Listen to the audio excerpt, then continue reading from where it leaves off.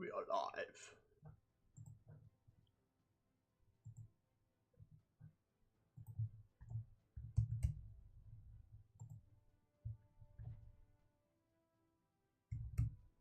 All right.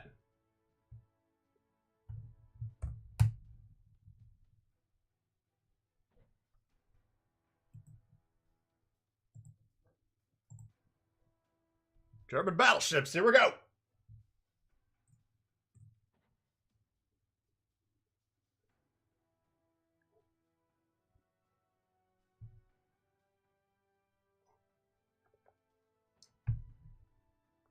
All right, how we doing here? It's gonna take a moment here. We're just gonna make sure everything's working just exactly right.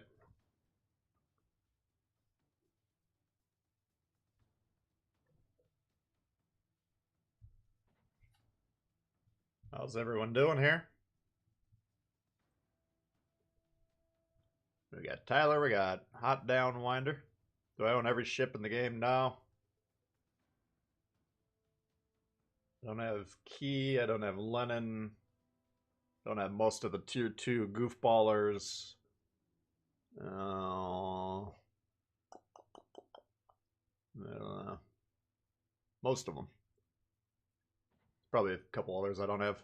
David's in the house. Prison Mike, is it German BBs today? Yes, indeed. German BBs won the vote. Sizimpus. Need a hipper on your Odin. Can't hit anything. Yeah, well, that's one of the features of the German battleships. Not the most accurate. We got Albert. We got Dane. Najleps. Kiwi. Finally, Irwin. Hey, Buck, what's going on? Mardik. Bugsby. Starting at tier 3. Yeah, we'll go through all of them. Thoughtful, what's going on? Myron. Lots of green names today. Lots of members. Good to see you guys. Brian. Shouldn't Bismarck have been buffed? It just was like 2 weeks ago. Tom, what's going on? Dutch. You count the Siegfried? Nah.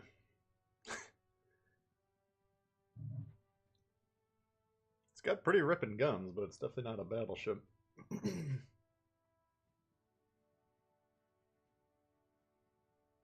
Alright.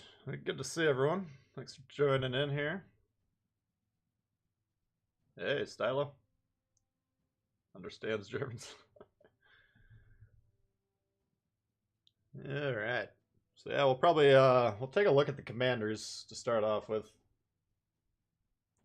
I think there's probably more German battleship commanders than any other group in the game, I would guess. Odin can shoot well. Yeah, if it got Scharnhorst, I think that's who I got on there.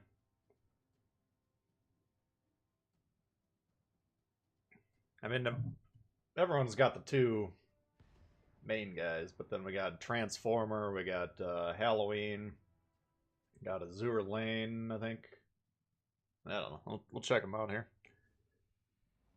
But yeah, that's the plan. We'll go over the commanders, check out the ships, and go from there. I was planning on streaming a little bit extra today, but then as soon as the stream ended yesterday, I was going to go run my errands, and then got in my car, drove about a block. I'm like, what the hell is that noise? Got out, front right tires popped. So I put on the spare, go over to the tire shop. They're like, oh, we'll be able to patch that up for you. 38 bucks. I'm like, all right, not too bad.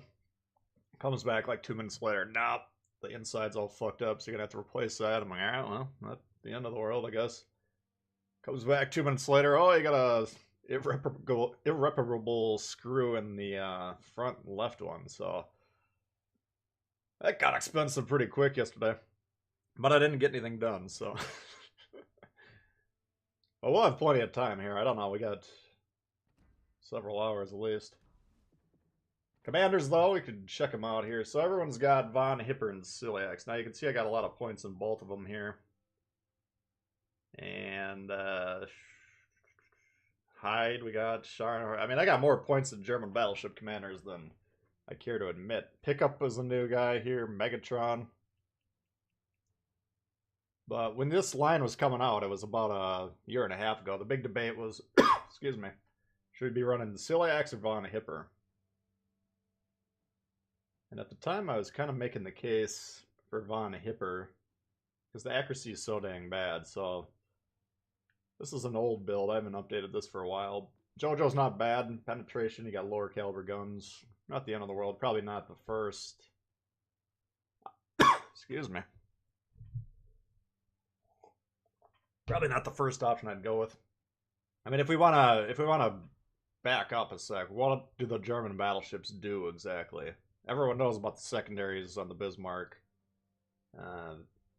That's really the only ship on the line that I would really spec the secondaries for first. But the main thing about the German battleships, in my mind, durability. And if you're going to approach it from that philosophy, Celiax is kind of the way to go. Obviously, you can get an extra heal down here. You can get 2 extra heals if you boost them up. Got the Porcupine if they got the secondaries. Or you can put on here for Traverse, which is always nice. So this is a build that I do use on the Bismarck. We got basically full-on secondary there.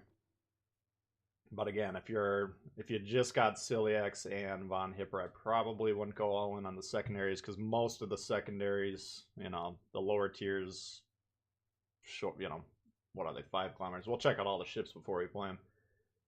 Even like Scharnhorst, which people think the secondaries are glorious on, you're still talking about I think it's 7 or 8 kilometer range on that. So decisions.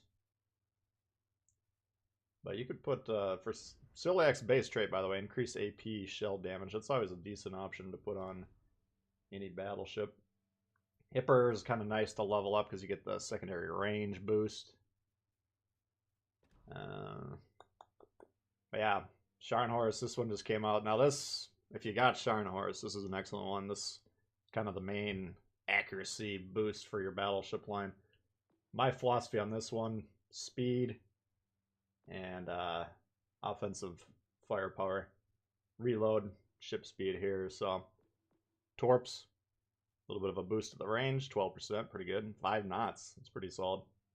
And then we still got the survivability aspect. So not the most accurate, but kind of getting ships like Gneisenau, Scharnhorst, Odin potentially into good positions. This pickup guy, we were looking at him. You got, depending on the buff that the secondaries get in about a month, if it increases the penetration of the shells quite a bit, or we don't know what the boost will be, but basically this just enhances the penetration. So this one I got kind of in reserve. Base trade, we were talking about that decreased spotter reload time. This should be good for a lot of you guys that remember that you have planes. And then Megatron, increase the main battery range. For me, this is inapplicable to German battleships. If you want to level this guy up as a base trait for your moonshot type ships, Iowa, Jean Bart, Richelieu, whatever you're parking on the moon, potentially you could go with that. But usually when I see the German battleships parked in the back trying to lob shells the entire match, it's an eye roller. So, you know, accuracy is an issue. If you can't hit shit, you're probably not in the right spot. So I don't know. I haven't actually looked at this one yet, but you know, at the end of the day, I think if you just got Celiax and Von Hipper, you probably want to put some points into both of them. Here for the inspiration and here for the full German experience. Can't hit shit, survive everything. So anyway, that's my thoughts on that. Hey, Brian, Battlestar, what's going on? Could do Hyde. Oh, and Hyde, I forgot. Yeah, this is an old-time Halloween commander.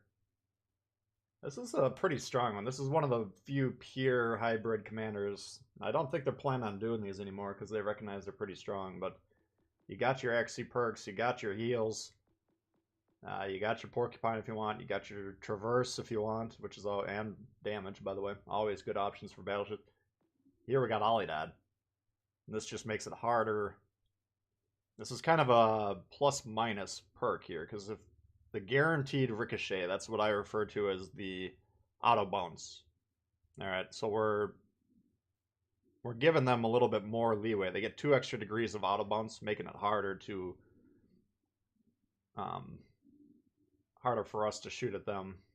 You know, they get a couple extra degrees to guarantee the ricochet, but 8 degrees of that the range in between no chance to bounce and chance to bounce.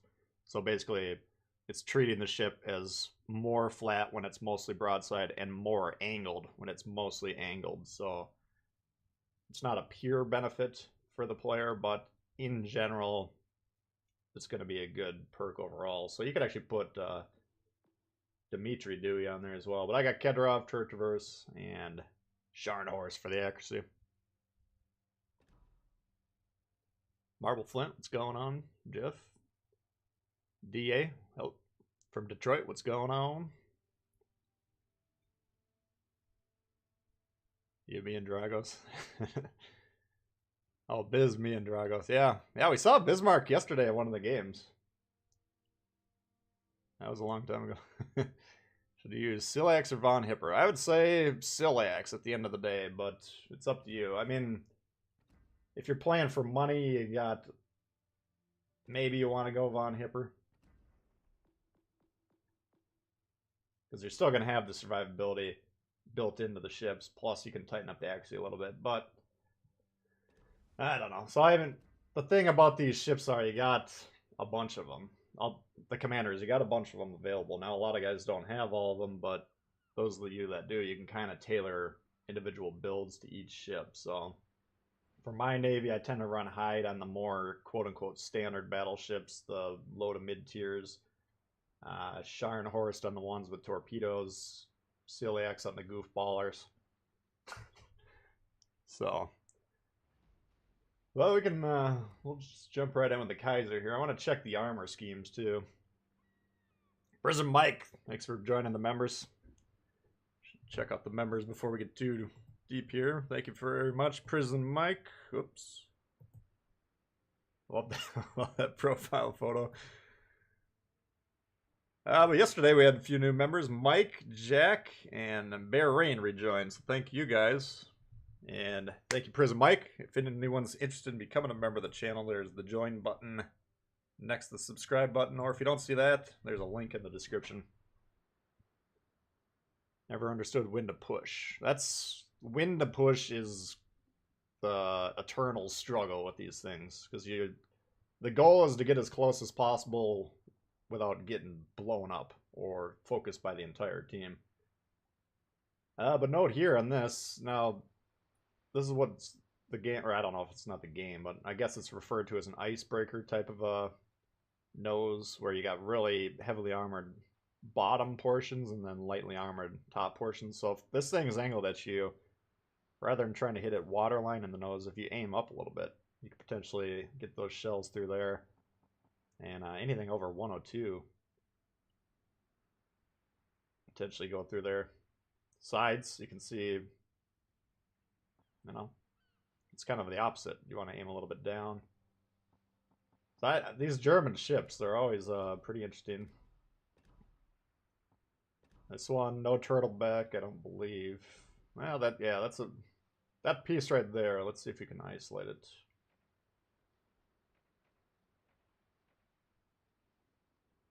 So basically, if you can see there on the bottom, this is the Citadel right here.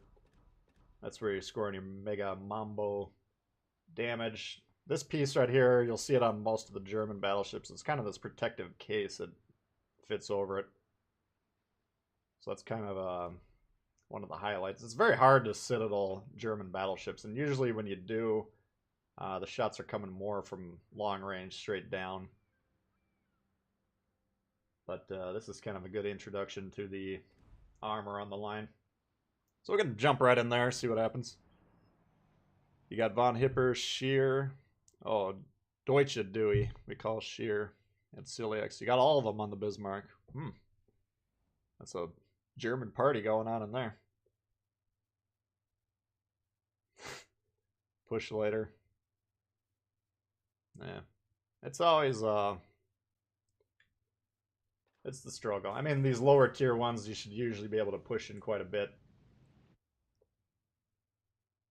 But higher tiers, like if we're in the Bismarck, for instance, and we just gun it forward, everyone on the team, we're going to get spotted, we're going to get focused, burned down, potentially torped, game over pretty quickly. So the rhythm and the flow, that's definitely the most challenging part of these. But the Tashkent, oh, nice. 73 mil. Yeah, basically, the main check on the Germans moving forward is the presence of destroyers in the area. The second check is kind of, I'm way in front of my team. Let's say these guys all back up, you know, and then we're moving forward. Well, we're going to get spotted, and people usually like to shoot the shit that's closest to them. So if we're by far the closest, everyone on the team will start shooting us, and a bunch of HE coming in will burn down quick.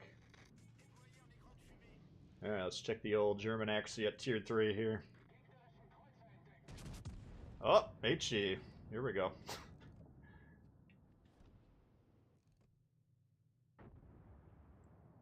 Oh. That wasn't anything to do with the guns, that was just him turning out a little bit. Morning, Zap, how you doing? Appreciate everyone tuning in. We got 32 likes on the stream. If you guys don't mind hitting that like button, it actually does help the stream out quite a bit. Agulio. Now, some of these low tiers, if you look at the diagram, to get all the guns on, we have to basically be broadside like that. That's kind of a temptation. A lot of these low tier battleships, like the Americans, these Germans, it's kind of daring you. Do you really want to get a full broadside in? A full salvo? And the answer is usually no. You want to protect yourself first and foremost. If you can get a full salvo in safely, that's one thing. But we don't want to just be sitting here fully broadside taking shots all day unnecessarily. Now, close range, again, if you're looking at that armor scheme, you got the turtle back. It's not, you know, you'll be taking the full pens, but you shouldn't be taking wicked shots. A lot of considerations. But I kind of feel like some of these low-tier ships, now I get that they're based on actual designs, but I feel like they're kind of designed to help people learn about angling. Whether or not it actually works is another matter. Kaiser's is a strange ship. Nah. I don't usually run this one too much, but... Let's see. So we're about... I got one destroyer down. I'm not really that worried about these ships, per se. I'm just worried about getting focused. We can try and move in here. Gonna have to try and make something happen since our team's melting pretty rapidly.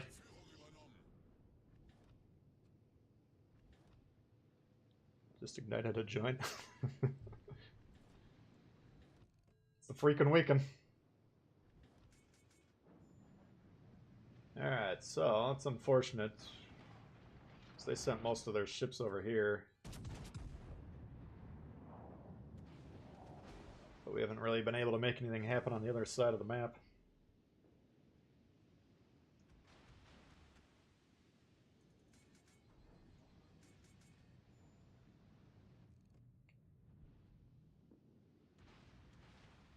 So, looking like a loss to me. What do you guys see him?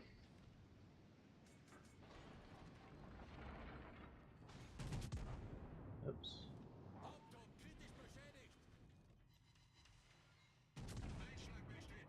Ein Schlag it is, my boy.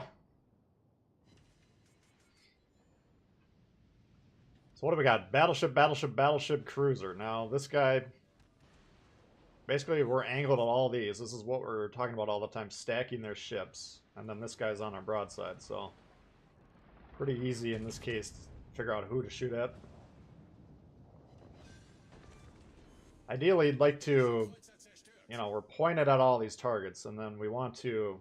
The guns are pointed on this side of the ship, so ideally we want to engage the ships left to right. Like that. Now, other considerations, how much health do these guys got? We want to kill these guys before they can get heals off, if possible. So, according to that theory, this guy is our main target, but to get in on that guy, we have to be broadside to these guys. So we're still going to try and engage left or right here.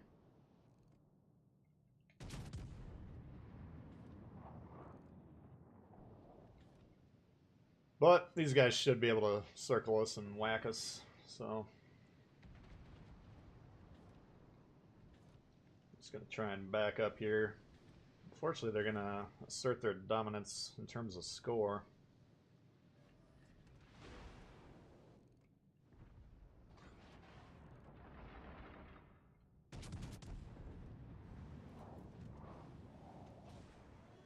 Need a double accuracy build? You can...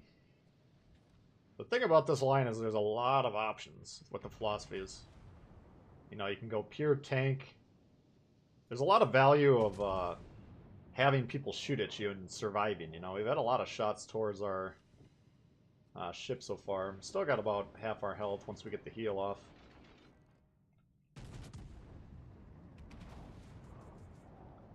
But if we go, let's say we go Von Hipper with Scharnhorst and Cunningham as inspirations, well, we're not as durable there. We're still relatively durable. But we're enhancing kind of the worst part of our ship, the accuracy.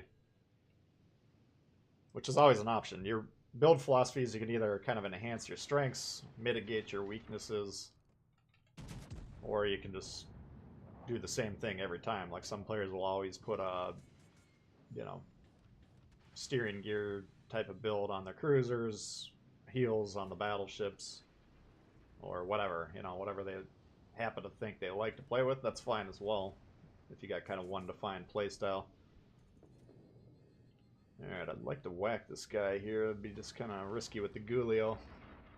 I'm going to try and turn away here while the Gulio's on reload.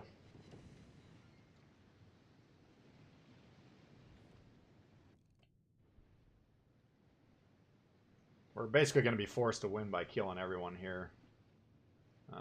We already know that because of what's going on the map. Jesus, that didn't work.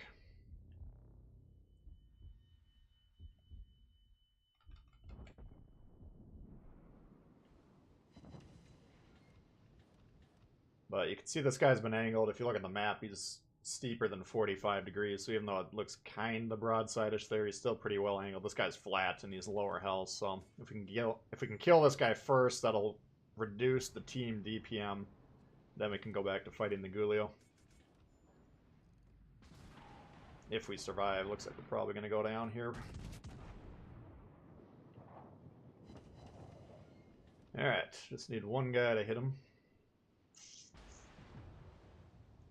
Yeah, you can see he's within 6 and our secondaries still aren't going off. So we wouldn't necessarily... I mean, if we had a secondary build, they might be going off. I have no idea. 4.7. So even with the full on focus, I doubt they'd be going off right now. Oh, we have tied the game in terms of ships, but in terms of HP, I think they're probably still doing better. Oh, what are you doing?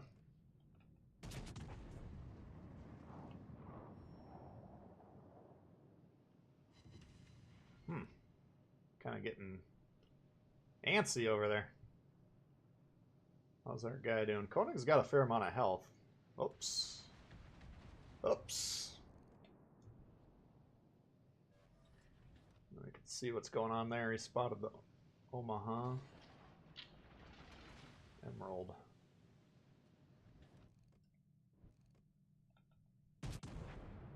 This kamikaze should, you know, we talk about torping battleships a lot. This would be a great time to fucking torp a battleship. I don't know what he's doing. Alright, so we'll get that mid gun off here, maybe. Not really that worried. This Svetlana's pen isn't that glorious. See, he's turning away.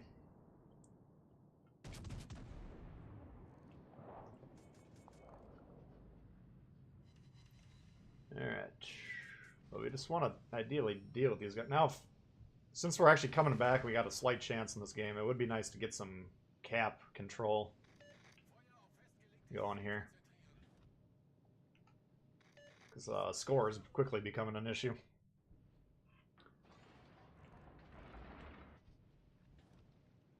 Yeah, let's see if we can finish this guy off. Alright, so last heal, it'll put us at about 13.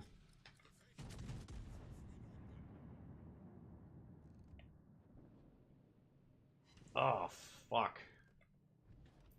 Should have just waited to see where it actually was.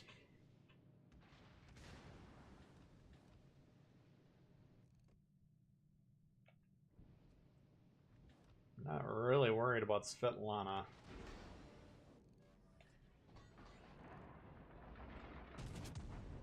I mean, we want to kill him to reduce the team's DPM, but in terms of my health, I'm not that worried about him. Alright, so we need him to get the fuck back.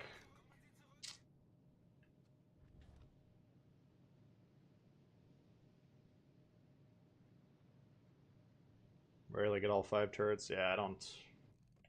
Like we're saying, you don't necessarily want to try.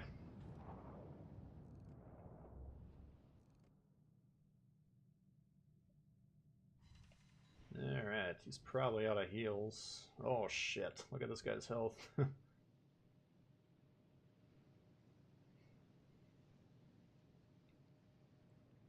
Our Koenig's still got plenty of health.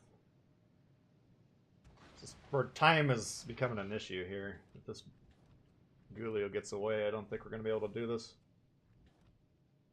But right now we're within 100. Or we're just on the edge of 100. Fortunately, if this guy dies, we're in deep shit. I think we're protected from this guy at the moment, and we'll keep an eye on that map.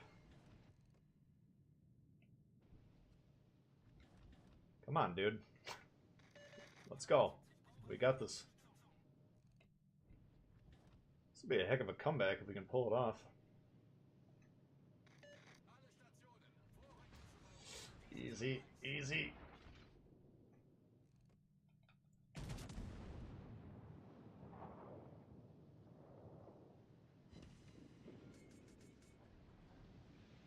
Get within range of something, man.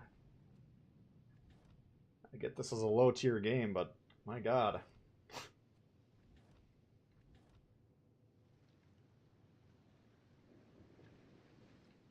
Alright, this guy needs to recognize you can't torp ships that are moving away from you. You can get on caps though and save the game score-wise. That guy... Oh, he got... The Koenig got him. Nice. Beautiful, guys. Alright. Still get him on C here just to make sure. So this guy will die. I probably will die here. Oh, he's going broadside. Alright. That should be the end of this. Nice game.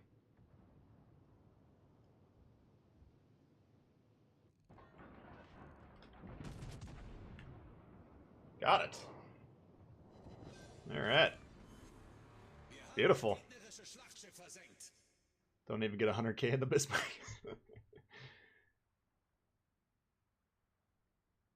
Alright. Good job to that blue team.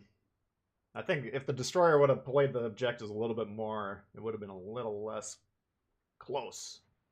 But good job on the Emerald. He kind of... I didn't see what happened on that side to begin with. I thought maybe we had an overload there, but it turned into them overloading him, and somehow he came out of that on top, which was outstanding. So very good job to him. You know, our main job, we dealt a fair amount of damage, but the Dreadnought was kind of more the key. Again, we had a lot of those shots that could have been going into our teammates, going into us, and we're able to withstand them. So that was actually a pretty good effort for a low-tier game like that. The Kamikaze did that all right as well. So, not too bad. What tier should you do? We're just going to go straight up tier 3 through legendary tier. Cover them all. But yeah, here's... Oh, we got the Golden Fist. Now, how come there's no armor on the Golden Fist? But yeah, similar idea. Kind of lighter armored in the nose. So you're not invincible when it comes to angling. But if you're getting shots off the side like this, forget it. You're not taking any damage. You can see the turtle back. Once again, covering the Citadel. And Citadel sticks up just a little bit. Now, what is this thing? For those of you that don't have it, obviously we got a duck flag on there. Got golden fists. I think this was like a Halloween ship or something a couple Halloweens ago. I have no idea where we got this, but it's pretty fun. It's one of the ships we like to screw around with sometimes. The debate at Tier 3 is which one's better, the Arkansas or the Nassau, and I think they're both roughly about as good as each other. They just play quite differently. So I got Celiacs on here. We're going to try and boost the secondaries as much as possible, boost the survivability, and we'll just go right into these guys. If we can get a ram off, that'd be glorious. I'd like to get these golden fists involved. Fish show the weak spot, yeah. Alright, so we got tier 4s. They're all cruisers. Halloween short campaign, yeah. I don't know why you wouldn't run it with this camo, but the purists don't, obviously.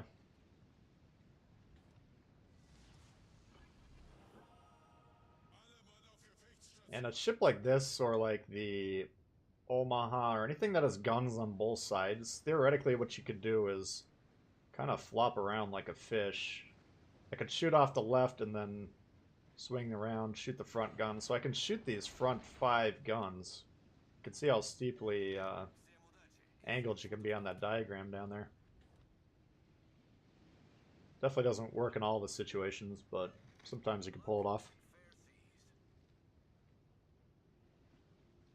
A lot of Arkansas in the fight. Oh yeah, we got 2 on our team, 1 on their team. Okay. We'll have to watch out for them. Those are pretty accurate for tier 3 battleships.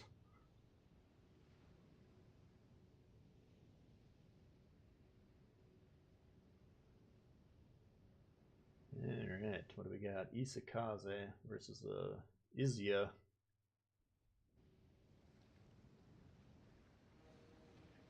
So we could try right here in the Königsberg. We'll fire the front right 3 guns and then flip around, get the other 2 front and left guns.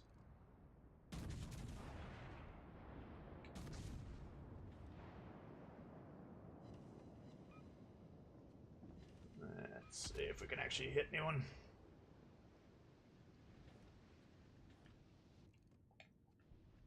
Come on. Oh, I got explosives. No wonder it's not doing shit. God damn it. I wish I could set every battleship on my lineup to have AP in it. Alright, that was kind of a waste of an opening play.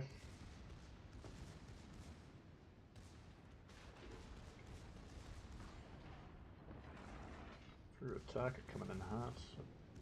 I'd rather kill the Königsberg. That one's a dangerous beast.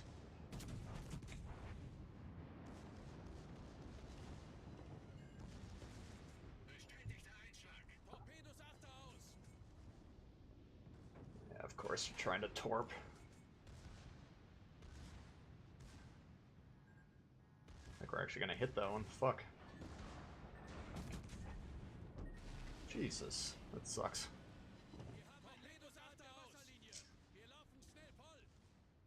Yeah, we're gonna turn around here. Since we got all these heals, we want to stay alive long enough to use them. I think this guy's got a busted engine still. Alright, he's dead. That's one of their highest damage per minute ships. So if we can get rid of him, that's ideal. Alright.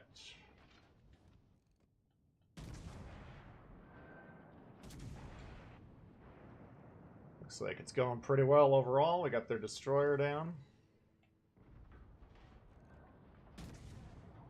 Let's take a couple pot shots at this guy.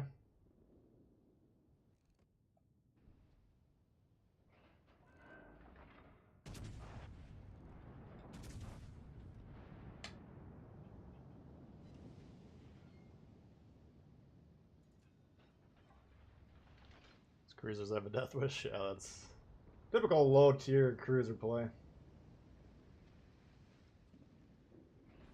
Usually as cruisers you want to stay away from battleships, but low tier cruisers tend to want to torp you. Everyone wants to torp these days, I don't know why. Alright, so we're gonna have to resolve this quickly because our flanks are having a lot of trouble. So, I mean, if these guys are getting pushed back, they want to swing over here or help finish this off, then we can help them on their flank. Potentially. But as long as this thing's here, we're going to have trouble picking a side to attack. Let's go ahead and get some HE since this guy's pretty well angled.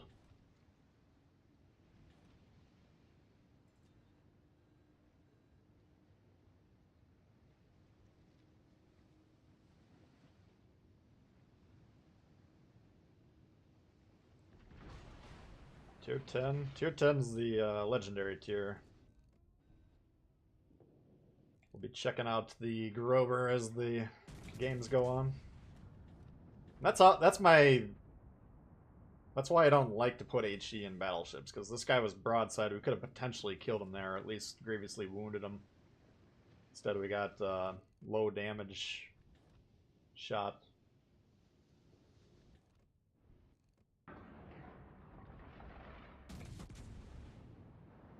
Okay, this is going... Went from good to poor.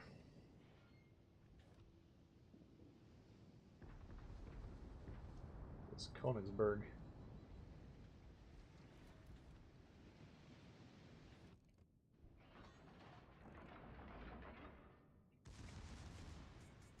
I think the secondaries on this are all AP, I want to say.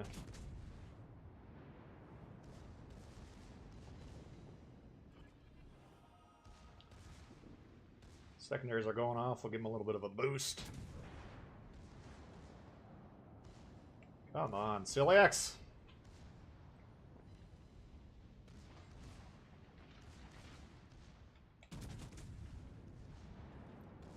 Shit, they got a lot of HP left.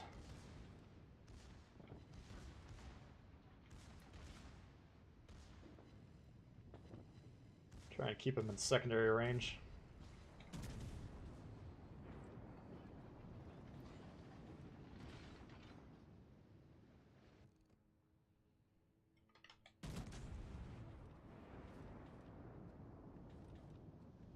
Alright, so we could overload A. We actually have a numerical advantage there, but nobody's pointing there, nobody's looking at it. We're just gonna have to fight these guys over here.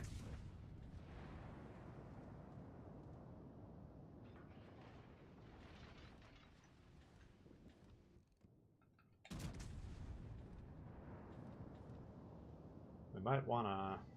I don't know if we want to ram the Kaiser. I don't think I'm quite in the mood to trade my ship yet. Once again, not playing the objectives is going to make this a lot harder than necessarily needs to be.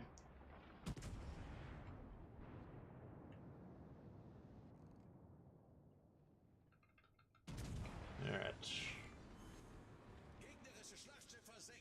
So we're briefly up on score. We need to get a cap. Looks like he's going for that, which would be glorious. At this point, if we can kill the Orion and ram the Kaiser, I'd call that a pretty good... Because these guys should have the HP to fight a Wyoming. Just stay on target. Stay focused on B and we'll be alright.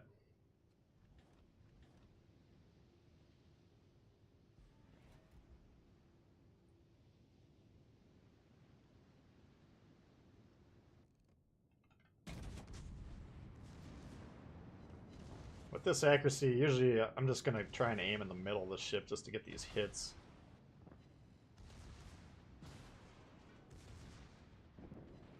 Alright, he's going down. Nice. We're having some kind of comeback type games here.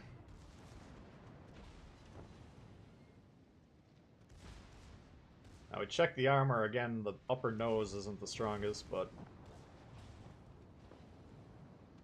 We can bait these shots kind of into the side of the ship. That would be ideal.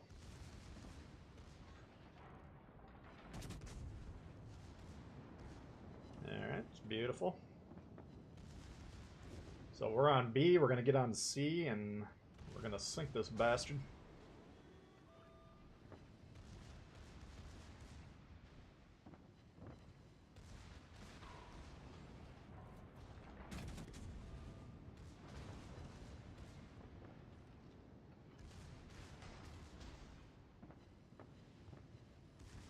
Go ahead and get that turret.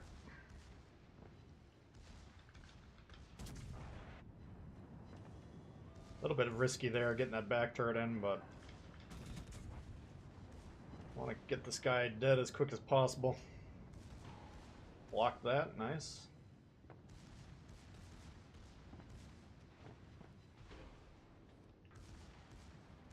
Alright, that should do it for this one. The problem we're going to have is turning around now. We're going to have to actually go all the way around the island, I think. That'll give us time to capture C, though. We could even have our... try and get that cruiser to go to A. That would be glorious.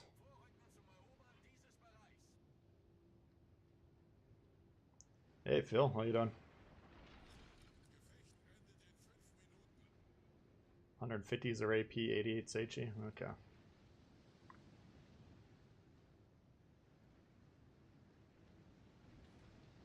Alright. Well, that's a bit of a comeback there. It was looking pretty dicey. If only our high-tier teammates knew what they were doing, like these brand new players.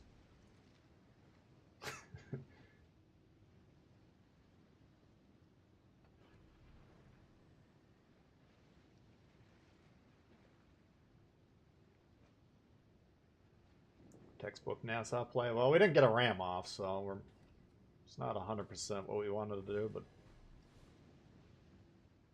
pretty solid overall.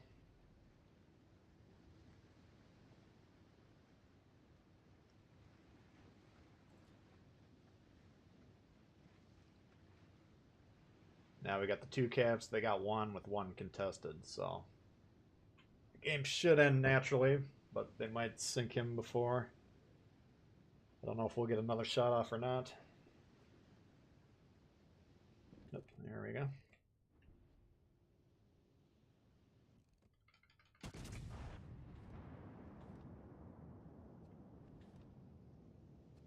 Down he goes. All right.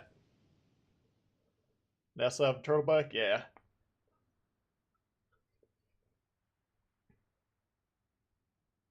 All right. Another good performance. I mean, Arkansas, it's kind of a... it's not an Arkansas FE, so we don't know how long they've been playing, but I still consider those pirate class. Here we got the Arkansas over here doing pretty well. But yeah, that was a good match. I think that cruiser going on to B was an underrated play. A lot of people wouldn't recognize that because they had 3 caps for a while. We had 1. And so they could have easily won that score if we didn't take steps to mitigate that. Alright, so that's the tier 3, guys. Good start so far. Tier 7's a shit show? Oh, no. Oh, just in general. I thought you meant today. Yeah, no, that's not a surprise. Alright, Koenig. Now this I think I picked for my top tier 4 tech tree battleship when we looked at that a couple of months ago. Same kind of deal with the nose, so if we're shooting at this thing, just keep in mind that front section not the strongest. Carlos coming in hot. The Nassau is a lot of fun. Thanks for the stream. Thank you, Carlos. Appreciate that. But yeah, we'll check the internals. Again, here you got the Citadel, and this one appears to be submerged, so it's going to be tough to hit anyways. And then this little turtle baka on top of it, protecting that Citadel. I think. I don't know. I mean, we can compare that to... let's compare it to the Bismarck quick. See what that one looks like. Yeah, so similar idea. You got this giant thing, and then note the Note the diagonal slopes to this. That's why if you get like right up close to this thing next to it and shoot directly down into it, you can actually penetrate it through that sometimes. Or the plunging fire. But yeah, that's the theory about this armor scheme is when I'm shooting this thing close range from the sides, well, we got that diagonal slope on that turtle back, and that's gonna, even if the shells hit it, it's angled armor, so it's gonna be tough to penetrate, and it might ricochet away from the citadel. So that's the whole theory behind those. By the Oleg merch, you peasants. Thank you, doped. Yeah, the Oleg merch we got a pin on the top there. That's gonna be ending in a couple days, so anyone that's interested in that. Got a couple of different designs with the shirts. We got one with a big logo, one with a smaller logo, hoodie, and then I think a sticker. So anyway, anyone that's interested in that, you can check that out. But yeah, Koenig. This one's it's a nasty little brute. Let's just put it that way. Same thing with the sides here. Like what we were trying to do with that the Nassau, we were trying to get them to shoot kind of basically at this angle into the side of the ship, and you can see, you know, whatever the millimeters are, you ain't getting through that. So, and even here, I mean, lower caliber guns, destroyers are gonna have a really tough time damaging this. So Koenig's another. Got hide on there. If you got between Von Hipper and Celax, I'd probably run Von Hipper on the lower to mid tiers up through the Bayern for sure, and you can make decisions from there. Thank you, doped. Thank you, Carlos. Appreciate that, guys.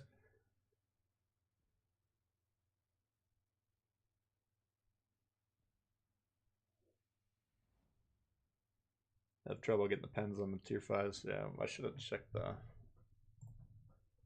See what we got for calibers on these things. So these are 305s. So yeah, that's tied for lowest at the tier with the Nikolai. So you kind of always gotta. I don't memorize the gun stats usually, or even the calibers and anything like that. I keep an eye on the indicators on the screen, and we're seeing that's everything shattering, is everything penning, over penning, and then I'll adjust my aim points usually. I don't want to use HE very often in battleships.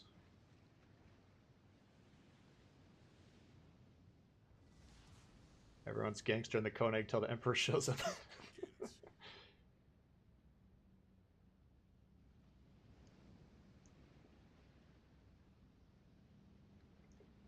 Yeah, rank can be kind of stressful for sure, especially if you're trying to do it solo.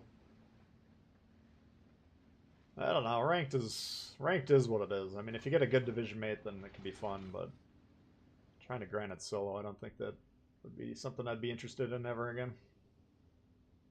Short little ranks with guaranteed, you know, protected ranks like we had the last couple seasons. You could probably do that solo without too much consternation.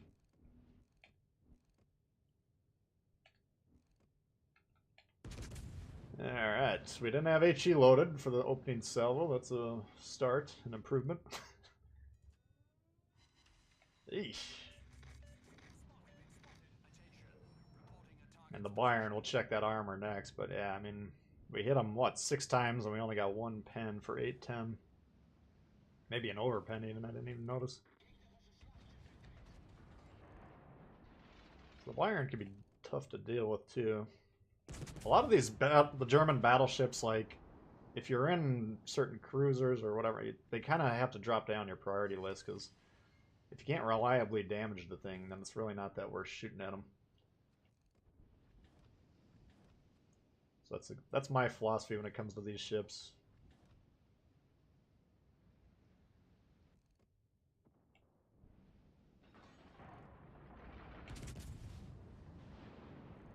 This is an attractive target here, but teams focusing the Bayern, and the Bayern's more valuable. Now, if we have this guy sighting these broadside, we might shoot that, but Mayhem, what are you doing, dude? Spot. As a destroyer, you don't want these guys sneaking up on you. Like an Emerald, you don't want that thing just showing up. I think he'll be able to spot that dude, so we're going to try and keep him alive.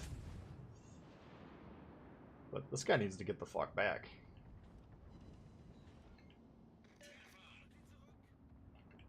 Let's see if we can keep him alive or not. I think he might go down here. And we got another Mayhem. This guy's...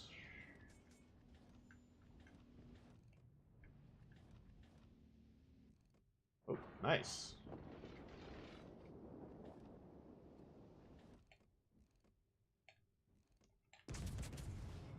Alright, so this Marblehead, now he's front and center. He's going to be in trouble. If we can get these... If we can get the Byron down, that might keep the Marblehead alive, but... We're just trying to keep our teammates alive as much as damage the enemy. Without getting too... centrally located. Ah, fuck. Alright.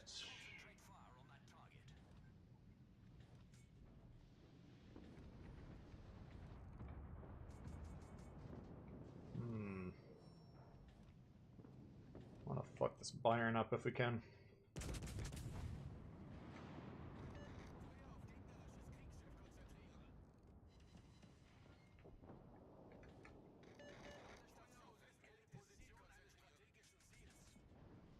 You're really gonna want to shoot him, dude.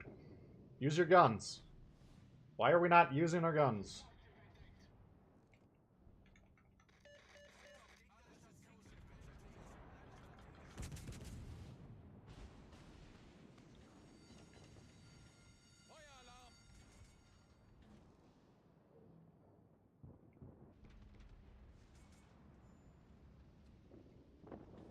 It's getting lucky.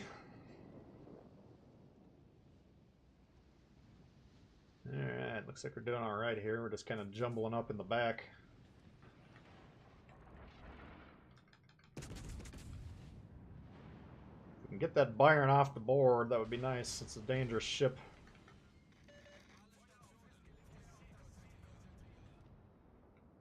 Jesus. It's gonna get away.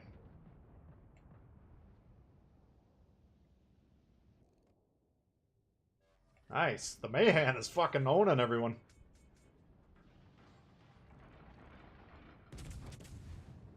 Alright, so we should have C. We got A, looks like for free. Now this guy's way off in Timbuktu. These guys, we got broadsides on and they're closer range. And they control B. So we're going to pressure these guys instead. And they got another Byron here. Which again, that's a ship that's going to take a few salvos to ding up. Same idea with the Koenig though. We saw the guns are lower caliber, so we're just going to be aiming kind of mid-ship.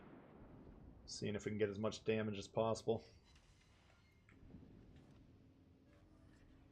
This guy, Koenig, he might become relevant as the game goes on, but not as important.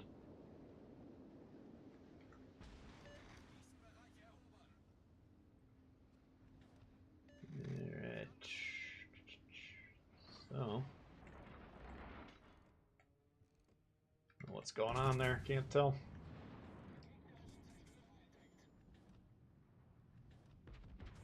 There's their destroyer. Let's see if the Yahagi is paying attention at all. Yahagi, check your map.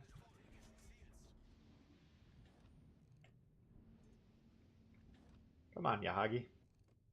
There you go.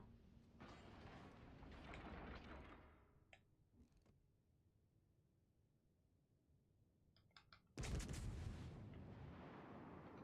ahead and kill him. Nice. That should be the win right there.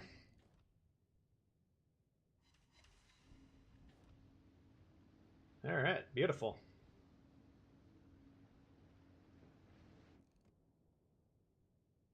Doesn't matter if he goes down or not. He got the destroyer, which is going to be the main thorn.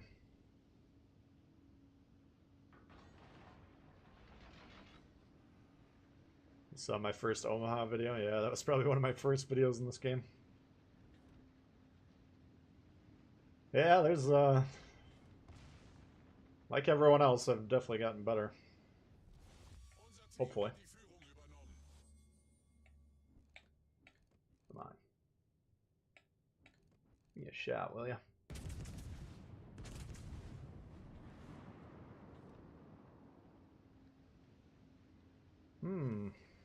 Sneaky little bastard. Alright. So we don't really have to do too much that game.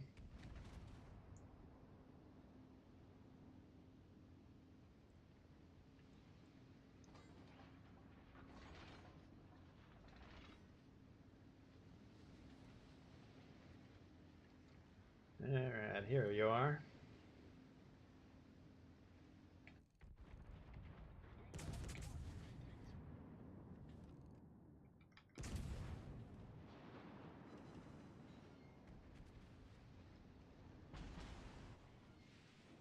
Alright. Someone should be able to finish him off, hopefully. Still got this guy over here, and you can still see the closest cap to him is about 4 squares away, so he's not in a strong position.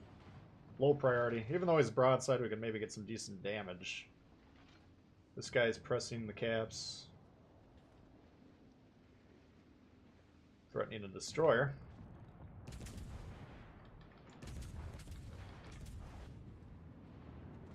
Nice. Easy. Gotten better. Remember the Ubari video? Yeah. That ship I did not like at first. It's not the easiest ship for a new player, I don't think, because the armor scheme is suspect at best.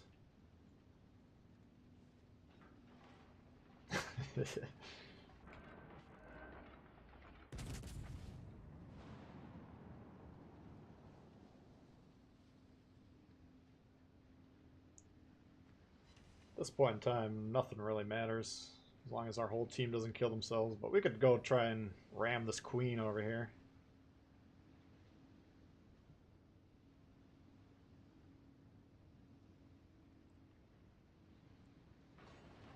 Got a 50% win rate, nice. Yeah, keep in mind the average is 48%, so if you're doing better than that, then you're definitely on the right track. Alright, so the queen, he's moving this way. Now this is a common thing, like, if I'm chasing the queen here, I can go around this side like this.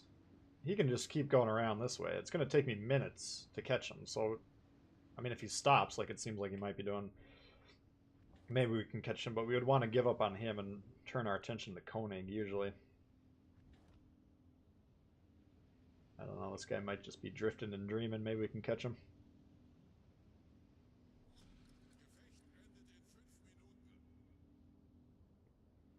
Why is German dispersion so crap? It's just game design, you know. If every ship was the exact same, then you'd really only need one battleship. But, like we've been talking about, the armor, outstanding, you know. It's very hard to sink these things, so if we give them the best guns in the game, the best armor in the game, you know, are we really going to want to play any other ships? No, probably not.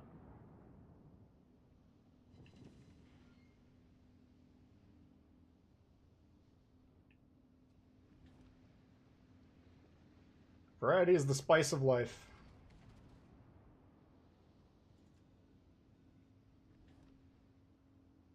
But what if he's gonna, now he's probably gonna stay on the cap, but if he's gonna squirt through here, we could park here and shoot that way.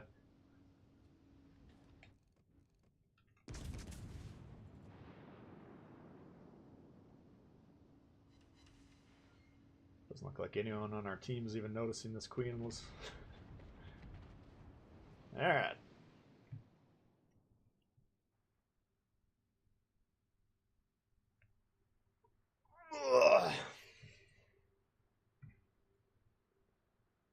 National flavor, yeah. Yeah, I mean, the ships are designed to be played as close as possible, you know, and that's like we've been talking about earlier. The trick is how can we get them safely into that close range, and you don't want to rush in there too early, but we'll see once we get into the higher tier brawlers. I mean, low tiers, the accuracy isn't horrible, and again, we got kind of an accuracy build on there to help boost that a little bit, but I don't know. The Bismarck buff has definitely helped the aim. Alright, so we got P.E. Friedrich, which is not your typical battleship for Germany, and we got Bayern is more typical. Now, you saw that last game, we're kind of nervous about trying to sink these Bayerns because they're very, very sturdy.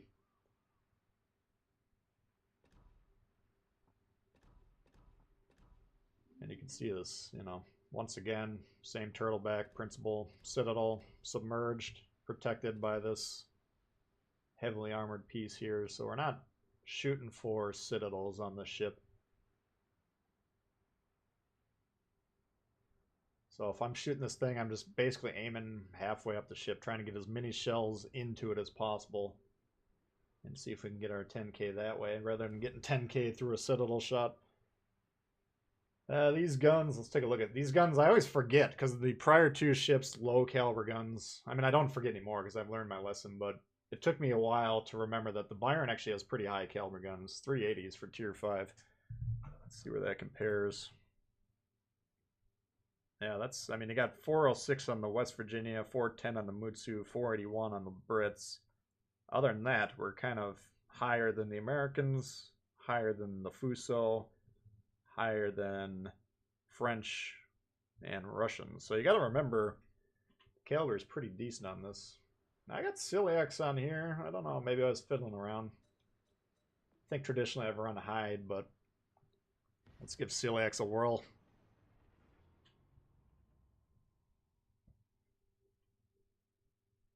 Play the Queenie. Yeah, we're running straight up and down the German battleship line today. Gonna start doing these tech tree streams once in a while.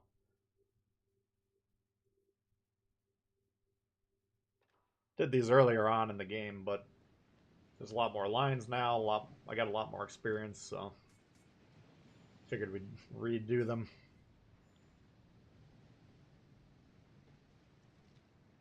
Higher than your tower, yeah.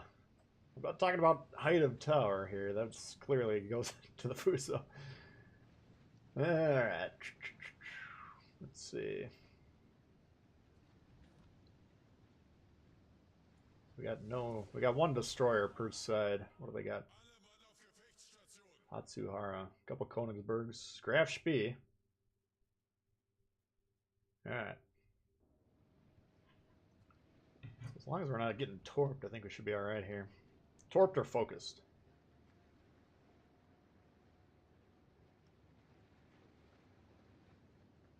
"14 inches.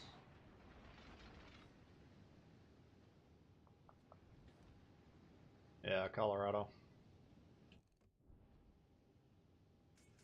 All right.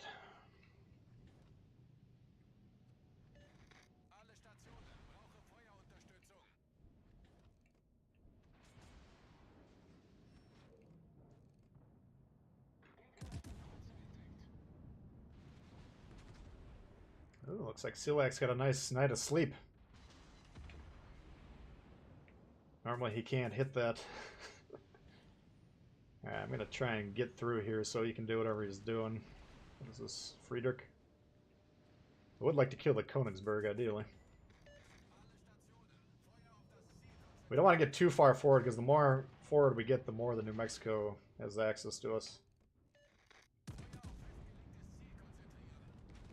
So we're going to take the one shot at this guy. If we don't sink him, we're going to have to change our attention to this. Kind of getting focused here.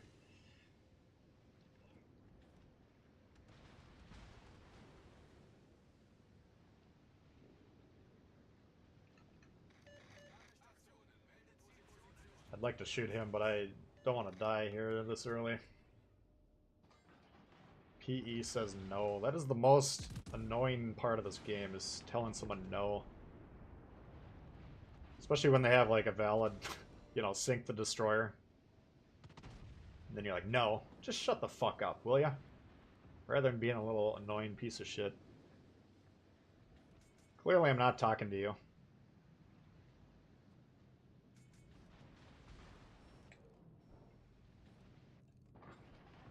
Alright.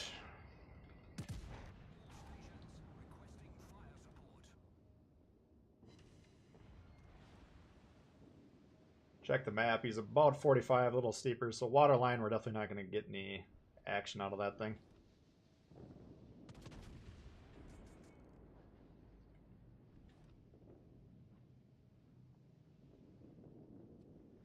And again, we're guns facing this side, so we take the targets sequentially left to right.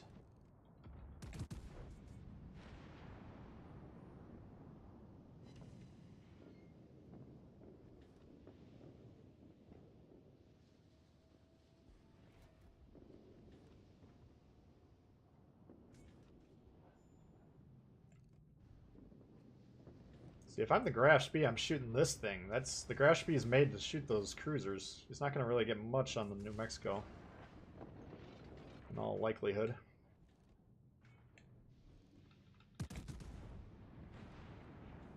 All right.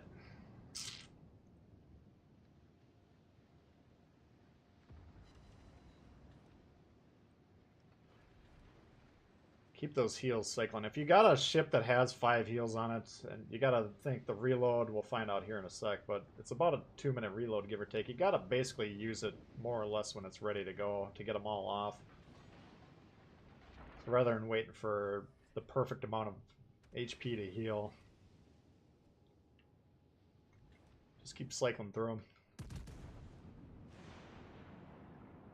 I want to resolve this flank. I could go over here to support these guys. Potentially that's an option, but we got the destroyer in the middle somewhere. And we still got... I mean, this guy's a chucklehead. So we're not going to rely on him to do the work over here.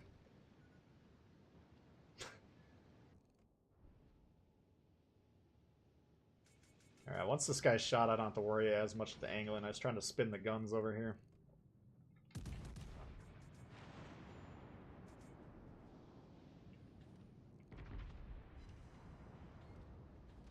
Why the Grashby doesn't want to sink that thing. He's shooting HE into the Koenig.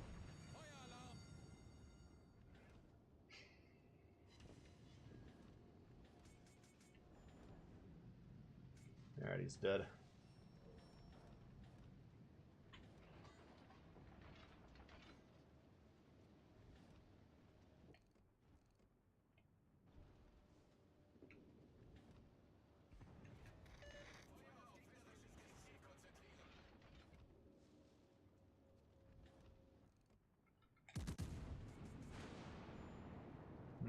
We gotta keep an eye on our base here.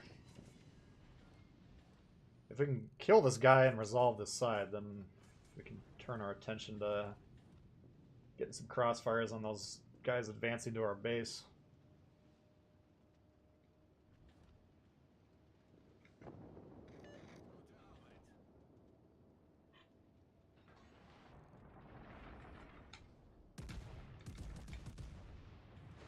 Alright, so nobody wants to shoot that destroyer.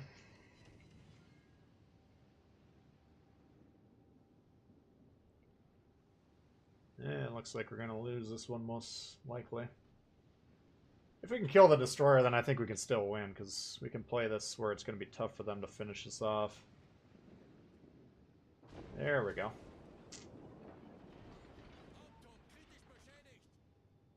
But since we have no destroyer to pressure their base, we're just going to have to go play defense. Hopefully we can catch this destroyer with the mistake. Going on a salt-free diet today. Yeah.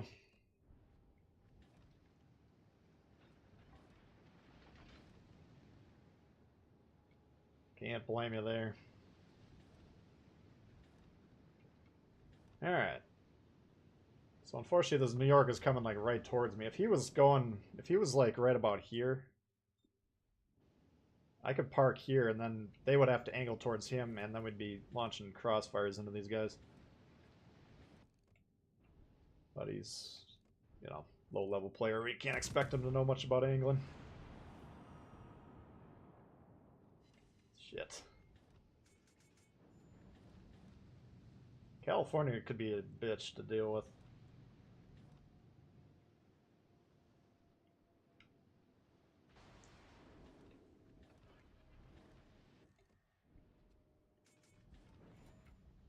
Nah, this isn't gonna work.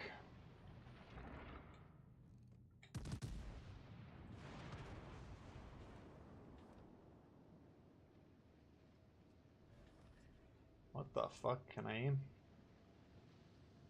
So since he's going this way, we're just going to try and go north. I mean, I don't think they're going to angle towards that New York since it's not that high of a priority for these guys.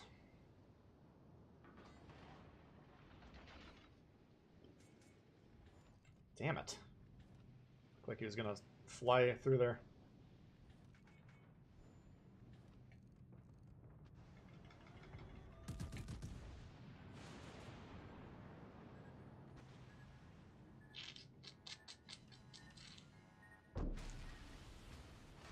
Not a lot of hope that game.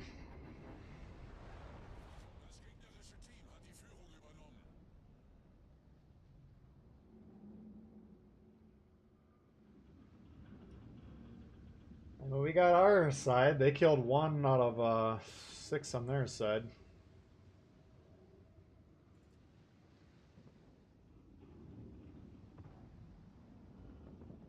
And how is this happening? If you look at these healths, I mean, we got these battleships, they're all half health, you know, and they've probably lost enough health to be about quarter, and then they healed it up. So that means all those guys were shooting multiple targets rather than zooming out, checking the health, saying, okay, this guy, who is the lowest? All right, Fuso's lowest, let's all shoot him.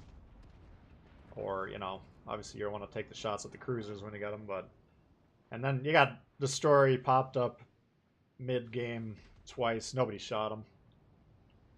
So, it just...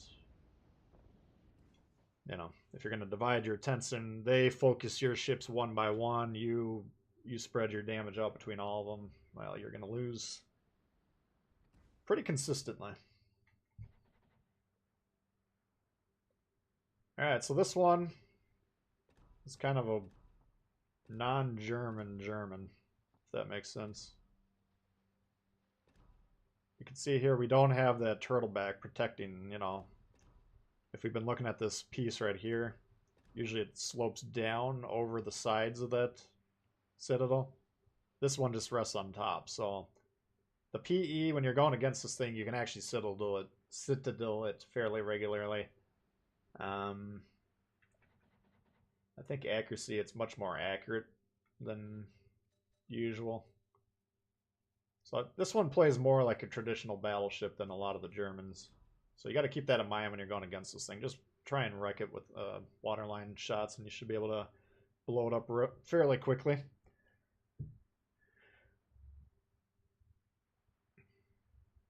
Four to 5 times. You can get up to 4 fires unless they got a commander skill. Where is it?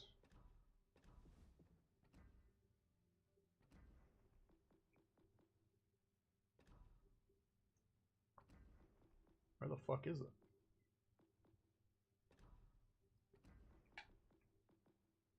Oh, here. The firefighter skill. Keeps your fires to 3. So you got most ships, most times on battleships, you can start a fire in the nose, the rear, and then 2 in the middle. If they got this, then it's just 1 middle section of fires.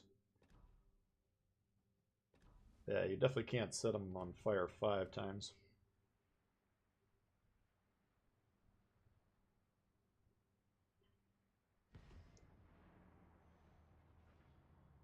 Medium to long range. Yeah, it's a little bit different, yeah. I don't know. You guys did pick a premium PE Friedrich a while ago, and it took me a fair amount of games to get good at footage for some reason. I think it was just a lot of teams throwing the games away. Yeah, Gneisno, Nagato, we got to be careful. Those Warspite, we got to be careful. Normandy, Bayern, yeah, these type of battleships that knock people around aren't necessarily the PE's stopping grounds.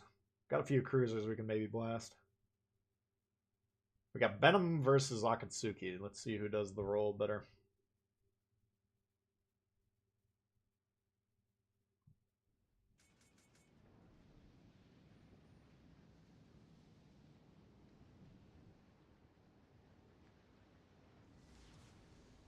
Alright, let's see what we got here. Fuso and Atlanta.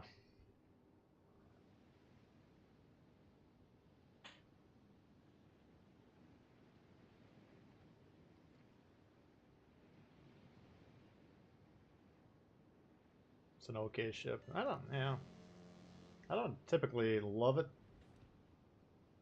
I don't hate it. I don't know if I'm gonna jump into German. Are these guys gonna pick up the controls, or what's going on here? Like, this is... I don't want to be necessarily pulling forward by myself. You know, a ship with some durability issues. I might just have to abandon this flank here if these guys aren't gonna play. I want this guy to deploy so I can get away from him, you know. We want to create some crossfires, but I can't tell what he's going to do. It's making me annoyed with him. I guess he's just going to sit in the back. So it's kind of irrelevant whether he's doing anything or not.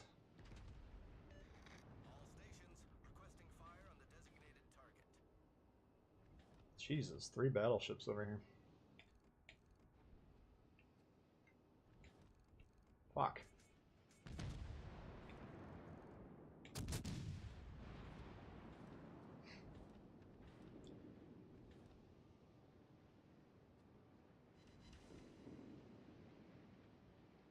Alright. Same problem. We got one guy shooting Bayern, one shooting Nagato. This Atlanta. You gonna pull the trigger?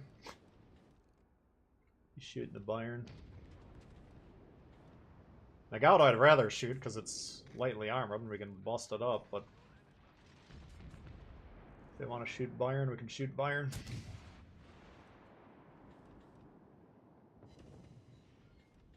Definitely want to stay away from the Gnais now. This guy's already in trouble. He's going to be coming around here in about 3 seconds. It's going to be a dead Atlanta. And a lost side. Come on, you fucking retard.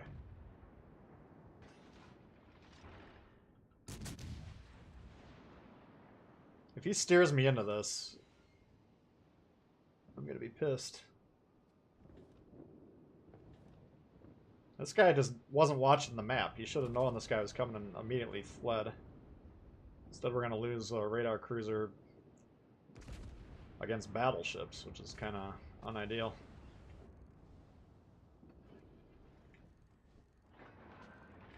Oops. Alright. So we definitely want to deal with this guy if we can. I mean, we can get good damage on this thing, but Gnai's now pushing in. Kind of wrecks the side, you know?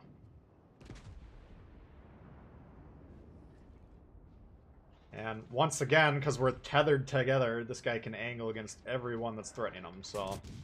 Very easy for the Gnais now to counter this. Holy fuck, what do you... Alright, it's the shores. Can't be too mad at a shores playing long range. There we go, beautiful. This thing's blocking these guys, so that's... The crossfire is not as big of a threat. I think we got a destroyer here.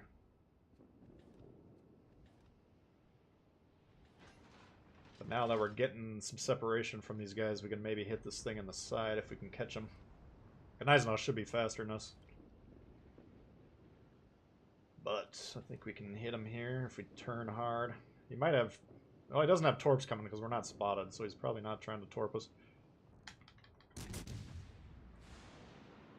Fuck. Tried to steal the kill. If he's smart, he's going to torp us here. Or if he's... I don't know if it's smart or not, but if he's paying attention. Oof. Alright, so we're doing alright over here. And the rest of their team's clumped up, so... If we can kill that destroyer in the middle and this thing over here, we should have a nice easy win.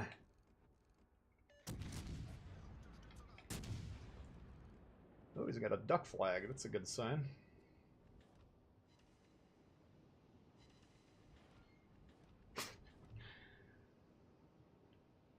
Now you can use the speed. Yeah, we're gonna try and basically push this guy. I don't want these guys shooting us. We should be paying attention over here. But if we can kill him and then we're like basically broadside of this whole thing, that'll be a nice solid position for the remainder of the game.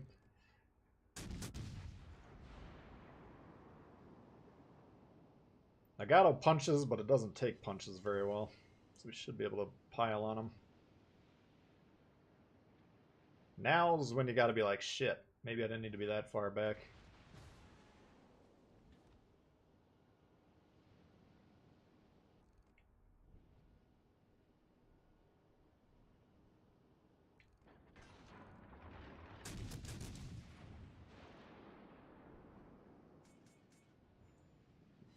Shit. Oh, we gotta keep an eye on our base here. That destroyer's right on top of it. Hopefully the shores will defend the base. If he just wants to park in the base, I'm fine with that. Shit. Oof, da. I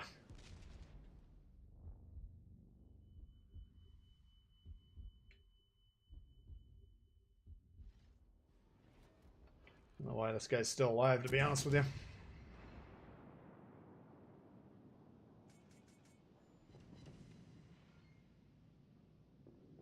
Fucking hell. We're not getting any damage. I don't know what this fucking guy's doing. Shoot your guns, man.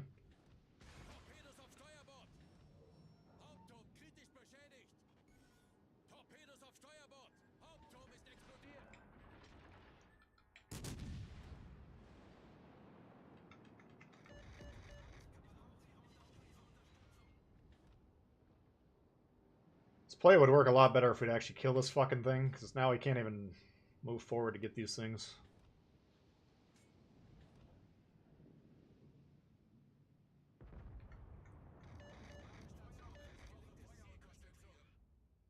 If that thing torps the shores, this game's probably going to be over.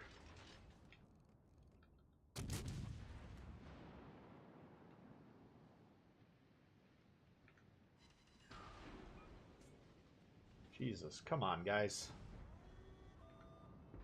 This was such an easy win, and for some reason we're not converting this.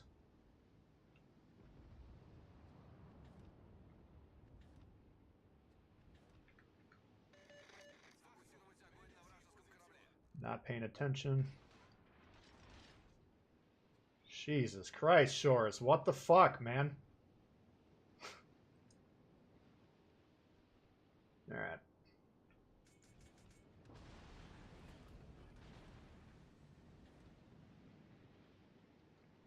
Wow, this is a really bad game.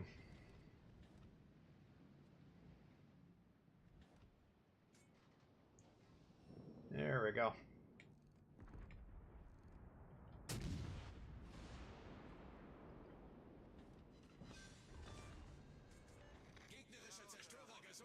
I mean, this guy's position doesn't look that strong, but he's preventing, you know, the play we've been trying to set up for a while. I think we're still alright now that we got that thing.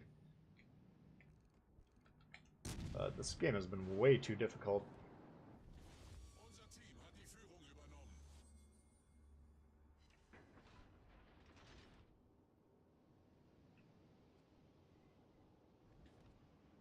You think Spartan's more child-friendly? Have you ever seen him play live?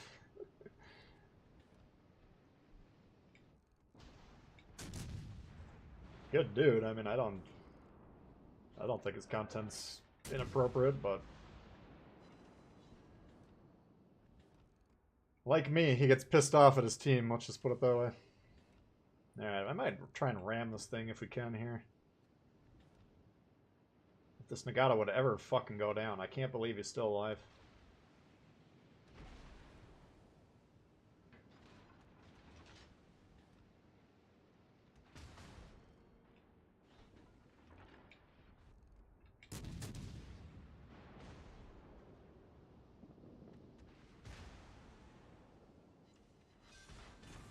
If he kills me, there's nothing I can do.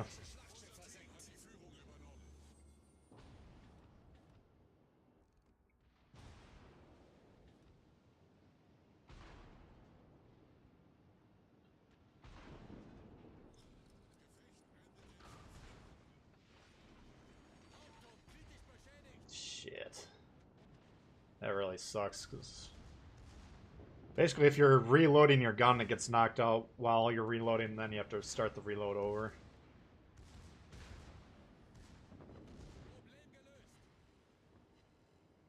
That's alright.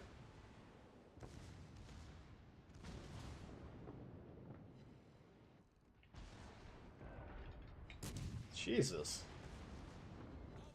It hit the third turret somehow. How the hell do you hit the third turret from that angle?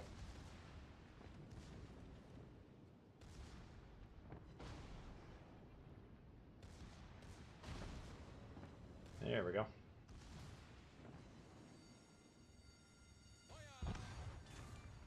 Alright, it was a little bit more difficult than I would have liked.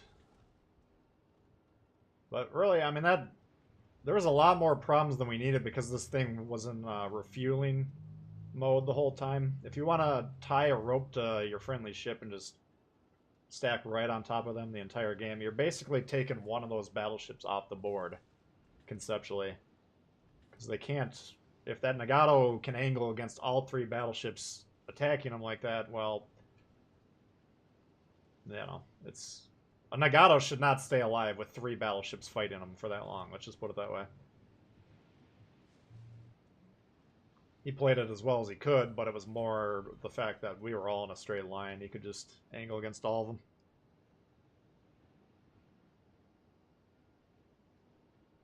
Oars in the water, yeah. I would have liked to ram him, no doubt.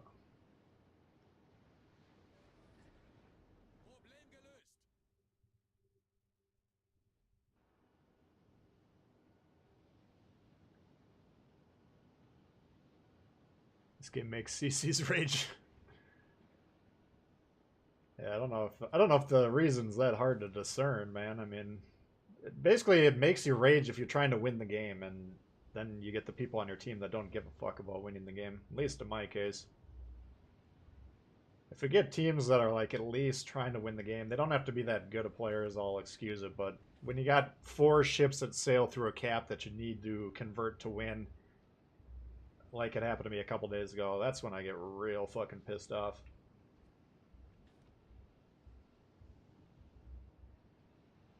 Alright, let's see if we can blast this bastard.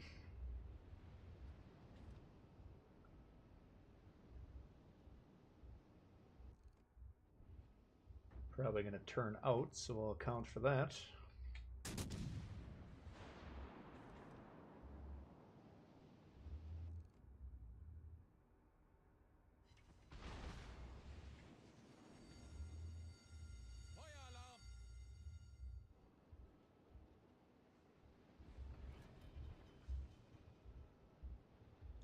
It's less than 2 minutes left, so I'm not worried about him killing all of us. Like, as long as this guy doesn't... Nah, I don't think the Pensacola could kill the Fuso, even if he was broadside. Alright. A little bit more tricky than I probably would have prescribed personally, but we got the win there. So far, so good.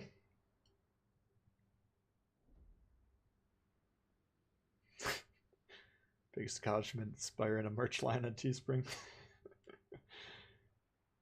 What do I think of Alaska? Yeah, I think it's good now.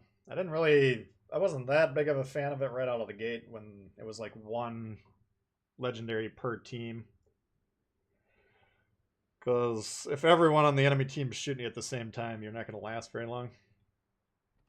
But now that legendary tier is coming a little bit more fleshed out. Alright, so guys, now what do we got here? We got 6 guns. That's not a lot of guns, so if you got a ship like the Fuso with 12 guns, even though it might not be the most accurate ship, it looks kind of accurate. This one, it's not the most accurate ship, and it doesn't look accurate. Secondary range, 5.6. So this wouldn't be one that I would recommend boosting, going all in on the secondaries, personally.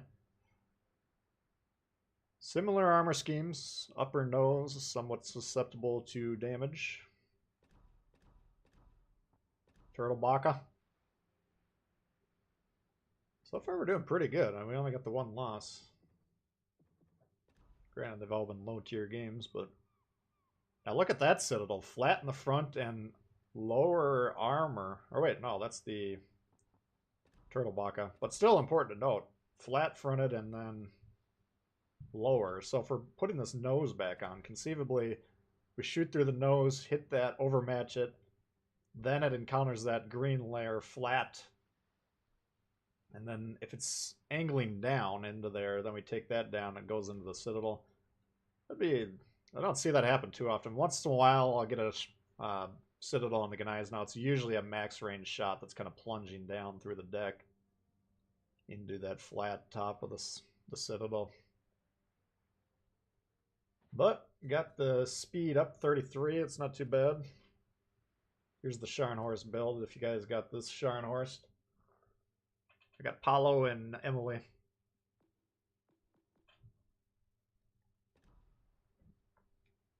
Gneisenau's amazing. Yeah, some people... It wouldn't surprise me there's a good portion of the players that think this is one of their favorite ships, you know. I tend to... Personally, I like the ships with the more reliable guns, which makes this Gneisenau drop down a bit on my rankings personally, but you can have some fun on this. You saw that nice maneuver that guy made last game where he just took a flanking position, used that speed, got in there, wrecked the Atlanta, and unfortunately we kind of countered him, but he potentially could have basically wiped out that side by making that really aggressive flanking maneuver. So if you got ships, battleships that got speed, like some of these Germans, some of the French, you know, try and see if you can get on those flanking positions. These tier streams are fun. Oh, thanks, Bugs. Glad you're appreciating it, or enjoying it. I appreciate the contribution. Yeah, I like doing these. It's kind of a good refresher for me, too, because usually if you watch me play streams, it's usually how I play the game in general. I just kind of bounce around. Okay, I just played a French DD. Now we'll do a German battleship. Okay, let's try an American heavy cruiser. And if you go through the line sequentially like this, you really get a good feel for it. And if you take the time to look at the armor schemes, take the time to look at the gun stats, stuff like that, that just kind of helps your familiarity with the whole line in general. So I think it's a good exercise to do from time to time. You know, a lot of players just, I'm a German battleship commander, that's all I play. I get that too. But for me, I kind of like to play everything. So playing them all grouped together like this can be kind of profitable. Yeah, we got an Edinburgh and who else? Nobody else over here. Okay. Benson's moving. That's good. Udachi, a little late to the party, but he's moving now, finally. Alright, so this is a ship we can maybe just muscle into the cap here. If there happens to be a destroyer in front of us, we might be in trouble, but... Like, if there's a cruiser or a battleship that's aggressively going into B and we pop up right in front of him, he might be like, oh, shit. So we do have these torpedoes.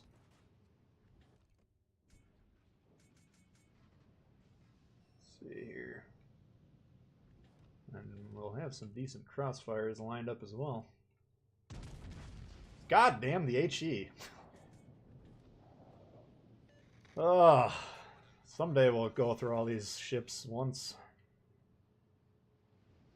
So he's doing a good job. He's recognizing, he's got much better concealment than I do. So he's just like, yeah, we can get on this base.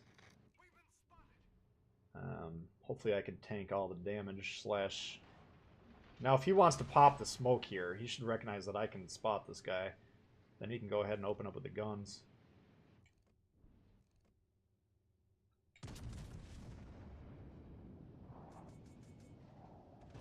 Yeah, Surrey's getting back as he should be.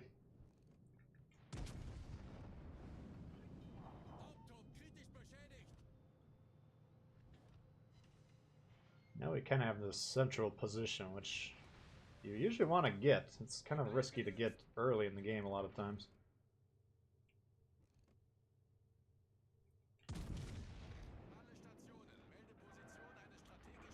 Yeah, look at these look at these shots.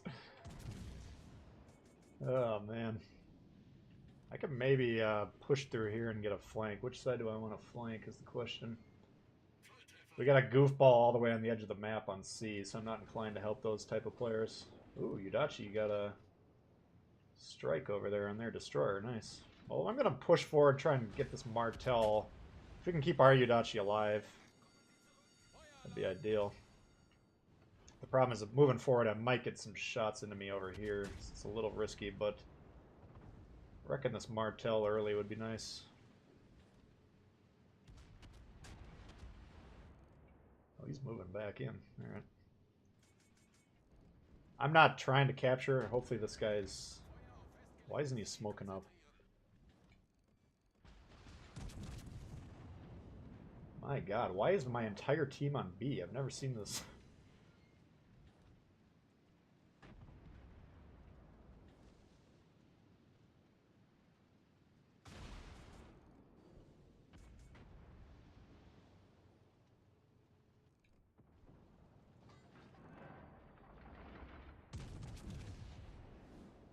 Alright. Alright, he's dead. Nice. So that should keep that Udachi alive.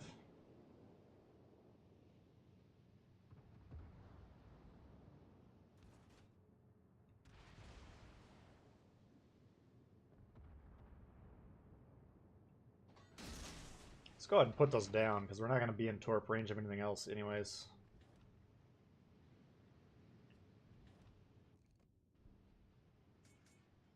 You might want to turn into those.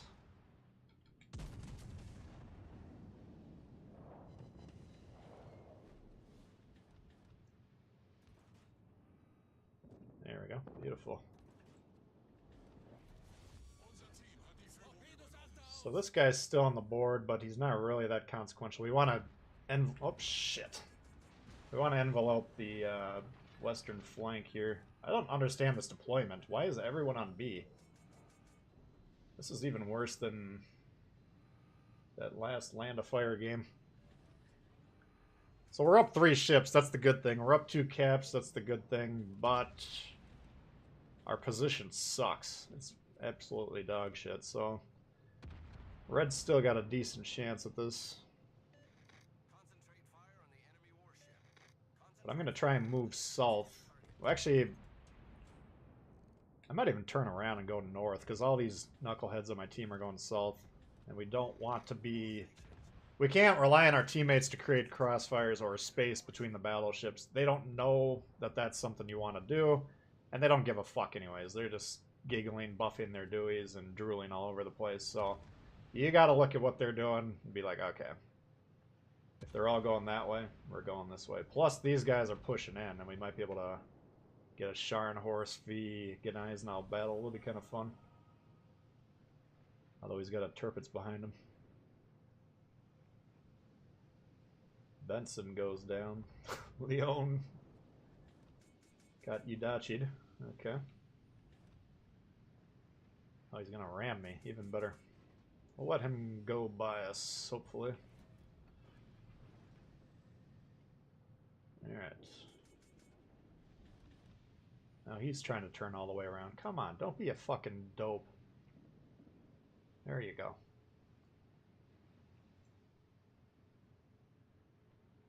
Basically, we got all this weight. We want to surround these guys. When you got more ships, you want to get on as many sides of them as possible. It makes it impossible for them to protect themselves. And it divides their attention.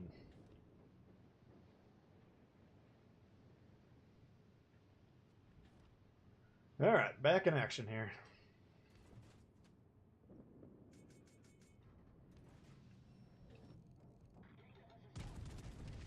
Maybe torp this guy if he keeps...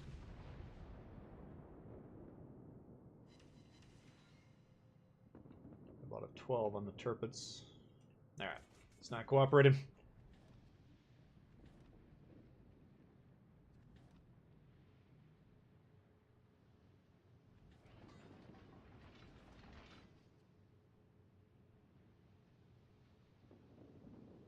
The Pied Piper. Yeah. It's not, I mean, as long as the teammates are doing, you know, whatever they're doing reliably. What is this Edinburgh doing over here? Thought he had a decent start to the game, but...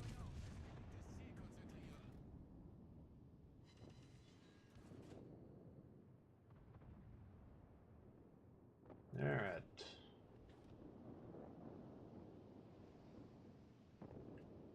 Beautiful. So now we don't have to push into A. You gotta recognize that. If they're trying to win the game, they have to push into us, not the other way around. Nice. Torps. That might actually get me. Alright. Should have probably suspected that. It's alright though.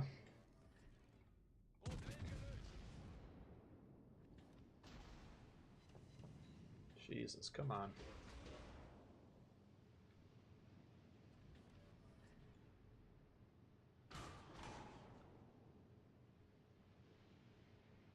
I don't think it really matters if we live or die here.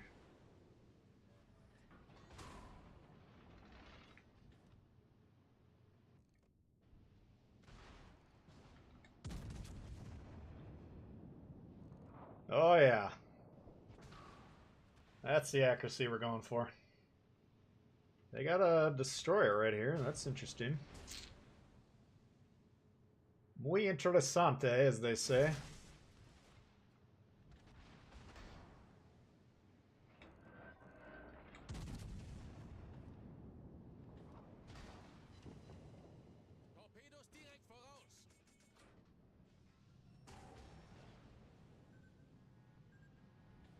Ah, Yudachi-san. Never change.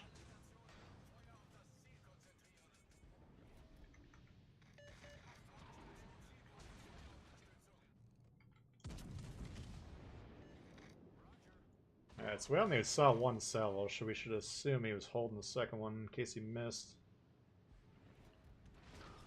I don't know why this guy keeps shooting AP. Just, I should be dead right now. Oh, Yudachi-san, you missed.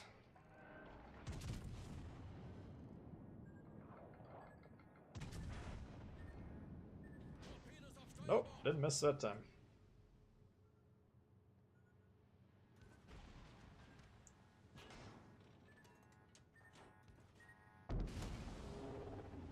Alright. Well, pretty good. I don't know why this guy's shooting. Duck flag on the Yudachi. Been on the PC since November. Oh, wow. Oh, good to see you again. Thinking Orkin, Hood, or Munchen. I mean, not for me. The Munchen, if you can, if you got the cruiser skills, the Munchen's top tier. Orkin, I like the Orkin. I think it's a little bit stronger, more reliable, I'd say, in a division. It's because you can utilize its tools a little bit more reliably. Hood's not a bad battleship. I mean, I like all three of those ships. So you can kind of make a decision based on what class you like. You heading out, Owen? Alright, thanks for hanging out. All wins? No, we lost the Bayern game. But so far we're doing pretty good.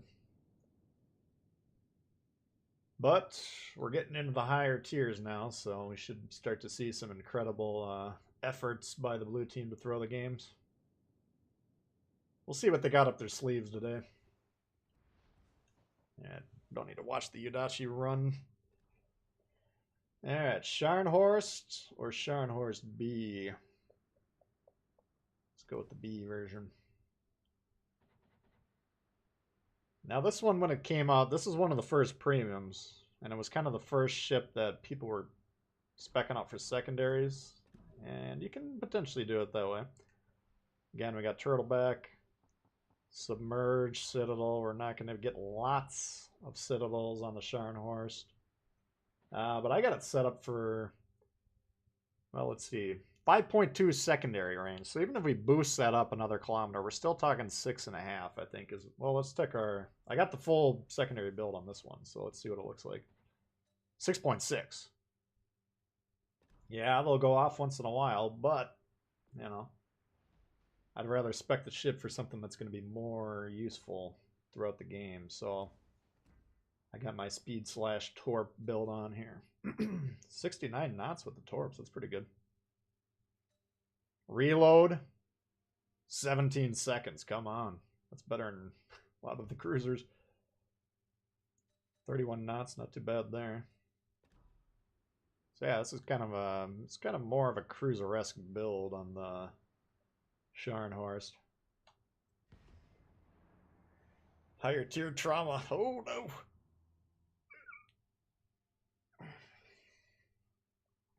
Don't think you can go wrong with them. Yeah, they're all pretty. I mean, I'd say the Orkin's the toughest out of those. The Munchen's, if you're taking a lot of shots, if you don't know how to defend yourself, that can be tough because it's not the most well-armored ship. But You know, if you can keep it alive and you can keep it in relevant positions, man, you can rack up the damage. Alright.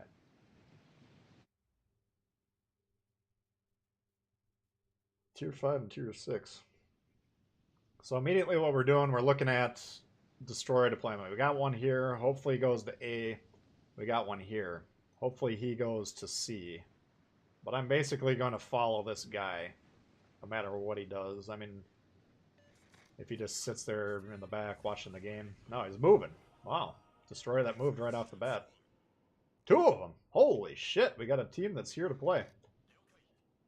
Alright, so if he's going to go to C, we're going to go support that. Because the destroyers are the scoring pieces on our team, and we want to keep them alive. And they're going to have... Why the fuck would you torp right off the bat? Alright. You got 10-kilometer torps here. These guys are about 18 kilometers away, so that's a missed salvo. So this guy's not inspiring confidence at all. This guy hasn't... Yeah, our team's all moving horizontally. So we got some issues right off the bat here. The whole fucking team is going down here. This is already looking great. What's wrong with A, guys? Did you forget that you spawned over there? Alright, the problem with this deployment is C is so fucking cut off from the rest. Like, we're basically going to concede everything over here. They're probably going to have 3 caps to 1 by the end of this, so... I, frankly, am probably just going to attempt to die quickly here, because this is a waste of everyone's time.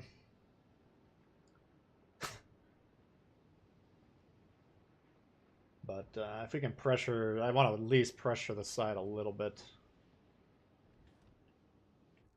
But these are the games that are just so fucking dumb. And you could say they're kind of doing what you're talking about, supporting this thing. I get that. I mean, it's a bad play by the Fubuki, no doubt. But I still don't... I don't subscribe to conceding 3/4 of the map for no reason.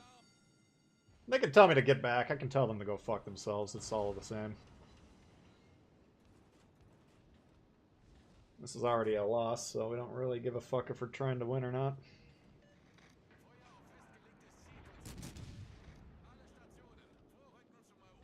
This is a wipe, yeah. This should be a 9-0. Maybe we can help stave off this, but these...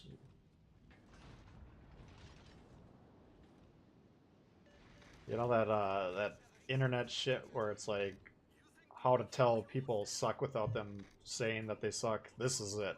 Just do this. Everyone knows you suck.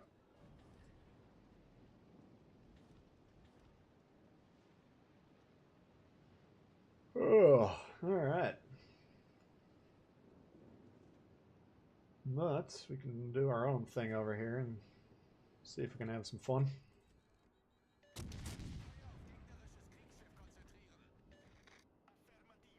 Affirmativo.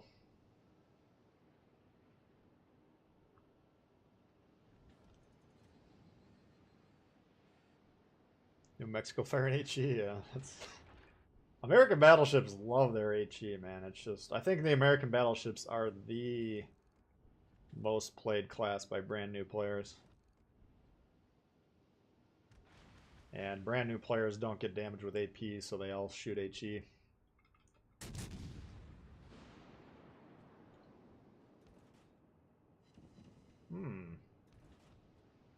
That was too bad.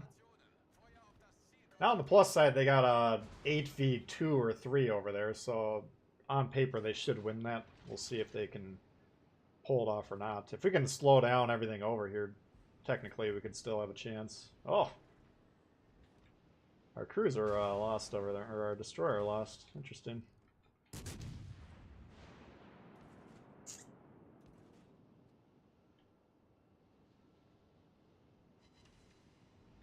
There's a Munchin. They got a lot of their good ships over here.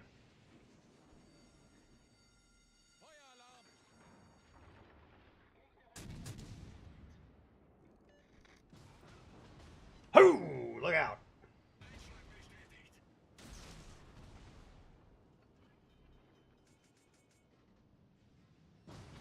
If he wants to push into me, I'm gonna let him fucking push in, you know?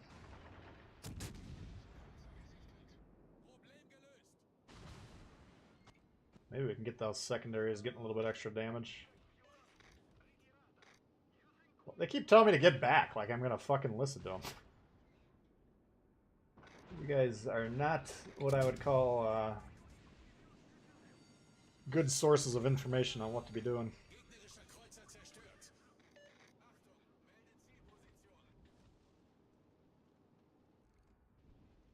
Yeah, I mean, these cruisers, they want to rush Sharnhorst. We'll take that fight all day, every day, right?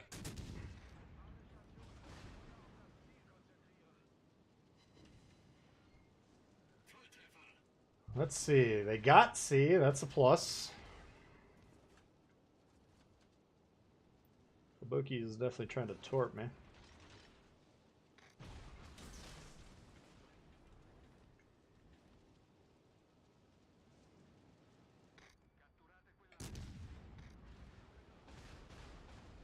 We can get these guys off course. I don't think we're going to be able to stay alive very long here.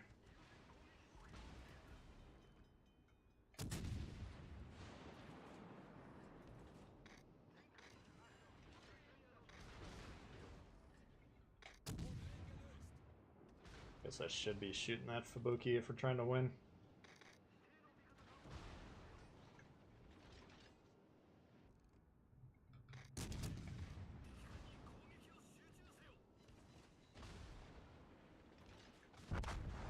Alright. Brilliant. I mean, they've kind of abandoned B. This team, if they turn around, they could actually maybe win this one. And we tied up a lot of their resources for half the game. You know, they got 1, 2, 3, 4 ships over here, plus the one we sunk. That's 5. The problem these guys are going to have is that they need to leave one cruiser on sea. You cannot let that, whatever that destroyer is over here, retake sea when you leave here. I mean, this Queen Elizabeth, you will not... let's see. He's not that far away from the first guy, I guess. Oh, there he is. If they can kill this Benson, I think they can actually win this game. Which is extremely embarrassing for the red team, because that was one of the worst deployments I've ever seen.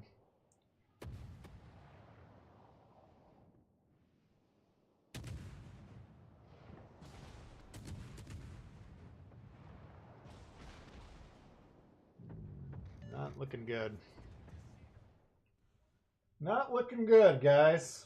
Maybe play the side you spawn on next time, and we'll have a better chance. Alright, tier 7. So we got a few guys here. We got Biz, Turpitz, and Odin. Odin's kind of like the Scharnhorst. Turpitz is kind of... yeah, Turpitz is a big, bad motherfucker. We'll start out with the Bismarck, though. This one I got all the way into a secondary build. We got secondaries here. We got secondaries here. Of course, we got secondaries here. Secondaries all over the place. Secondaries here. Whoop. Why did I turn that off?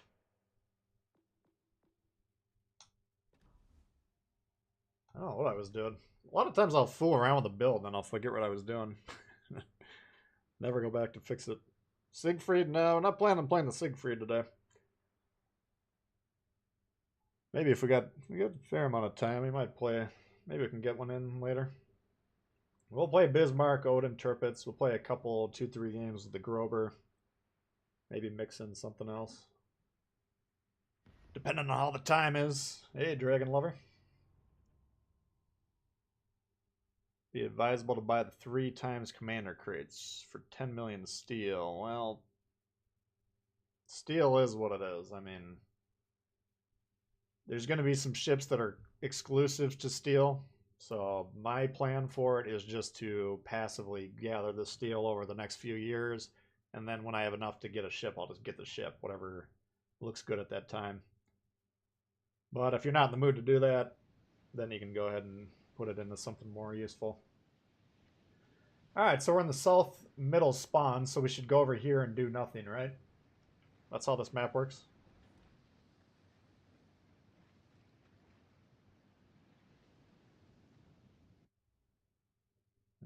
Okay. Or we could play B. How about we do that?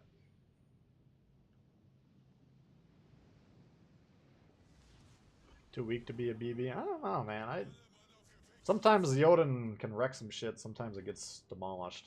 Come on, you fucking goofball. Alright, so they're abandoning the flank just like they always do, or the middle. These guys are idiots. So this game is looking difficult. But they're going to go play C. We're just going to try and slow them. He's telling me to get back. Should I follow you over there, dude? Huh? What's the problem with this play? Okay, it takes 3 fucking minutes to get over here. Meanwhile, we give them B for free. They overload these guys. They wipe them out, and the game's already over by the time you get over to your fucking spot. There's no reason for you to go over there. You already got 3v3 over there. They should be able to handle it. But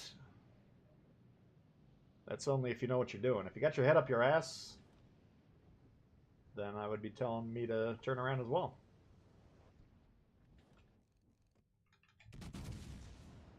Alright. We're going to be testing out the new enhanced accuracy. Oh, yeah. You can keep telling me what to do the whole game, man. I'll take these torps. I'll go down in the first 2 minutes just out of spite. I don't give a fuck.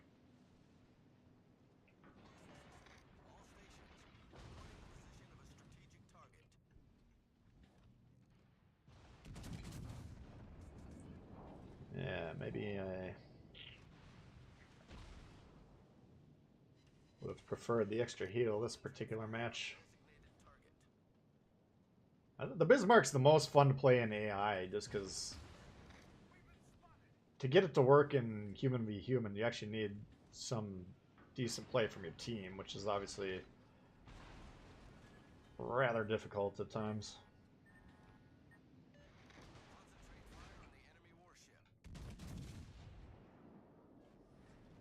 Alright, so I don't know what the destroyer did, but he's off of B for some reason. We'll just sit here and soak this up. I mean, if we can capture the cap, that'd be cool, but...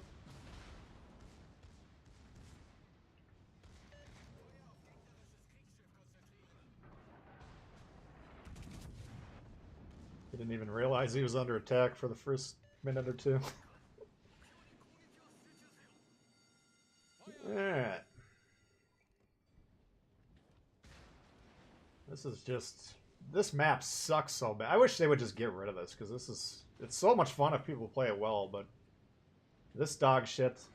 We overload the side to sit back here and watch them capture the base. That's the fucking strategy that they came up with.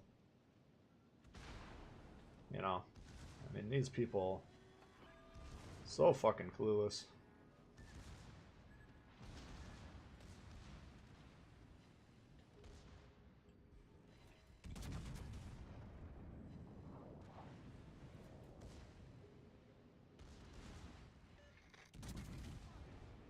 Oh, here he is.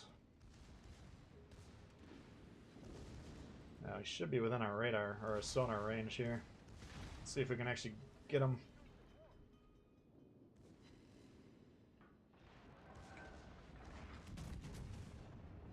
Looks like a dead Kagero to me. Oops. That's a mistake.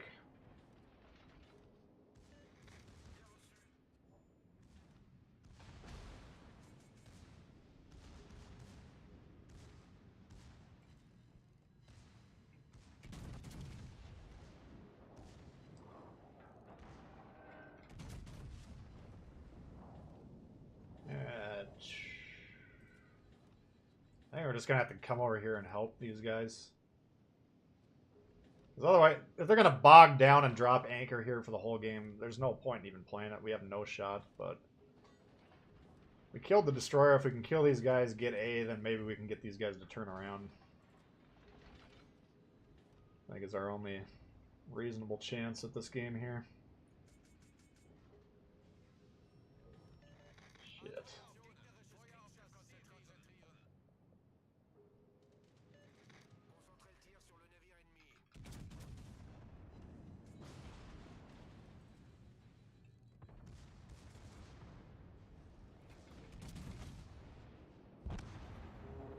Fascinating. Let's just check in with this guy. Alright, so we don't want to get within 15 kilometers of the nearest opponent. That's the fucking strategy. Okay.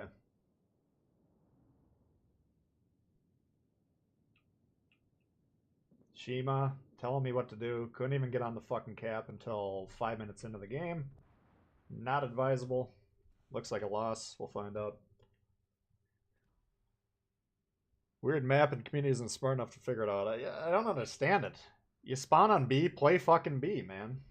I got another video coming out. I'll put it out on Monday or Tuesday, but I recorded the audio yesterday. How to play Fault Line yet again. That's probably about the 6th or 7th time we've covered it. Basically says, don't go west, young man. And all of a sudden, the map becomes very interesting. The games can be quite good on Fault Line, unless that's your fucking strategy. Move everyone over there, and then sit in the back while the North team completely dominates yet again. And like I said in the video, I've asked Wargaming about 3 times, what's the northern win rate on Fault Line? They never respond because I know it's about 60 or 70%, if not even higher.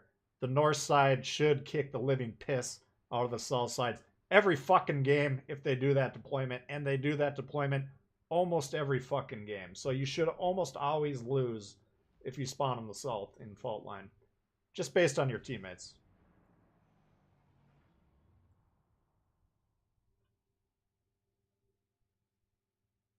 Play with an open mic? Nah, I'm not gonna. I can't yell at these people. It's not fair to them. I mean, clearly, obviously, a lot of these people have no interest in trying or anything. They're just out here buffing their Deweys, and I'm not here to ruin that for them. I'm just yelling at my TV. But, you know, you can't win these games with these people on your team. Shimakaze telling me to go over there. Why the fuck would I go over there? So they can win faster, we can get that game over with quicker. That's the only reason. Alright. We're on the closed side of A here. Let's see what we got. Yudachi and Akatsuki. That's going to make it tough. Can't really push into A with that combo here. Well, we got a Z39. We'll see if he actually moves into the cap.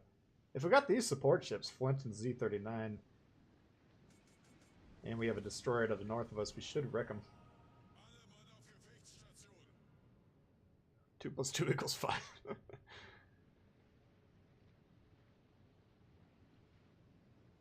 Yeah, no, clearly I get frustrated, but my point is never to yell at the people I'm playing with. I mean, clearly they're not as knowledgeable as I would like them to be. You don't need me to tell you that. That's patently obvious. They have no idea what they're doing.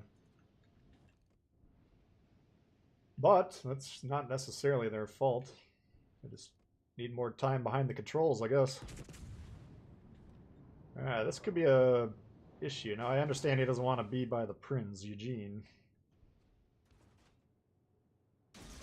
But this closed side of cap here, it's very hard to play this, especially when your team, a lot of times they'll go over here. That makes... They just walk right into the cap, take it, and this game is spiraling all the control as well. I don't like that deployment at all. Z39 can get on the cap, smoke sonar the Akatsuki, smoke sonar the Yudachi, take them out quickly. Then I got the leeway to go in there and wreck the Prince and keep that destroyer safe. But if he's going to play back here, just sending torps in randomly, then we're just going to go ahead and abandon the side because we have no chance. Well, no, we're not even going to do that. We're just going to die right off the bat.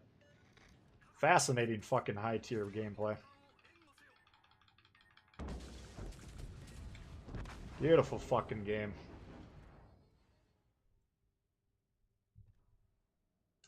Alright.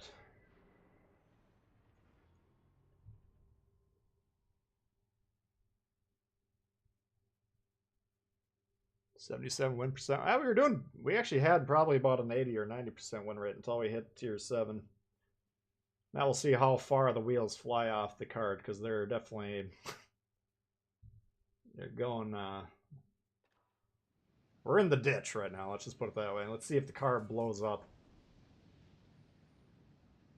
Alright, one Yudachi. Yas Girl is the Yudachi's player's name. Versus our Yudachi, Lord Dark Raiden. Ooh. Terrifying. Yikes. Yeah, that's how to not play that side. And again, all that Z39 has to do is get on the cap, manhandle that fucking Yudachi that just rocked us, and that game looks completely different. But I should have recognized he was turning off and then pulled far south and just left that cap as quick as possible, because if your team's going to concede the cap, you got to acknowledge it and be like, alright, we can't win this.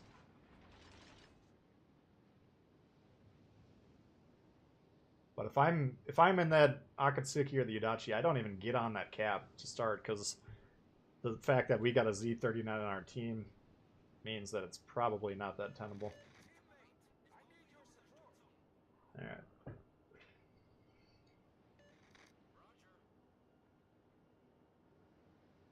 Okay. So the whole fucking team's going to A this time. I guess we're just going to have to try and slow this down again. This is getting to be very frustrating. And this is typically when I would just say, fuck battleships, we can't win in a battleship, we're just going to play destroyers, but fortunately we're covering the battleships today, so we're going to have to tough this out.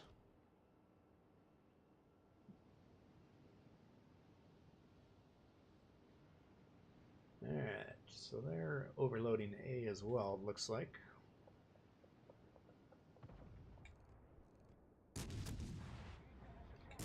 Fucking HE, man. Tell me I haven't played the Odin?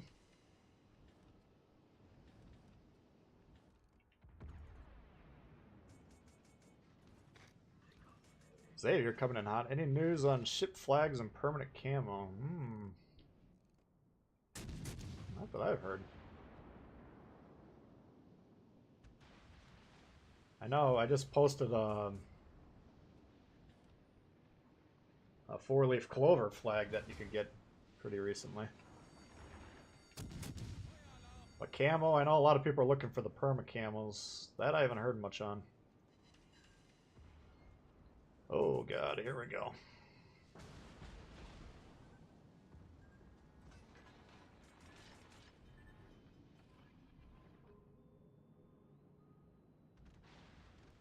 Let's see how long we can slow these guys down for.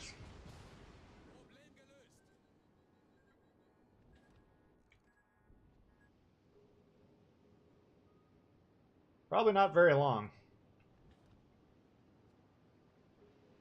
Thank you, Xavier. Appreciate that.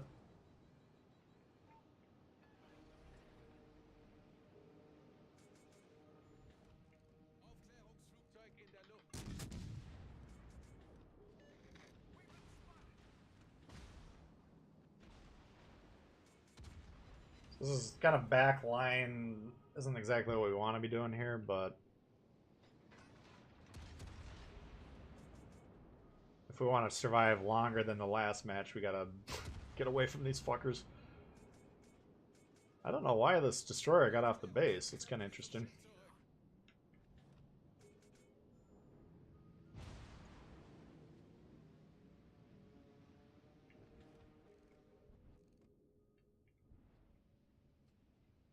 Alright, we got a Cleveland. Can you find this fucking guy, use your radar, kill him, and then end this shit so we can get back to business?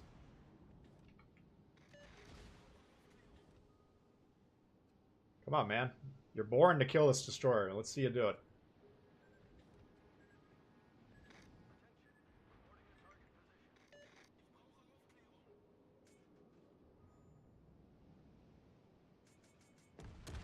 Like, he wants my help. I want his help. Chicken and the egg.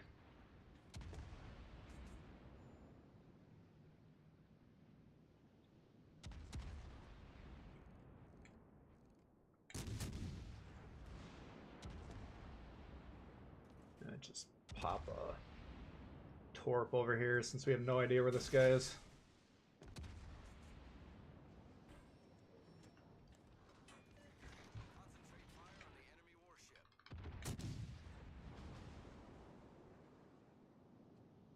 If we can get C, that'd be pretty remarkable.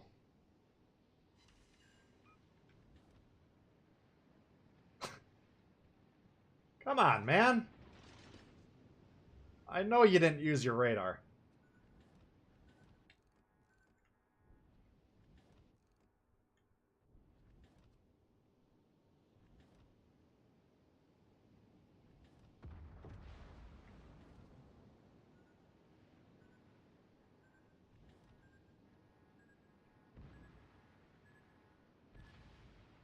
I think we're gonna get this. The fuck? It's a 4v2 over here, and they gave up the cap. That's disastrous, and that's because these guys are on the moon. There's no pressure here. They should be pushing... Oh, you're telling me where the destroyer is. Go kill them, dude! You got this. I believe in you. Just kill the fucking thing. It'll take 2 pulls of the trigger.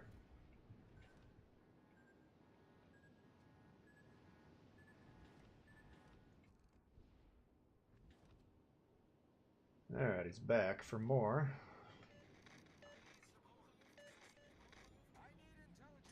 Dude! Someone send Marzer12 a message and tell him he's got a fucking radar on that thing. There you go. Concentrate fire on the enemy warship.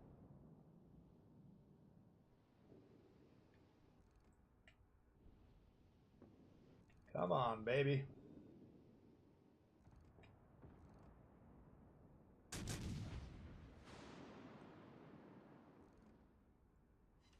Jesus.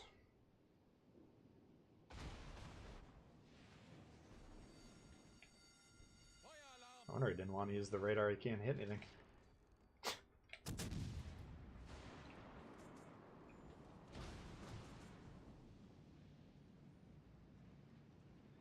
Oh my god, is Dimitri in command of the Cleveland? I'm beginning to wonder.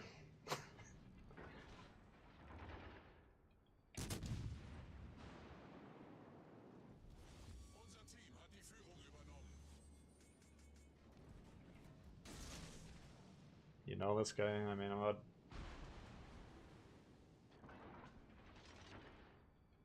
It is what it is. Eventually he made the right play, but unfortunately he just didn't convert the destroyer. I mean, I shot him, I only hit him once or twice too, so it's a team effort.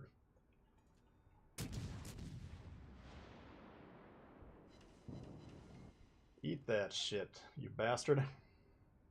There you go.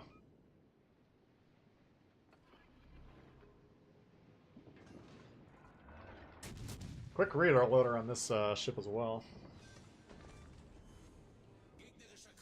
This is remarkable how bad this deployment was, and then it's just these guys did not push, and that's...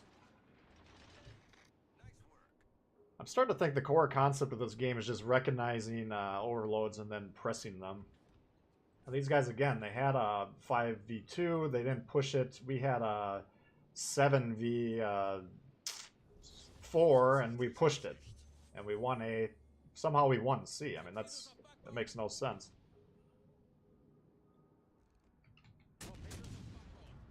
But that's how the games are won and lost. If you got the numbers, what the f... Kill stolen there. We'll take it.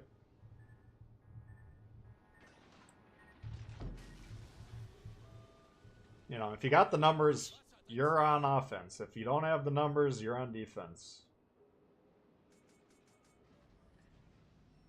What a ridiculous match. Didn't have to do a shot on the Adachi. It's possible. I mean, you always got to remember when you're yelling at your team, you can't really tell what's going on now. He was behind this island. I was behind this island. We got the base, so that's a good play there. And then eventually he popped the radar. So it's definitely possible that you're correct. You know, he might have not thought that he was in position. But my read on the situation was, there's just... I wish I could go into plain view and start pointing this out. The Yudachi started in the base. They were capturing the base. He almost captured it. And then he got off. So he either turned north or he went through to the east. Either way, I think... My point is, he was likely had a chance to radar him the entire time. But again, who knows? It's part of the fun of the game. I yell at my teammates, they yell at me. That's how it works. Like the dingbat Shimakaze last game was yelling at his TV saying, "Come on, dude, go west. Don't you know how to play fault line? This guy sucks." You know, I get it. That's World of Wargaming games. You yell at your teammates. That's if you don't like doing that, you're not gonna have fun playing this game because your teammates will drive you insane. JT coming in hot with a 5 spot. Thank you very much.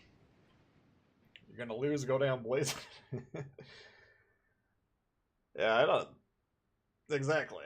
I mean, if you're 1v7, just get it over with. Number one, let's get on to the next match, but get some damage. Don't run like a little puss. Anyway, I'm in Cleveland. We got the 2K, so we got 4 guys on our team with 2K. That's a good effort. So maybe Mazur 12, he didn't recognize the play was available. Whether it actually was or not, I don't know. Maybe he had better intelligence than I did. It's possible he even popped the radar and he was out of range. That's definitely a possibility. But from my perspective, I'm like, this guy's going to torp both of us. We're going to lose this side. You know, let's just pop the radar, try and kill the guy. So, ended up working. We got the kill on the destroyer. We got the cap in a 2v5 situation. And that's more of an indictment on these guys' decision making than anything we did. We were just in a slow down, kiting type formation. Yeah, they're going to get C, but let's try and make it take 5 extra minutes than it should if they just steamroll us. But if your team sits on the moon like Red does, then you're going to lose the game. So, bad strategy there. Let's try the Turpits again, since that was... Any game that lasts 30 seconds isn't a game at all in my mind. Win's a win, not pretty, but a win. Exactly. The best play is whatever gets you the dub. So, but as you're yelling at your team, just always remember you're not 100% sure what's going on. Like, did the guy have a shot? Maybe not. Maybe used his radar. Who knows? We don't know. But we're going to yell at him either way. And if he tunes in later and he sees us, he's going to be like, fuck this Tbull guy. He's an asshole. Oh, well. What can you do? Guy in the moon is his mom spec for secondary build, probably. Yeah, no doubt. Universal.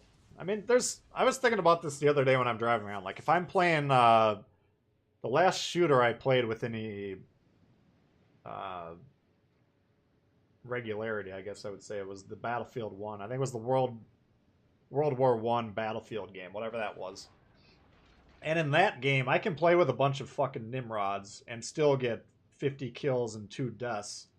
And win or lose the game, that doesn't really matter. We're probably still going to win that game if that's the score we're putting up. But, you know, I'm more in control of that game, you know. This game, I can have an amazing game. It doesn't matter damage or not. Like, I can make all the right moves, do what needs to be done to win. And I can't possibly win 100% of those games. You know what I'm saying? Like, if your teammates are all doing dingbat shit, you're going to lose the game. It's how it's designed. There's no way around it. Shit. Maybe I just suck at the turbines. Holy fuck. I mean, granted, I never play it, so maybe that's part of the problem, but... Alright. That was a nice Citadel shot. Just gonna park here and see how much... Oh, wow. I was gonna see how much heal, or HP we can get for the next heal and maybe slow this down, but... It's pure Citadel damage. So on a moon v moon base type shot or battle, this guy's gonna kick the piss out of me. How the fuck is he citadeling the piss out of this Turpits like that? At least 2 citadels in the same match. That's pretty rare. Yeah, we're definitely gonna have to limp back here and just let people get distracted for a while. Jesus Christ. Alright. Whatever you do, do not take any advice from me on how to play the turrets. I have no fucking idea, apparently.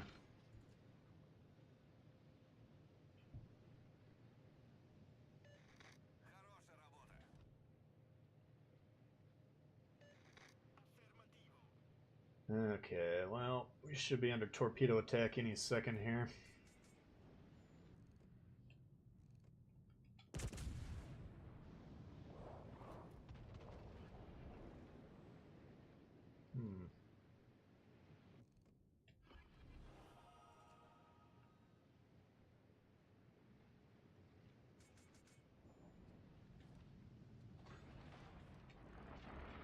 I mean, these are the adjustments you kind of have to make, though. If you get your shit kicked in early like that, you gotta... You can either go down swinging, try and get on to the next type of game, or you gotta play more conservative. You're still gonna try and win. But I don't see any way. Yeah.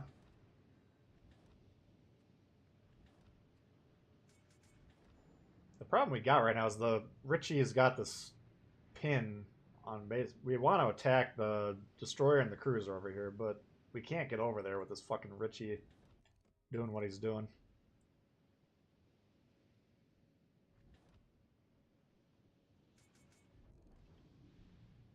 And what we could maybe do is rush this guy. I don't think we can, but since I'm getting bored with this deployment, I'm going to try it.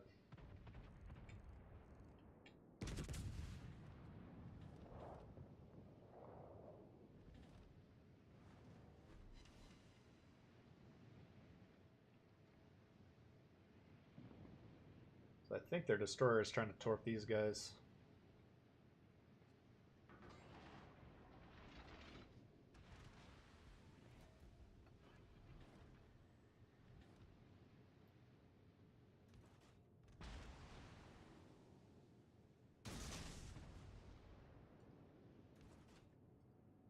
And he's backing up.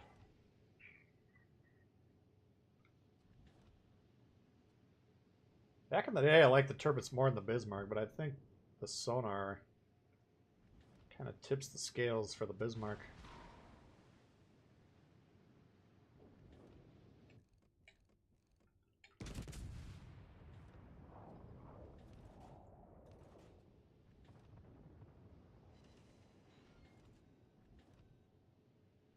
These torps, if you're wondering, aren't for him. I'm assuming the destroyer was going to come back, try and stop me from doing what I'm doing.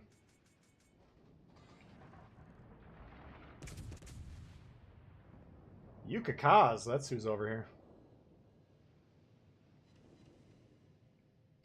What a dog shit game this was.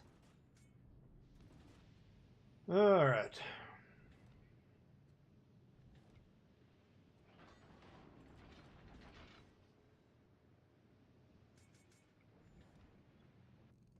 Why is he not resetting me is the real question.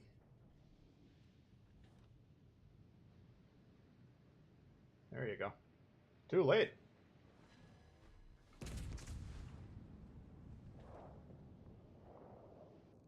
Now, in a perfect world, I could rush this guy and pressure him, but these guys should kill me like that. Example A. Alright. Well, we got C back. Technically, they could get A.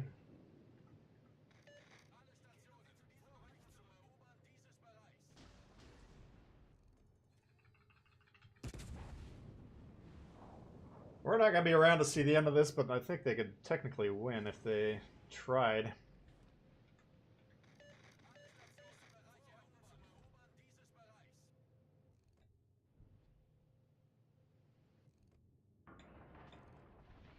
Come on, come on, come on.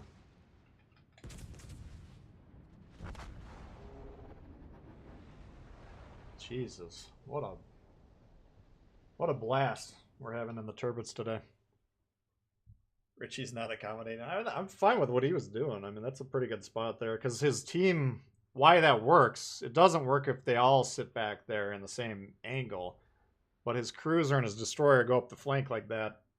Well, I want to attack those guys.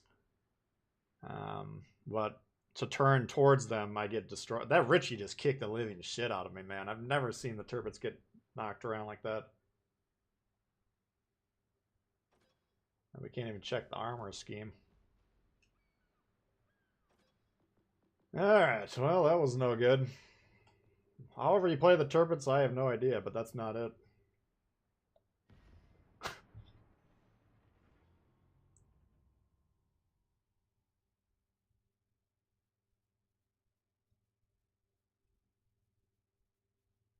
You're the best Byron player on console. Sweet.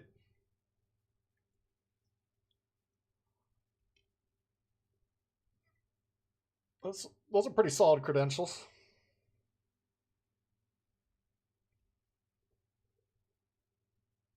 Maxed out JoJo.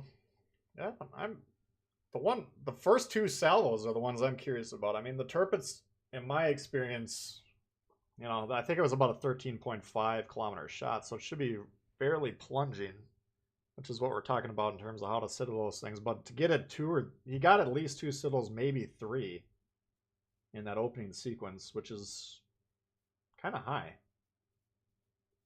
Those of you that were around way back when the German battleships got introduced, the citadel or the turtle, I can't remember if it was the citadel or the turtleback was fucked up, and we kind of figured that out. It was way too easy to citadel those things, and Wargaming actually looked into it, and they're like, "Holy fuck, we programmed it incorrectly," and they fixed it.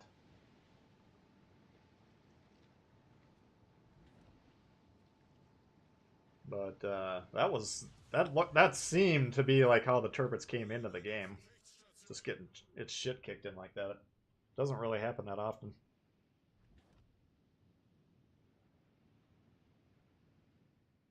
Anyway, on to the Grover. Now this one I don't want to be in the middle. Grover is kind of tanky, but everyone will focus on you. I'm going to try and get right here, if possible.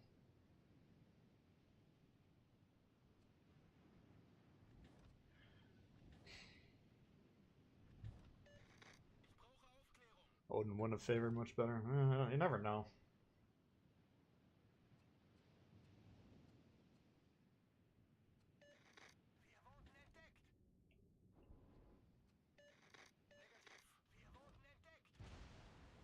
Okay, Yamato shot.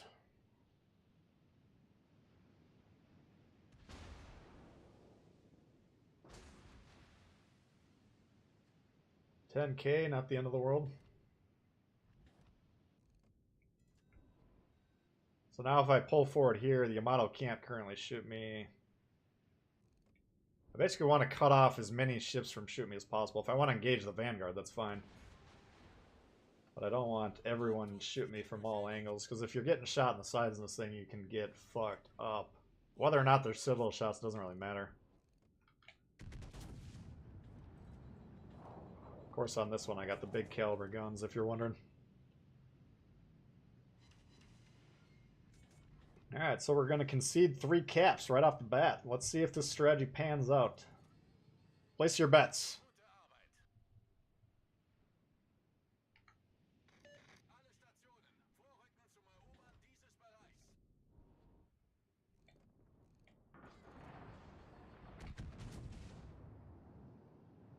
Probably going to get torped right here, but nothing we can do about it.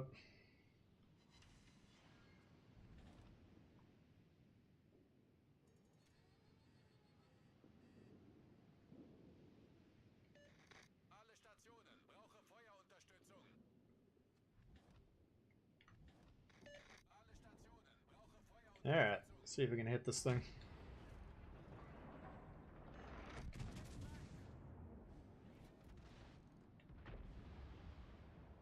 On the plus side, I got a lot of HP in this thing.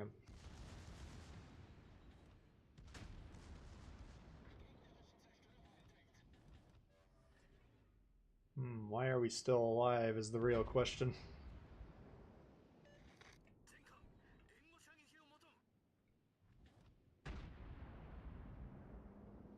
This is kind of what you don't want to do with this, and that's the hard part of the German battleships in general. Getting too far forward. Yes, you want to move forward, you want to pressure them. But when you're that far forward and you got 4 ships all shooting at you at once, you're not going to last.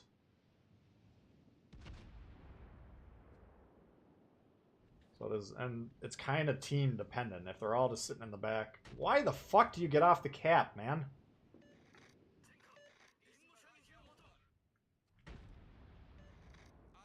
He was like 2 seconds away from capturing it. This is a legendary tier. These are the guys who are like, yeah, I got the experience to play this game. Let's do this at the highest level. See, he had a Yamato and a Bismarck. I know they didn't radar him. Maybe the chop I have radared him and he got scared. That's possible. But I'm pretty sure I got radared by that thing earlier and I didn't see it going off a minute ago.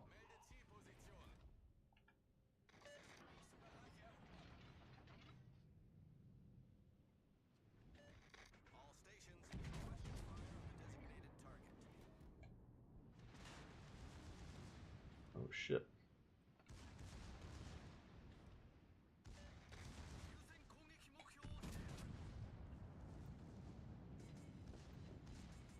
Alright. Edinburgh, let's see if he can survive. Be a nice dodge if he could. Oof, down he goes. Alright, this is not going well.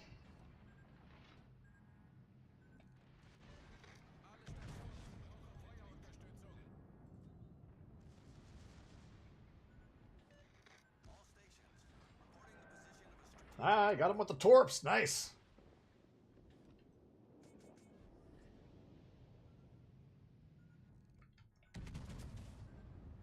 Ah, we're dead.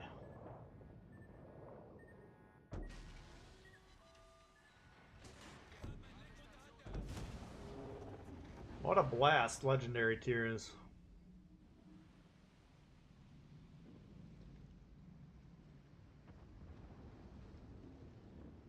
I think we should win that one, though. I don't know. We'll see. If he can stay on sea and capture it, I think we'll win this.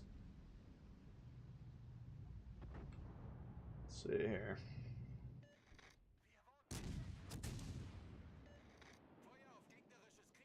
It could go either way. I don't know. I'm assuming why he got off was the radar from the chop I have. Otherwise, I don't understand why he possibly would have. Like, this looks like something that someone who knows what they're doing would be doing. Like, parking at the edge of the cap, turning away, ready to disengage. That doesn't look like a shitty new player play to me, so... Once again, we're probably just misreading that situation earlier.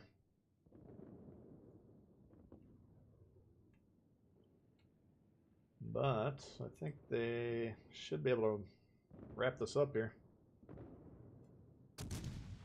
Anyway.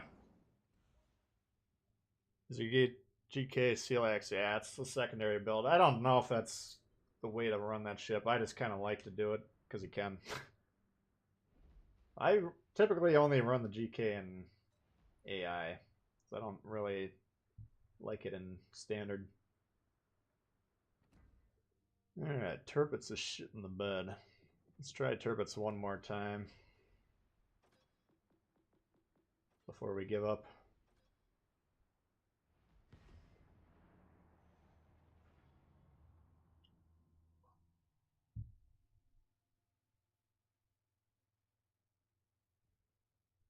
Yeah, exactly, Dave. I'm trying to think if I have ever gotten a Citadel on a GK. I think you do. I think it's about as often as like a Bismarck or a Turbot's, but you get lots of raw, juicy damage. You're gonna have massive strikes on the GK just by aiming kind of mid deck or halfway up the ship if it's broadside. So I don't know. That's I think the GK would be more fun in a division because you kind of have to make sure you're not getting in the middle of the pack like that. All right, Yamato. Fuck.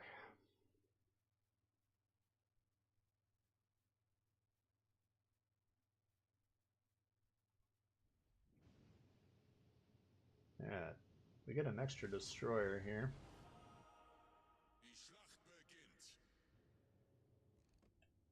See if he goes north. What are the top 3 cruiser nations? I would say Japan. Nah, I don't know. It's tough. Let's see.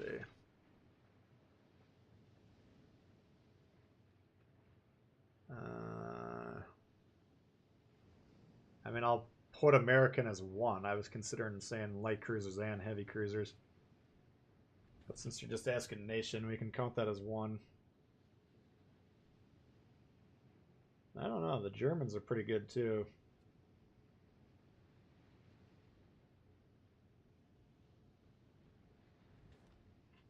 Let me take a look at my chart.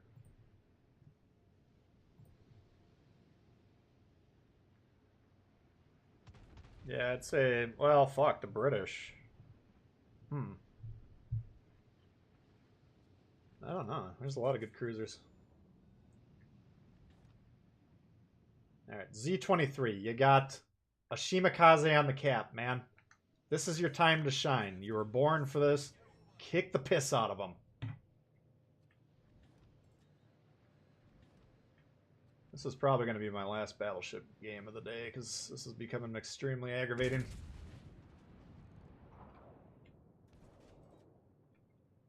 And we're going to get nuked here in about 2 seconds anyways.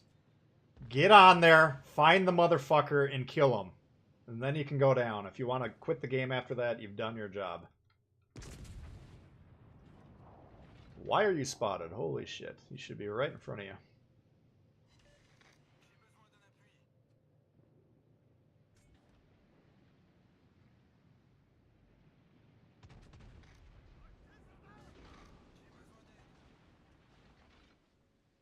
Man, he's having trouble with this. I'm assuming he doesn't have twisted track, or he should. There he is. Okay. Let's see here. It should be an easy win. Just pop your smoke and gun him down. Torpedos direkt voraus. Oh, he torped him. Okay. We'll give him one of these. Torpedos direkt voraus. It wasn't pretty, but it worked. Torpedos direkt voraus. Now let's see if you can survive.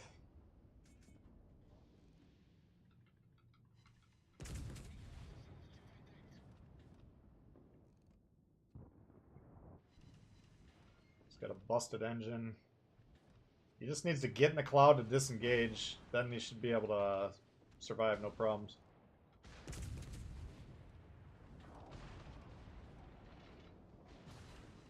Alright, now that we don't have a destroyer checking us and we don't have any cruisers over here, we're just gonna plow into these guys, see what happens. I'd like to take the fights 1v1, ideally.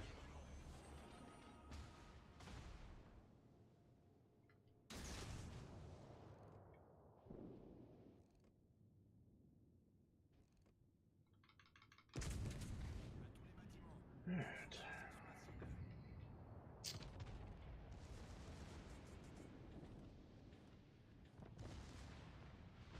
Those torps should have hit him at least one. He probably detected those torps with the sonar.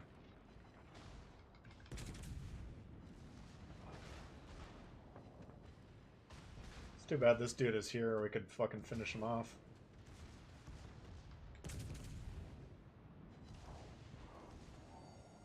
Damn it.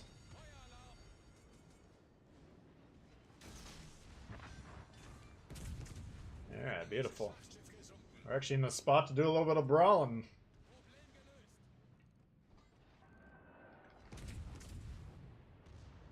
See if we can knock these gun turrets out while we're at it. We should be expecting torps our way. Now, the problem is he could technically hit both of these battleships with a torp, which would be disastrous.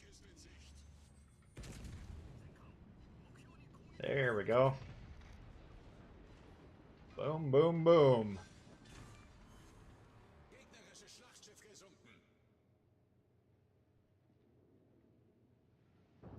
Alright, he only took one. That's pretty good.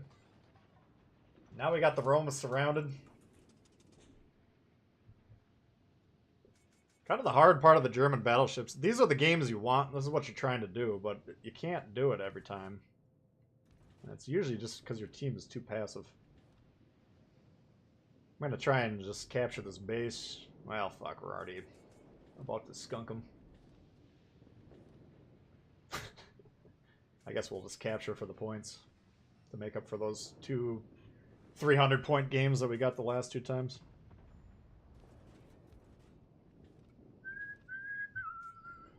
This is pod racing. I love the Turpits when you can get into these spots. It's too bad that they're so goddamn low in the score. We could have had a fun game. Yeah, once that Z23 cleared off that Shima, then there's nothing stopping us. You understand that? Like, I always... Conceptually, I visualize, like, the Scharnhorst, Gneisenau, and Turpits as wind-up toys.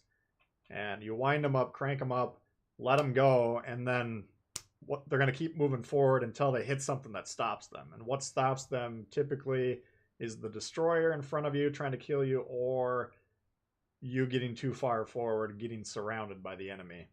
Those are the 2 checks on your forward progress. Yeah, that was much more fun. And even though he went down, that was a good job. All that guy really had to do was kill that Shima, and that opened the game up. So I'm fine with that play, even though it was a little dicey to begin with. Philippe coming in hot with a 420. He's burning some trees, it looks like. Thank you, Philippe. How can you get the Terp? I don't think it's available right now, is it? Let's see.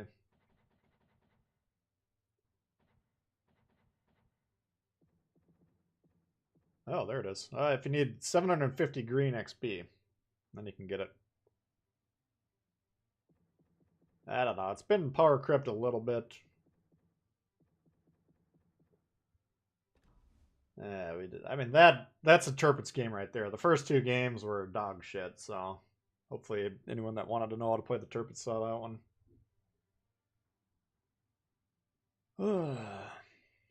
Win a Turpitz game without using a single secondary consumable. I don't think the secondaries are that good on that one. I think the only reason I got it on there is just because of options. I don't use the planes, you guys know that, so I might as well put that on there because I actually remember how to use those. But stats wise, they didn't go off till we're 5.8 away, which isn't that useful. If I had more if I had a better grasp of the secondary usage. Let's try one more Bismarck. I think we kind of didn't use that one that well. Played for a few months, opened some crates, got your Prince Eugene. Yeah, the green XP, I mean, you're going to be tempted to spend it on upgrades to boost your progress, but if you can hold off on that, then you'll get some ships just passively. How do you take out the guns? Yeah. If I'm in those close quarter brawling situations, you can either hit the guns directly or there's like little stems below them. I forgot what they're called, but you can aim below. I wish I had a cursor. So you can see that on that second turret where the main man's sitting on, you can see it's kind of like a cylinder going below it. That actually goes into the ship. And if you target that and hit it, you can knock it out.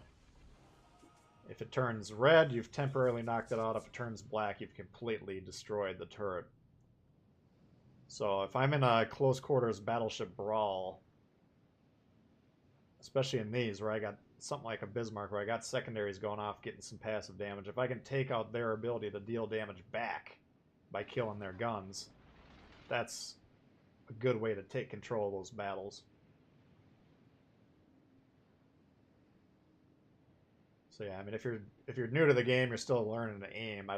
Unless you're really close, it's not going to be that easy to target the turrets, but the better your aim gets, the more you can actually deliberately target them. Here, I got a Biscuit and Udachi.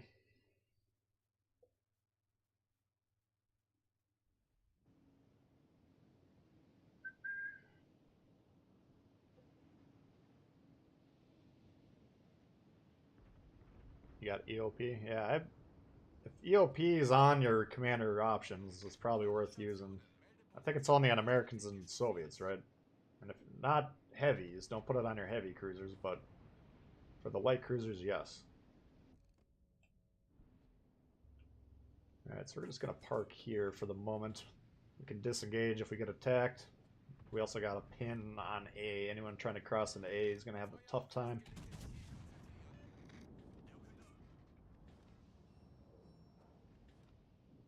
These secondaries might go off here if we get a clear shot at them.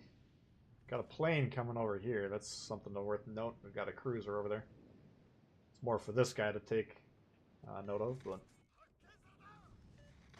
there we go. Once we cleared this little thing here, then we're gonna get a couple shots here. Probably won't do too much, but he's not going to enjoy it.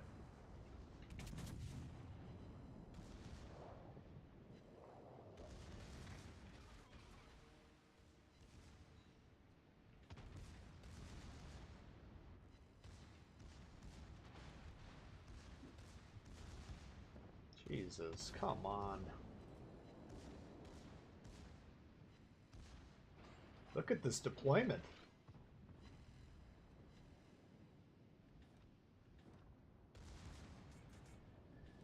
Alright.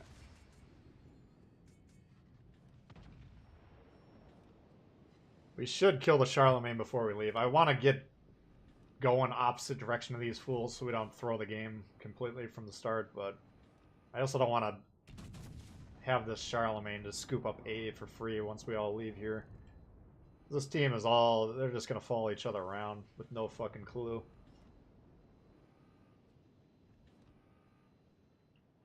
I don't know what's going on in these high tiers, man. It's just... the fun games today were all low tiers. It's not just because we're beating people up. I mean, we had good comeback games, good, exciting games, and then these ones, nobody knows what the fuck they're doing. What is going on back here that you need to position ships down here? There's no reason for it, you know? Oh well, we got A. Let's stay focused here. This guy's trying to capture B. Let's see if it's going to work. He's got about 5 ships on all sides of him.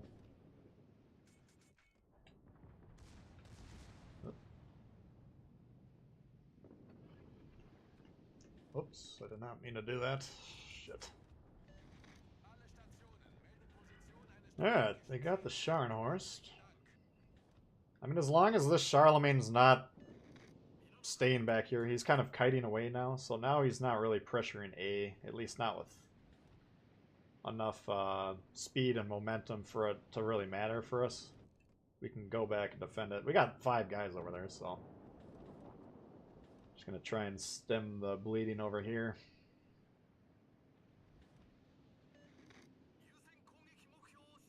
It's not gonna be easy.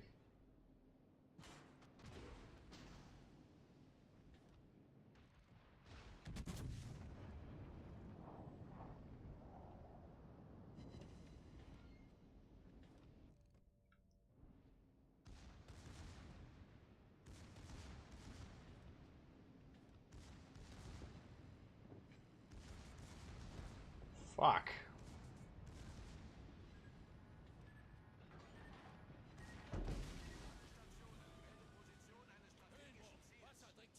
Jesus Christ. Fuck this game.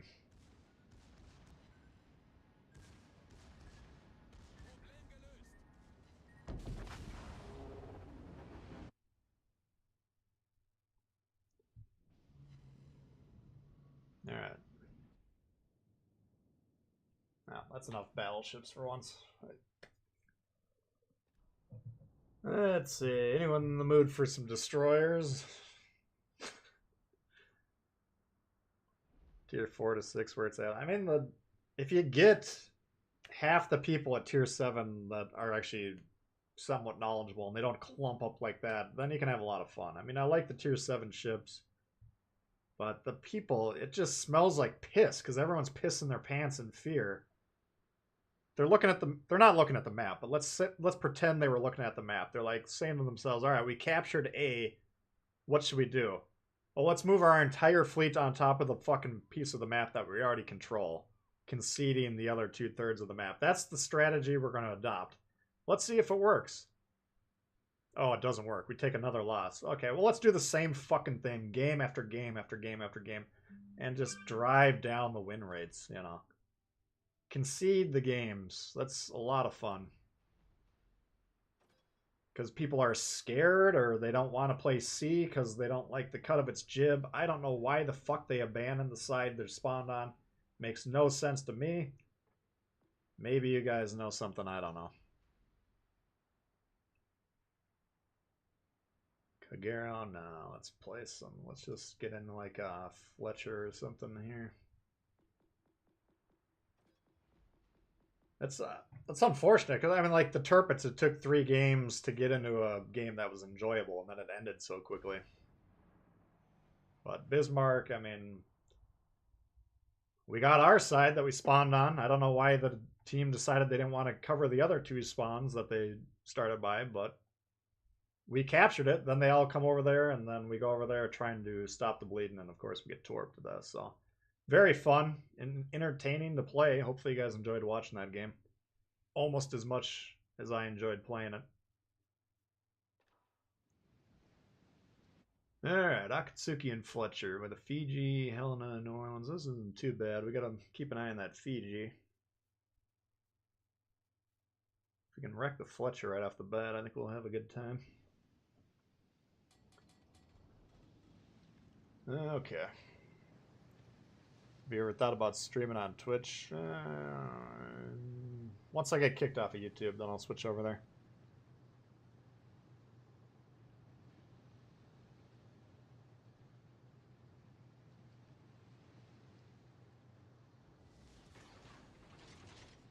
Tier 7's just sitting in...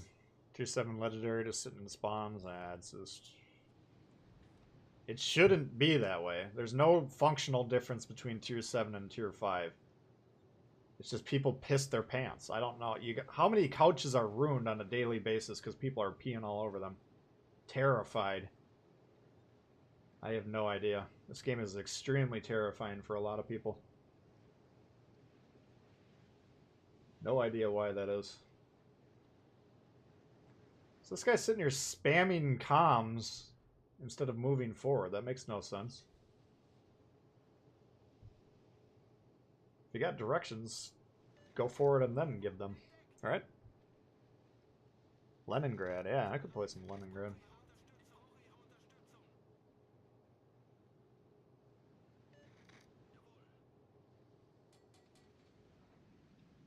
Sounds like I need intelligence. Alright, let's see who we got here. We gotta be careful. I don't want to be... Oh, here we go.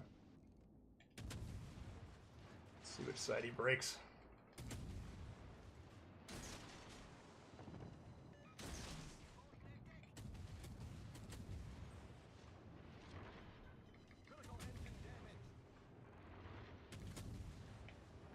Let's see. Looks like he's backing up, probably. Yeah.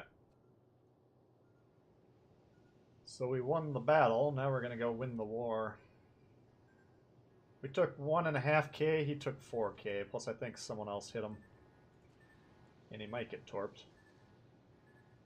I think he backed up behind him though.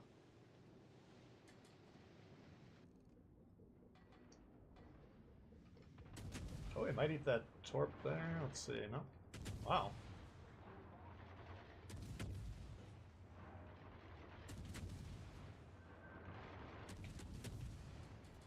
What the fuck?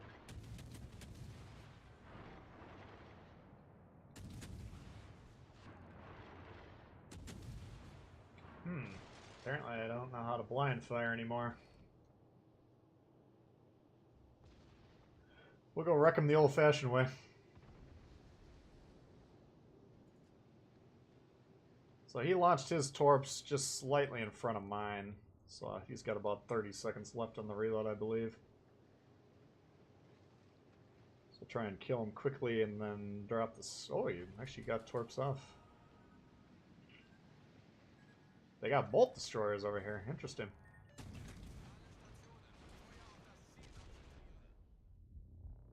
Was not expecting that.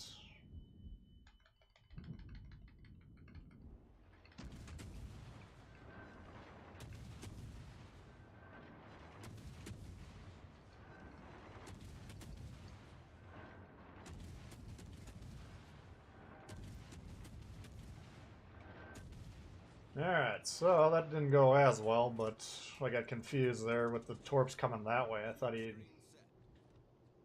already reloaded somehow and then took off.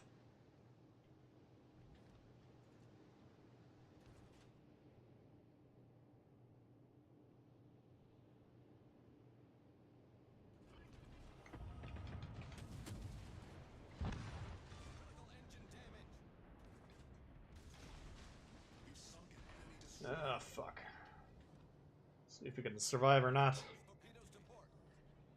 Problem solved, sir.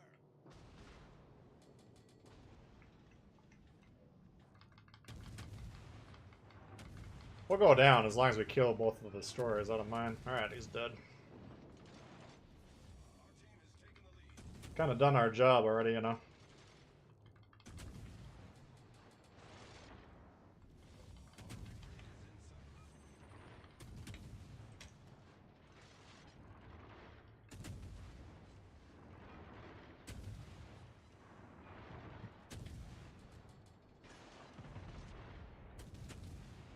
Alright, beautiful. This is way more fun to play than Battleships.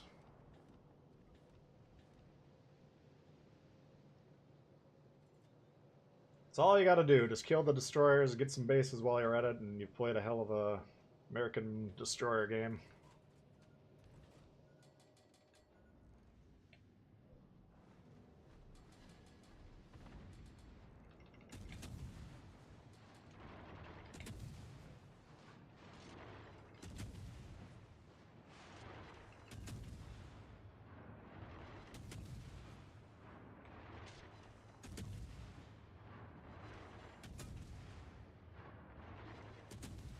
I guess there, Fletcher, he didn't do that bad. I mean, he's trying to utilize his smoke, which you definitely want to do, but if you're under attack by an enemy destroyer, you can't say, okay, well, I'm just going to stick in the smoke. You got to respond to the situation as it exists in reality. This game's chock full of life lessons.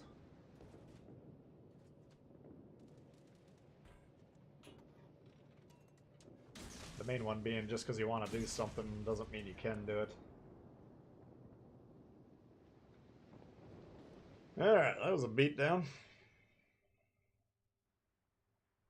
Should do CC commanders? Yeah, that'd be pretty sweet. String of obscenities from Spartan. Oh, man.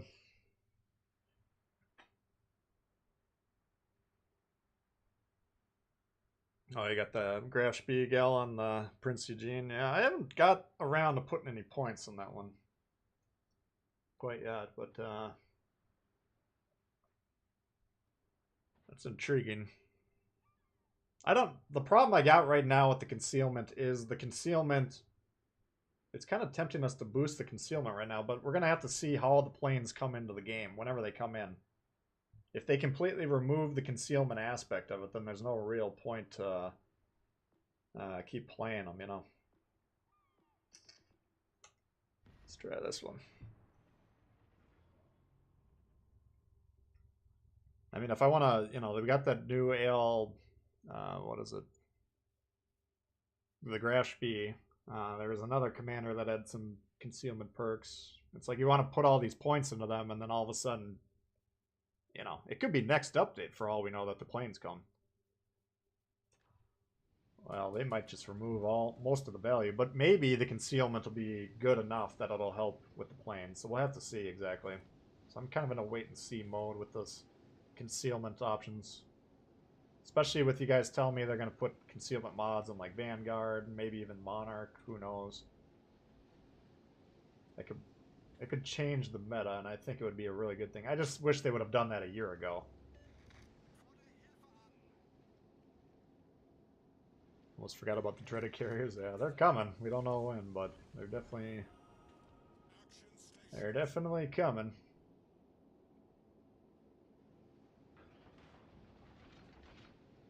Should open. Yeah, I know that one actually buffs the aircraft carrier concealment. So, like I say, I mean, that could be quite valuable. I'm kind of in a wait and see pattern myself, though, until we get more information.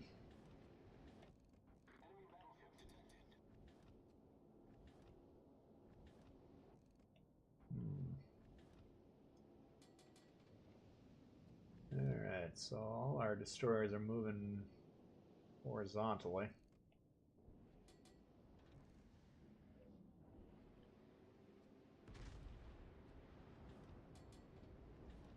It'd be nice if this guy spotted. Like, there's cruisers here that I have broadsides on right now. There he is. Man, do your job.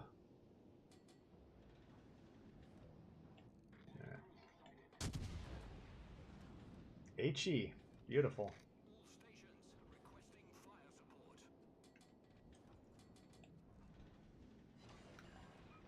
Alright, we do have a destroyer in B. We'll see if we can get him out of here.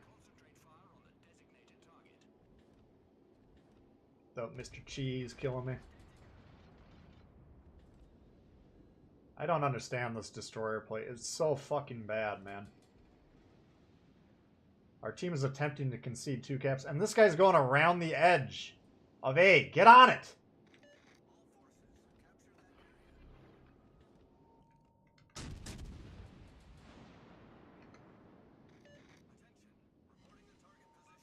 Just get on the cap, man. You already control it. Too much to ask.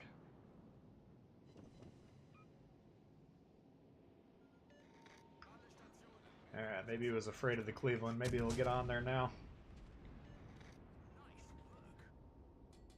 Oops. Nope, still going around it. Alright.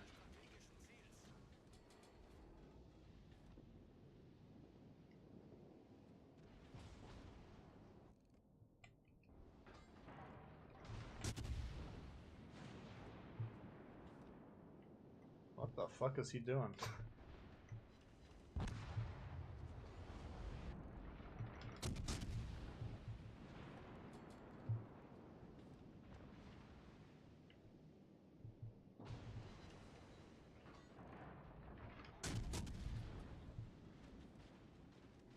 Man alive. I think I've hit my quota for today. This is... It's becoming too interesting.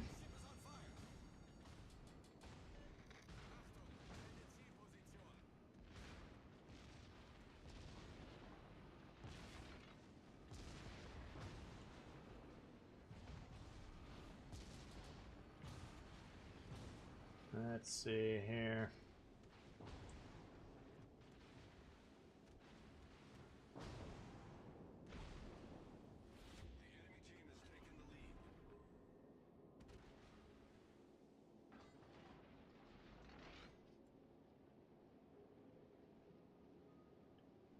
Let's see when we get spotted and try and blind fire this guy. I think he's sitting on the edge again. Oh, there he is.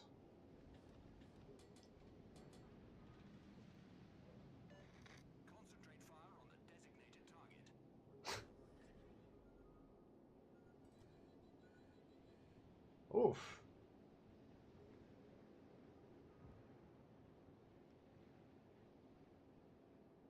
Well, we'll find out if he used his reload boost.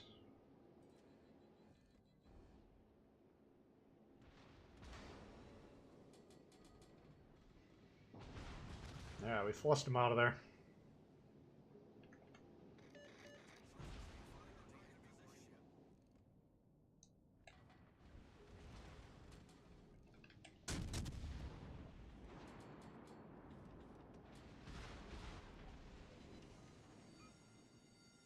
The ship is on fire.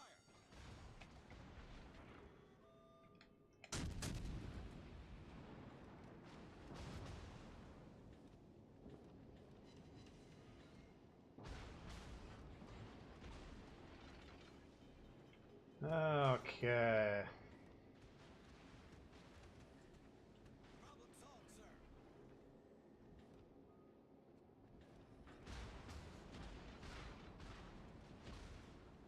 Getting golden shower splashed in my eyes. These are pretty good shots, man. I don't think I've been spotted.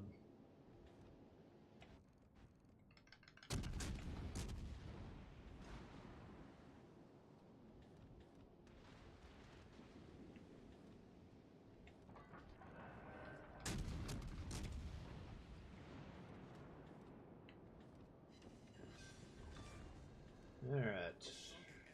Well, technically I could go get C. I could maybe get B. I don't think so. Oh!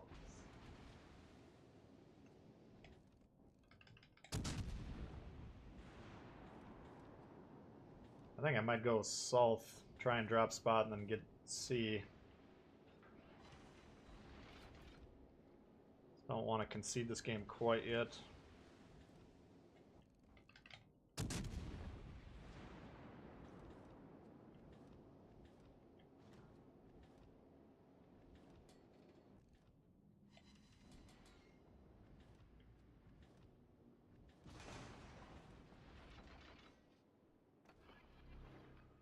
Fuck.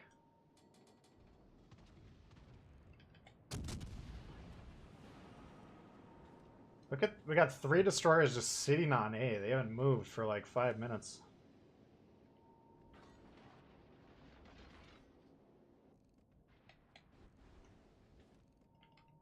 But, I mean, Red's actually doing a fairly good job here. They've recognized they can't really do anything about A. They got 1 destroyer over there that could maybe help deal with these guys, but they're recognizing they got C, they need to control B, and they're moving their forces to control B. So they're actually playing the game. These guys are just sitting here torping.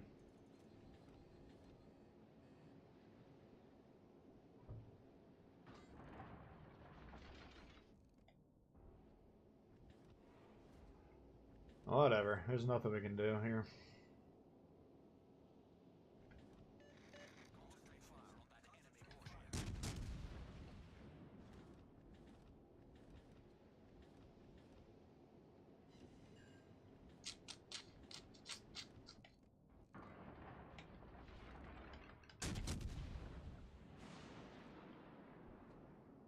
I think if I can get C, we might have a chance.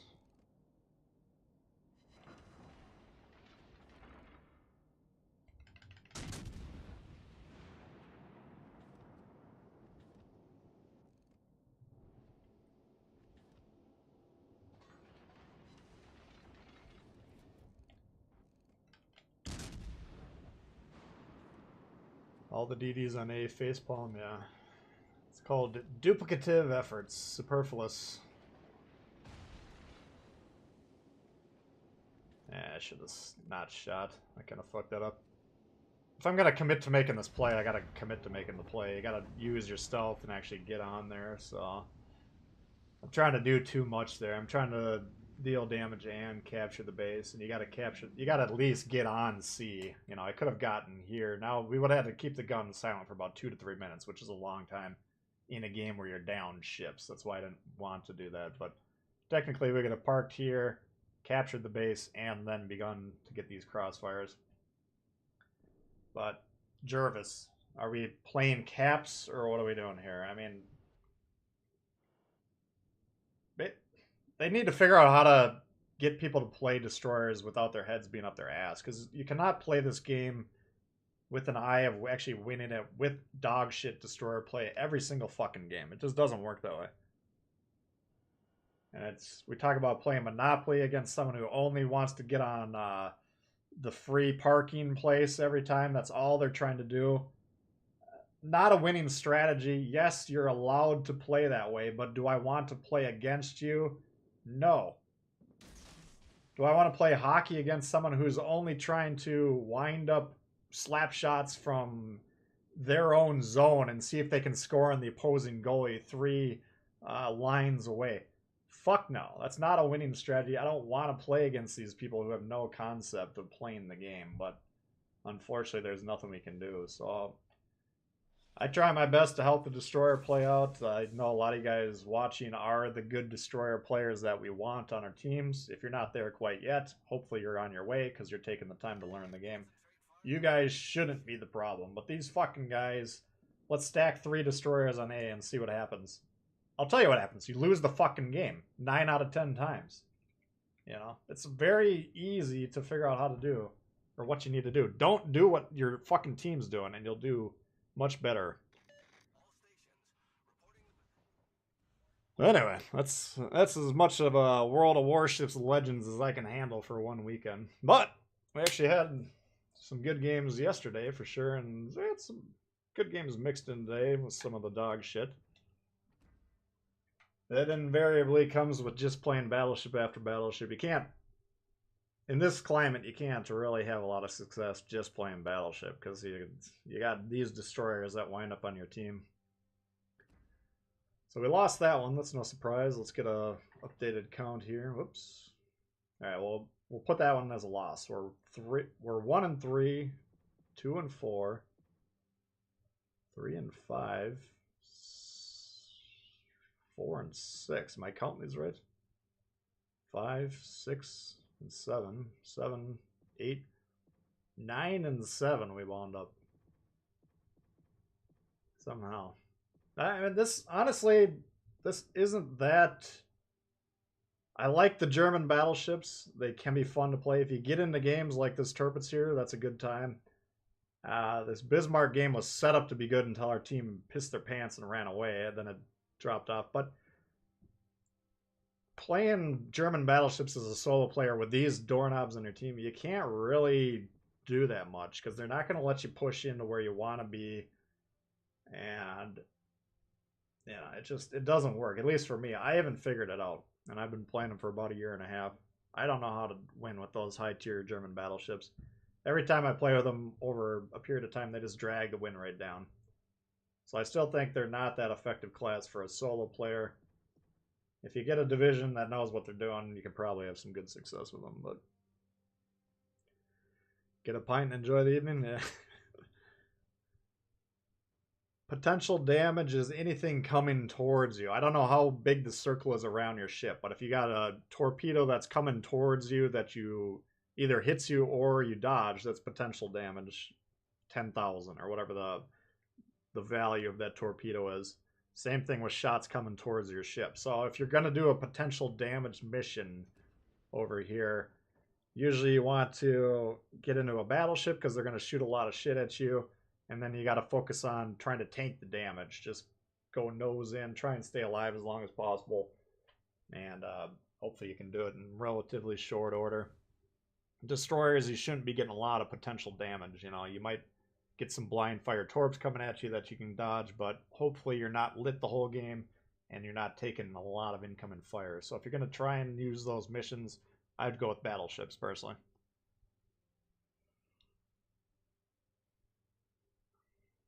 Do global XP ships earning more credits? The premiums do in general, so they would be part of that group, yes. Got your first Kraken. Congratulations. Excellent.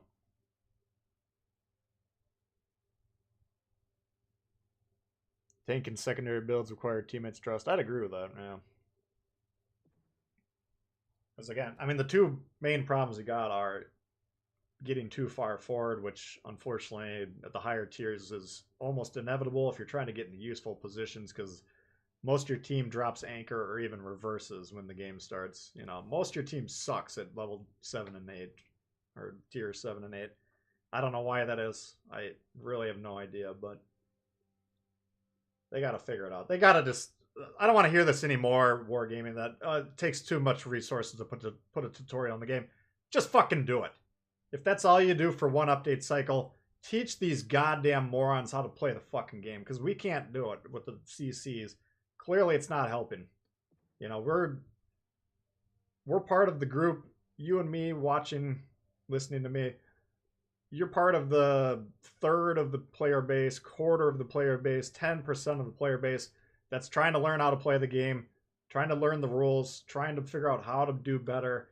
Most of these people don't give a fuck. All they do is shit their pants in fear and throw game after game. So I don't understand. Buckle down. I don't want any new ships for an entire update cycle. Sure as fuck don't want carriers. Put a tutorial in the game, then we'll talk. You know, these carriers are going to make it even worse because they can't handle 3 classes. Now you want to put 4th in there? Nah. We're not ready.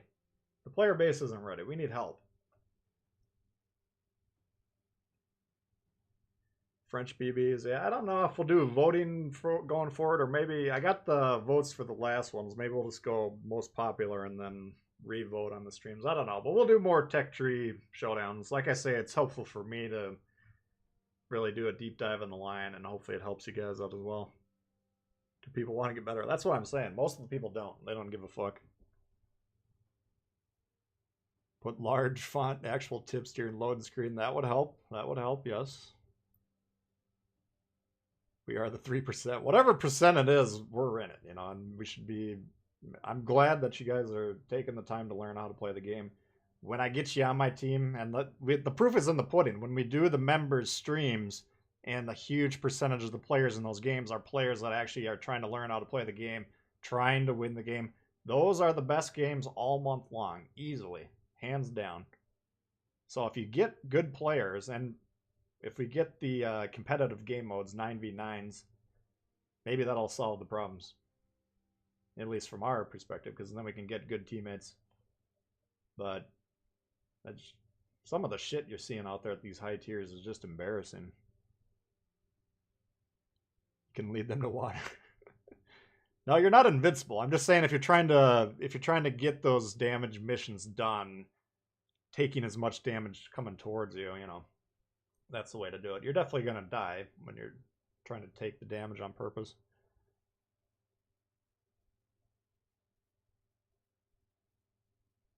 Vanguard teammate literally sat broadside in front of 3 battleships. Yeah. Exactly. Yeah, that's a perfect example of tier 7 gameplay. And it's not that they just don't know. They haven't figured out that getting shot in a broadside is why you're getting wrecked. I saw a guy posted on Instagram or something the other day saying, this game sucks. I keep shooting at these guys. I don't do any damage, and they kick the shit out of me. And I didn't respond to him because I'm like, you know, figure it out, chief. But you're broadside, they're angled. Easy fix. Just learn how the game works. But most of the players aren't going to take the time to go off the game to learn it. And it's Wargaming's responsibility. If they want to make this game competitive, buckle down and make the fucking tutorial. This is the end of the line.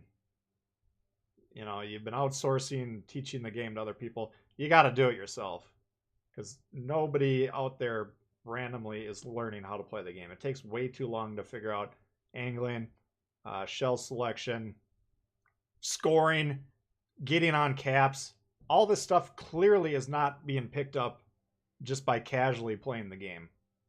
So, like I say, you guys that have taken the time to learn how to play the game, you're not the problem. We know that. Or if you're still part of the problem, you're going to leave that category as you learn more about the game. But everyone else can fucking suck it as far as I'm concerned. You know, go back into tier 2 and play it 5,000 games, then get back to me. What's up, Ben? How you doing? Yeah, let's do one more. I bet Leningrad kind of caught my attention. Yeah, I don't know. I might just retire from cruisers and battleships. Because nobody's trying to win the game. Too frustrating. Maybe I should just stop trying to win. Just go out there and hit reverse, put the controller down, and watch the game through the binoculars. Maybe it is fun. Maybe I've never actually tried it. Maybe I'm missing out. They could link the channels of the CCs. They could do that. Yeah, they're not really doing much to teach. They're just more ships, more classes. Let's put these carriers in there. You know, it's cool. I mean, more content's awesome, and it keeps it fresh for those of us that have learned the game. But I would much rather have the average skill level go up by 10 points. Right now, the average skill level is abysmal. And it's really not that... And if they want to stay in the low tiers, fine. Let's learn the game in low tiers. Wouldn't be an issue either. But they all get into tier 7 with these green or campaign ships, and then they just stay there. And we can't bankrupt them through the service cost anymore because they removed that. So we're just stuck with these guys that have no fucking idea what's going on. So it comes down to a design philosophy. Do we want to make a game for people that are just goofing off? Let's just make it a touchscreen game, you know? Play it on your phone at that point in time. Just touch the screen if you want to shoot. Doesn't matter where you aim, your shot will hit the ship. You can drool all over your phone, laugh, and have a great time. If that's the game we're trying to make, let's go ahead and make that game. Don't make a game that's actually technically difficult and take some learning, but then don't teach anyone how to play it. It's like selling someone Monopoly but not giving them the instructions. Same fucking thing.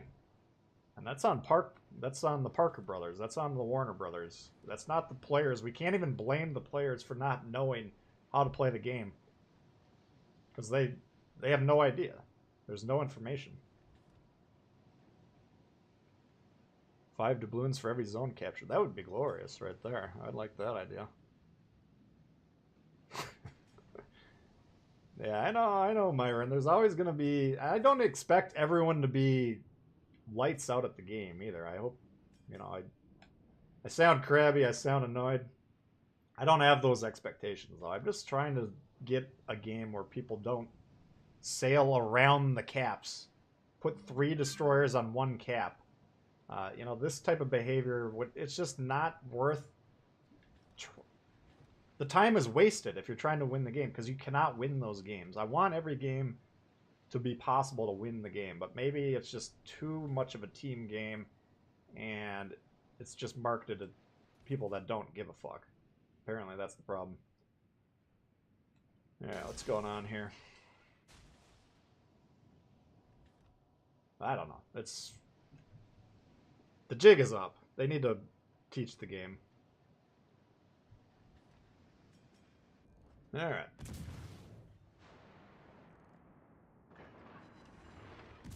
Benson should be able to win that fight, but... I don't think he's gonna. If you've lost half your health before you shoot once, you're gonna lose the fight.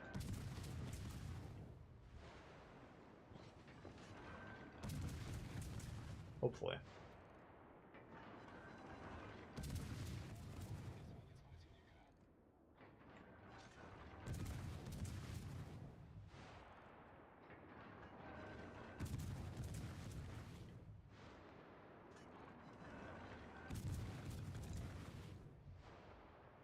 Alright. Down he goes. That's pretty, he's got much better turret traverse, he's got a much quicker reload. And frankly, his support ships were closer to me than mine were to him. So he should have won that fight, but I don't know what he's doing. He might not have realized who was shooting at him, or I thought he was trying to torp, but we never saw the torps coming, so who knows what they were doing. But yeah, I think I just might just play only DDs and just kill all the scrub DD players. I'm just not even trying to win anymore. If they're gonna die in the first 2 minutes anyways, I might as well be the one killing them, right? My volume's low? Yeah, what happened here?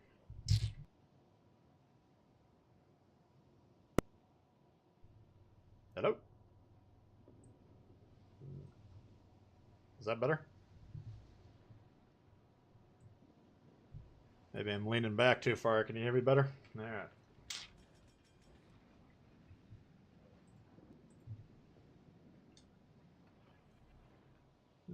Okay, let's go ahead and do that there. Now we got a torpedo strike on him, so I don't necessarily want to target him with the torps. So we're just kind of pointing out to him that something's going on here if we shoot at him,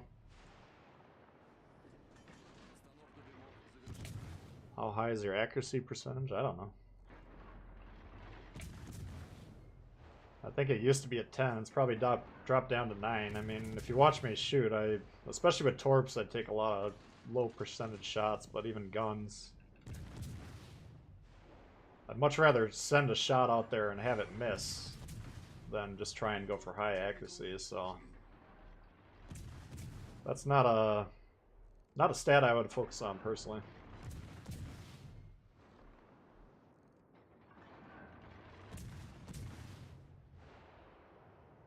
The only way you engage with the game is Facebook, you're out. Nah, there's got to be good players on... I mean, a lot of you guys are on there.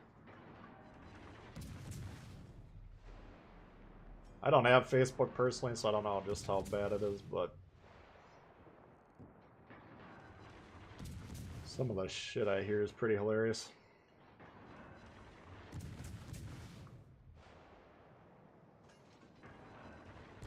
If your most played ship is Yamato... Yudachi.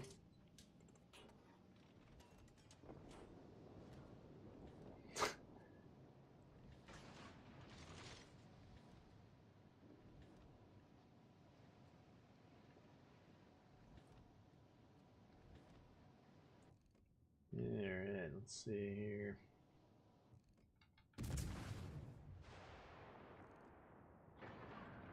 I thought based on what's been going on that we're kicking the shit out of them, but looks like it's fairly close still. So we could take those shots. He didn't have his guns pointing at us, and by the time he would have, we got the island in between us to disengage. Oh, we should get a little further away from him, though.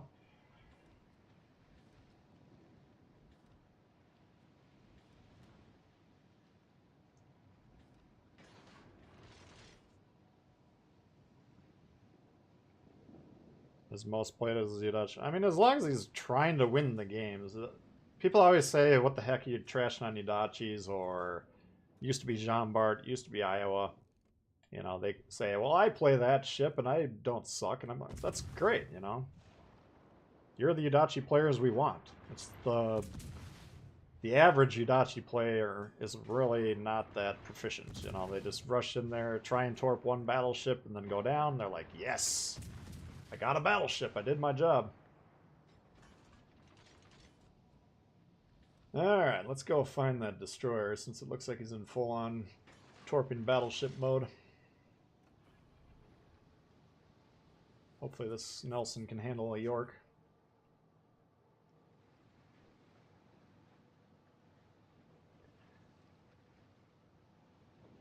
Massachusetts Yudachi Jean Bart Division. Yeah, I mean, if you got players that are... Why the scrubs are in those is because they're really strong ships, and they hear they're strong ships. And they're like, alright, if I play the ship, I'll be good.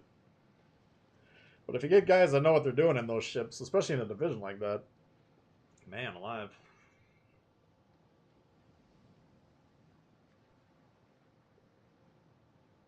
Wichita, JB, and Yudachi. Yeah, salty. I'm assuming he was in the Yudachi. He's had my mentality that I'm thinking about adopting for a while. He's like, I'm just gonna play mostly destroyers just because I can't. I'm sick of losing all these games for no reason.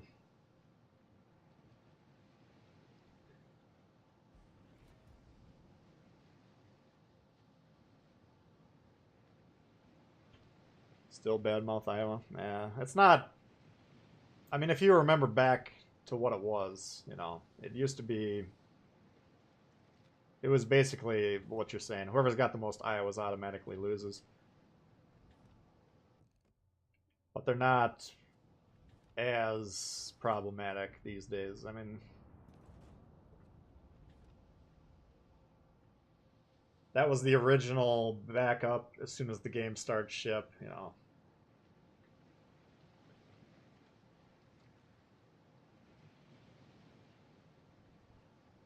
If I was on the comms, I would tell these guys, don't worry about it, I got this.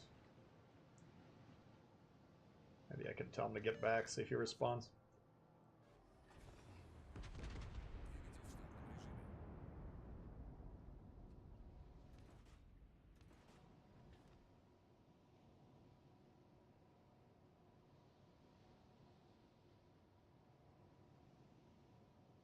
Oh, you were in the Yudachi?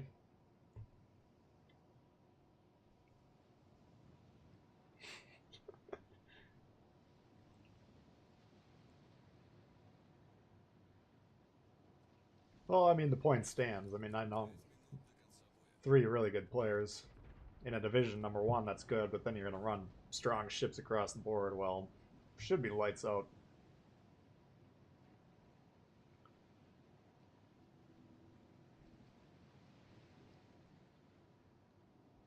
What do they got? Akatsuki. Alright, so you should probably be torping me right now. We understand that. We're going to let him torp, and then we're going to change course.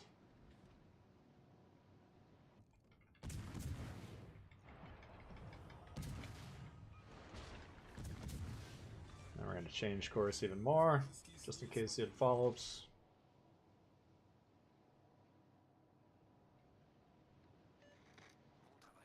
Just keep in mind when you're fighting other destroyers, the default, you know, half the players only try and torp the other destroyer. Or, you know, that's kind of their opening move.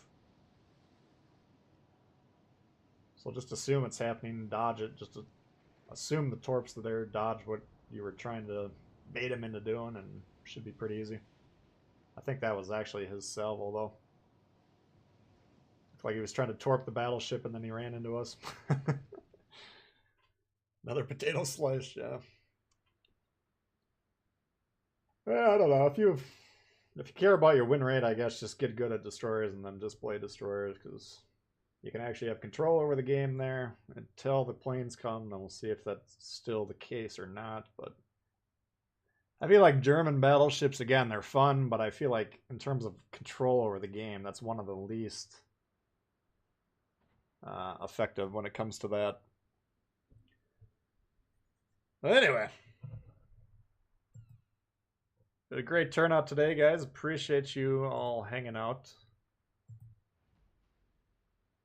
I know a lot of you guys stuck around for the whole stream, which was nice.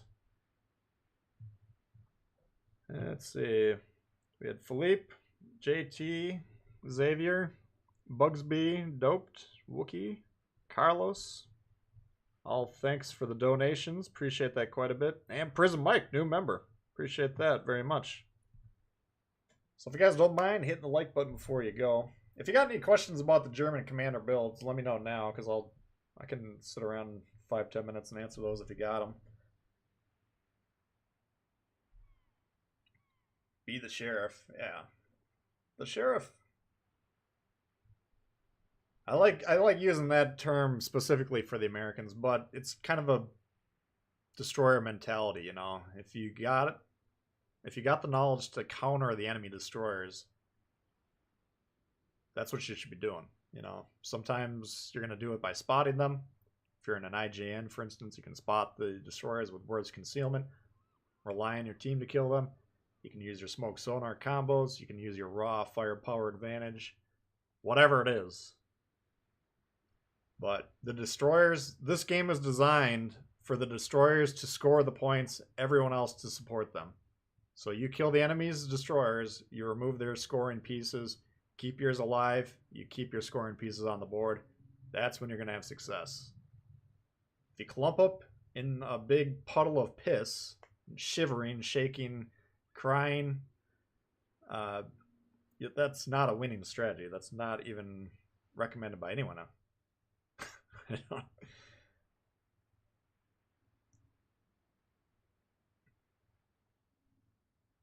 Yeah, that happens, Mr. Yellow. But I mean, as aggravating as that is, that he's saying if you spawn by a destroyer, the one destroyer in the enemy team, you're the battleship. He spends the whole game trying to kill you.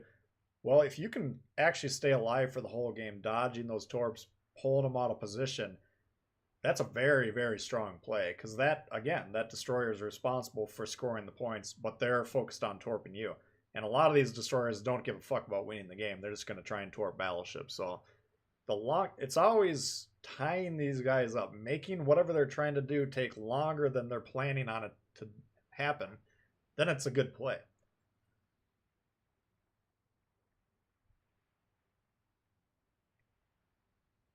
Is using hide on the BBs is worth it, even though you don't have the will to rebuild? Well, yeah, I'd still say so. I mean, hide. The reason he doesn't have will to rebuild is because he's got heals and accuracy. Okay. Now I kind of doubt that hide will ever be available again. I didn't see him, but someone told me that they said on a stream or something that they don't want these pure hybrids anymore. The accuracy and the heals, the tankiness. And I think Hyde and Nelson, I think, are the only two. Maybe Dunkirk. Let's see, Dunkirk. Yeah, this is a philosophy they were introducing early, and then I think they realized, oh, hang on, pretty strong. Actually, Nelson might have will to rebuild. No, it doesn't. So that's the one quote unquote balancing factor for these guys. They don't have that will to rebuild, and will to rebuild is very, very strong. It's the strongest perk in the game, probably. But, you know, a couple extra heals, accuracy, and whatever else you want to do. I mean, that's really good. So I don't think they're going to do too many commanders like this anymore. You can see the new ones, like pick up no heals. You got the accuracy, okay, fine. You got some other special perks, cool, but we're not doing the accuracy and the heals. Here's another new one. Same thing here. We got the heals, we don't have the accuracy. So I think they kind of were probably looking at the numbers of those commanders and being like, okay, a little too tuned up. Let's stop doing that. Who's the Kaba commander? Let me check. I think right around the turn of the year, the new year, I was planning on doing all these different builds for my Soviet destroyers, but at the end of the day, Troops is the only one that has twist and track. And even though my philosophy with these is kind of a long-range harassment type of a ship usually, the twist and track is just so damn good. You got the traverse speed, but this build is not designed for the Kaba. The Kaba, if you wanted to do just a Kaba build, the main drawback of the Kaba is the dog shit steering gears, right? So there's probably a way to counter that. That's definitely not it. Maybe Von Essen. I mean, you got steering gears here.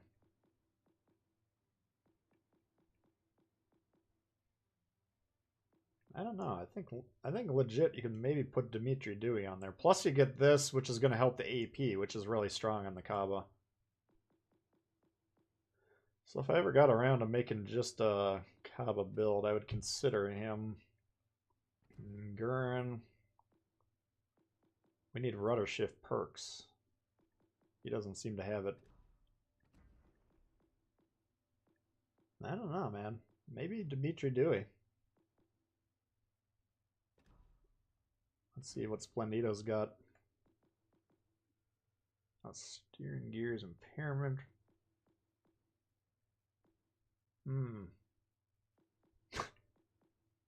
I don't know, man.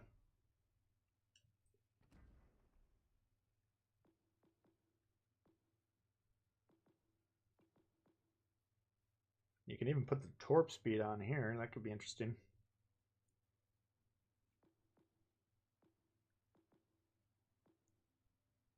Yeah, I think this is probably a good Kaba build.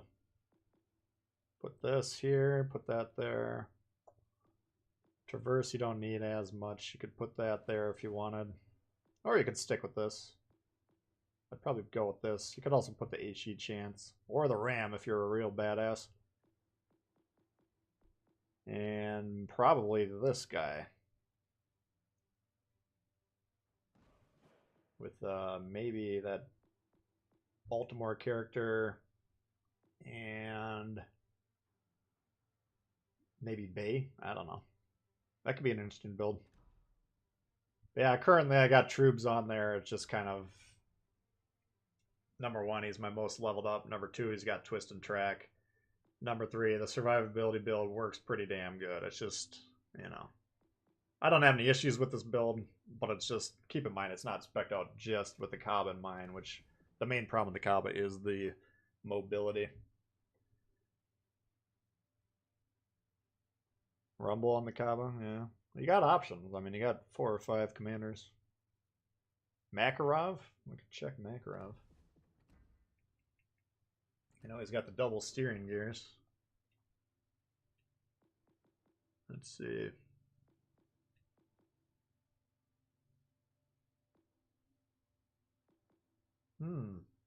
Makarov might not be a bad option. You could either put Penn here or the HE. This would be horrible, but we're losing the traverse speed, which is the main draw of Ingenious, so I probably won't run that. Here, I'm not... Oh, this rudder shift time goes down on this full speed ahead. Okay. Yeah. I think Myron's on here. Onto something. Yeah, because you got steering gears here. You got steering gears here. What do we got for perks? Now, we don't have any engine protection, which is the one downside of that. You might get a disabled engine and cripple you. But that's an option too. That's an interesting option. I guess if you're going to play more like a cruiser, just strictly at long range, you kind of have to abdicate the anti-destroyer role just a little bit more with this one. But it's interesting. I like I'm not going to laugh at anyone running Makarov on there. Will to rebuild? Has he got it on there? No, he doesn't have that. Dimitri might have it.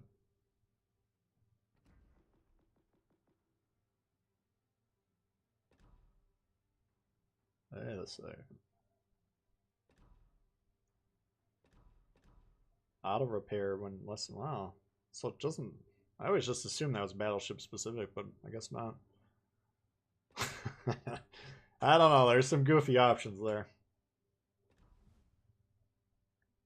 Kaba does have very fast turret traverse, which is, I mean, up and down the Soviet line, that's kind of the main drawback.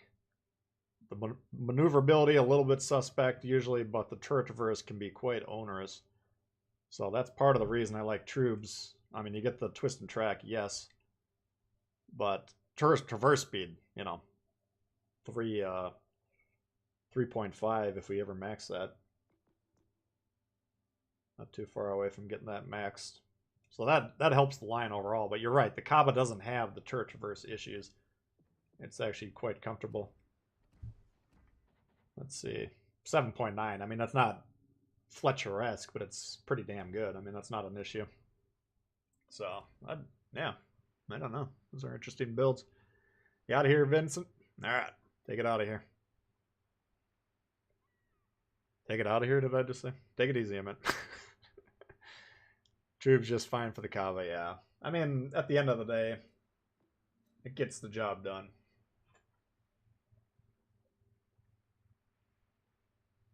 Yeah, that's a good point, Randy.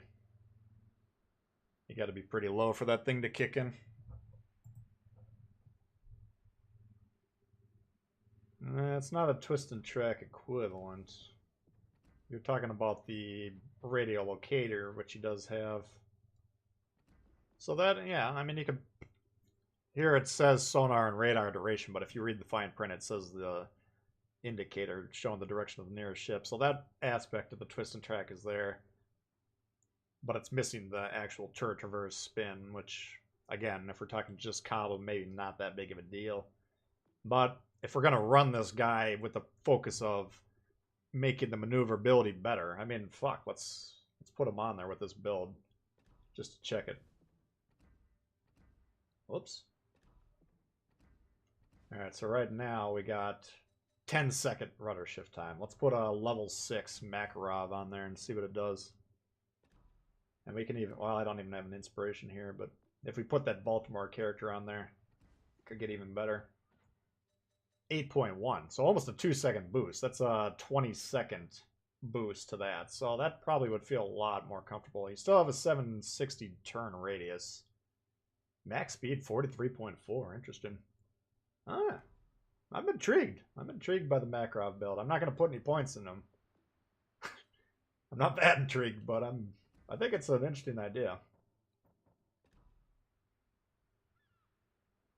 And keep in mind, if you put that Baltimore on there, if you got the Baltimore, that could bring it down probably another 2/3 of a second, almost 3 seconds, whatever it is. I mean, it's probably not that high, but another half second, whatever it is. It's about a 25% reduction in that problematic area of that ship.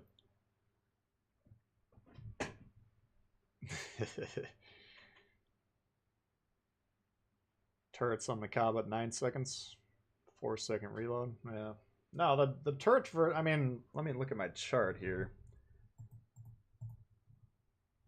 Turret traverse for destroyers. Fletcher, you got 5.6. Kagero, 12.2 with Yudachi. Akizuki, 9.2. Akizuki. Lightning, 9. Z23, 15.7. Tashkent, 16.4. A Fantask, 18. So if you're getting it down to 9, that's pretty dang good for most destroyers.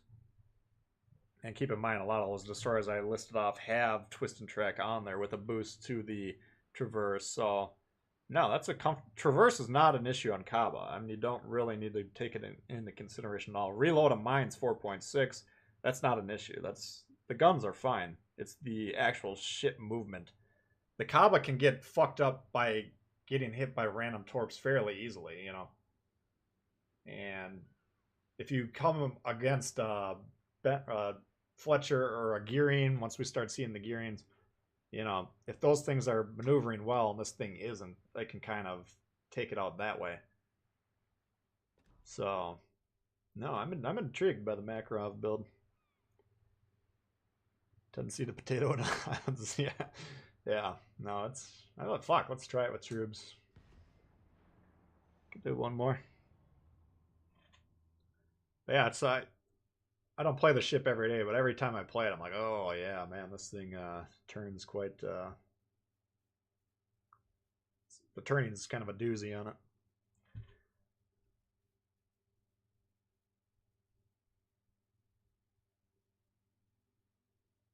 Basic strategy banner. Well, I've told them multiple times that I'd like to see it on the loading screens. I'd like to get rid of tips that say a good strategy for destroyers is to hide behind your other ships. That one needs to go because I think some people are actually paying attention to that. Exposing the side of your ship to an attacking enemy destroyer guarantees a premature return to port. Why is that? Well, it's because you're probably going to get torps in the broadside, but it's not inherently obvious why that is. Why not change that to if you get shot while presenting full broadside to the enemy, you're going to lose a lot of HP. If you're pointing directly at them or away from them, you're not going to lose that much HP. Something like that. Flesh it out, explain it a little bit more. Because right now, those loading screen tips are the only tips that 95% of these people are ever going to come across. Almost all of them are never going to take the time to learn the game, which is fine. They're not required to. They shouldn't be required to. I mean, the people that are going to take the time to learn the game anyways and become good players, they're going to do that regardless. So it doesn't matter if you're playing Call of Duty, where that game is inherently easy to play. You're still going to benefit by learning from other good players, you know.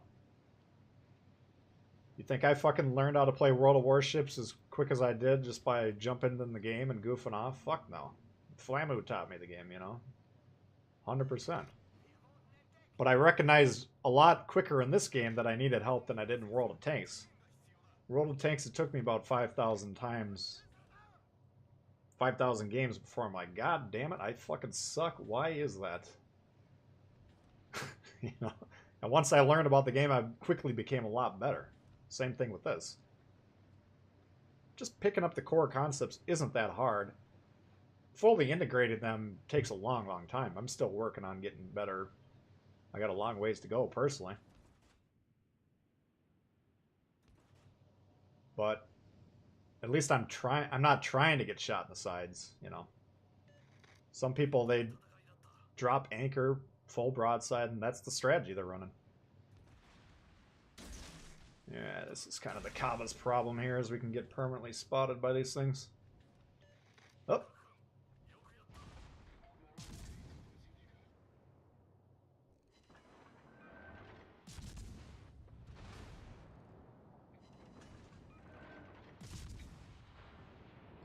That's kind of... See, that's what we're talking about there. Like, that strategy for that guy, he was doing a good job dealing with destroyers, you know. He understood that that's what he should be doing.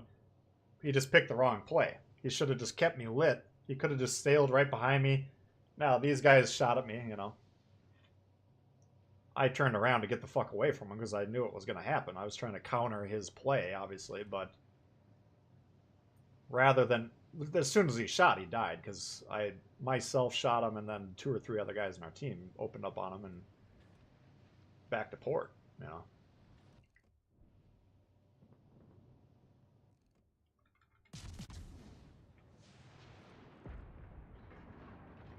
Back it up, Yamato. You almost became irrelevant for a little bit.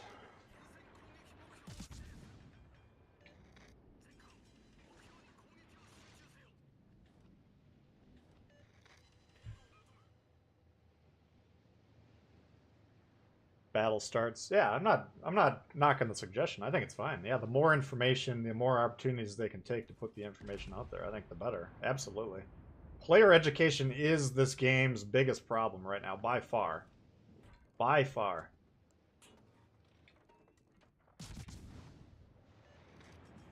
But it just comes down to the question, what are they trying to do? Are they trying to just design a game that anyone can play at basically the same skill level? Or they just don't give a fuck if anyone's actually trying to win the game. That's not the objective. I mean, we have to conclude that that's not the objective right now, because there's no evidence to indicate that it is. There's been no education. The game's been out for 2 years, there's no education. They can give me the premium ships, and I can try and get in touch with as many players as I can through the YouTube algorithm, but that's out of their control. That's more or less out of my control. I mean, Special Needs is his name. And that's his play. I'm going to rush battleships, get spotted by them, and see what happens. You know, this is the strategy. This is legendary tier. This is the apex of the competitive play here.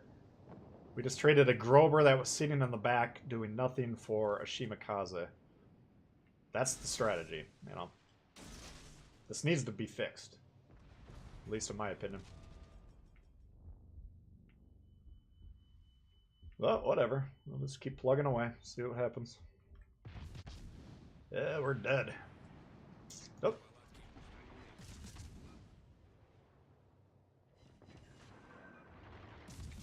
See, he was doing a great job spotting there, and then he opened up with the guns.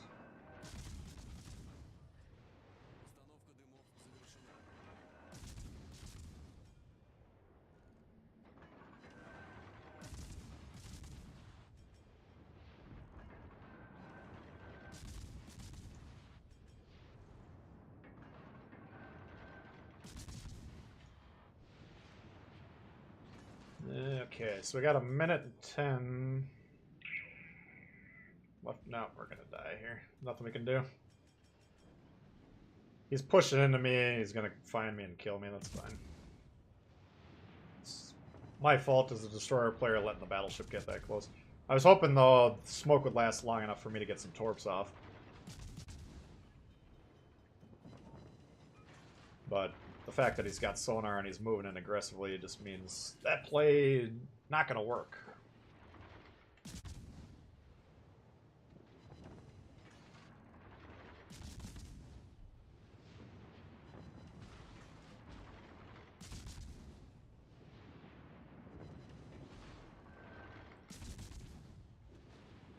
Damn. I was gonna say, as long as we got one other destroyer, we might have a chance, but...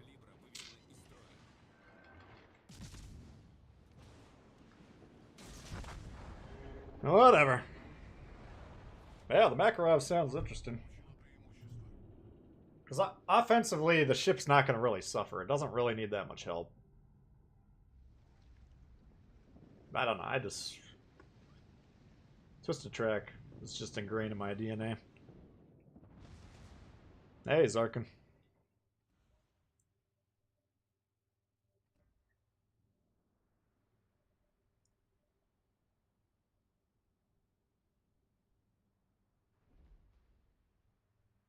Minus the concealment mod? What you talking about? Incoming dispersion, man. I mean, I guess you're probably suggesting put this on here. And this is... The tier 3 steering gears is much more powerful than the tier 2. Here you can see rudder ship time, -20. Here we got -40 plus the steering gears repair time. So that kind of makes up for the fact if we're going to try a different build. If we don't have that steering gears perk, you can consider that. I'm not going to disagree with anyone that says this is better on that ship. I mean, that cuts the rudder ship down significantly. I just like this because it increases our dispersion. Alright. So we got one here. We only have 3 dispersion increases on this because we don't have the slot 4 that you see sometimes like Vian has. But we got we got camo on the ship, we got the concealment mod, and we got Vian. That's 3 ways that are making that harder to hit. So there's no way to test how good that is. You just have to assume it's working and hope for the best. Steering gears you can definitely test. You can put it on, check the stats. Okay, it went down 40%. Looks pretty goddamn good. So that one I'm not going to concede that it's better or worse. In fact, I'm going to keep my build on there. But there's Kaba and the Soviet destroyers. There's multiple ways to approach the philosophy, how you want to play them, how you want to set them up. I'm definitely never going to disagree with anyone on that. And a lot of you guys would probably say steering gears is better there, and again, I wouldn't disagree with it. It's just not the approach I'm currently taking.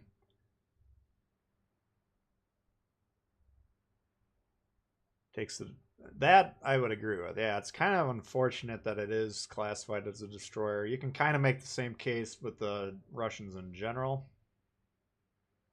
That's why I don't personally abandon. I try not to abandon the counter destroyer role, and that's why I try and keep the twist and track on there in this particular instance. And I try and play with that. You know, we killed basically the one Shima and wounded the other one in that last game, and that's basically what I'm still trying to do.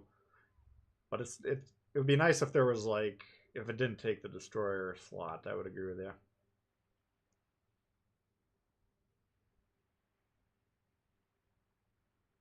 Have it spec for concealment. Yeah.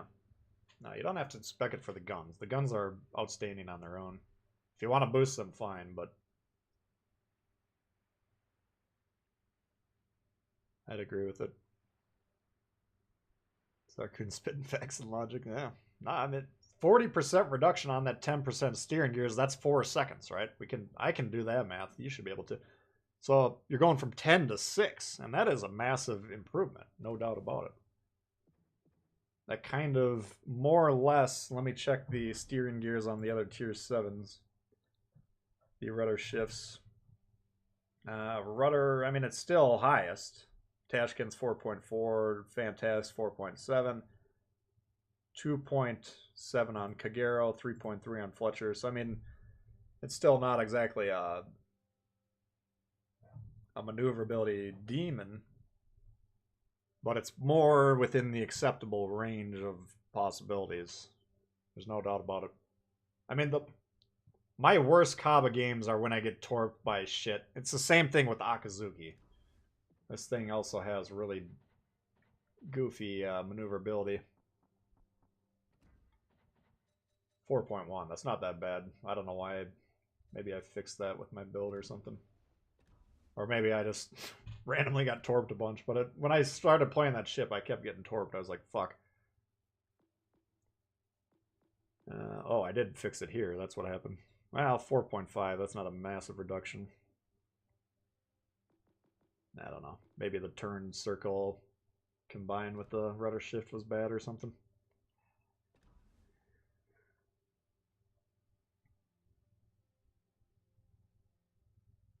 By the way, my PlayStation completely bricked last night. I was going to put on Thunderball. I was all set to settle in. And popped up, like, I was in the safe mode load in. I was like, oh shit. So I tried a few different things. Basically, I had to update the system, but nothing worked. So I had to do a hard reset. I had to download the PS4 operating system on a USB, plug it into the PlayStation, and then completely reset the thing. So if you I got my PlayStation about a year after it was released, PlayStation 4, and it lasted that long with pretty good use, you know. But anyone who's owned it that long, maybe you want to get a little nervous. Transformer gun or the Transformer Commander, yeah, that's again. I spent a lot of time designing these Russian destroyer builds. Right, it was like the end of December, and you know this range boost here factored into those builds. But then I had all the different ships had different builds, and then I kept forgetting I didn't have twist and track until it was too late. I was like trying to fight these destroyers. I'm like, oh fuck, you know. So until I can mentally come to the realization that I got different builds on there, I just went back to troops for the meantime. But yeah, the range increase. That's how I'd run those. Basically, what the philosophy you're espousing is how I want to run those Russian destroyers, excluding the Leningrad and excluding the Tashkent, which have usable torps. Basically, max firing range, zooming around at top speed, harassing the ships. I got a fantastic video coming out probably tomorrow that's going to talk about that philosophy for the French destroyers. It's largely applicable to the Russians as well.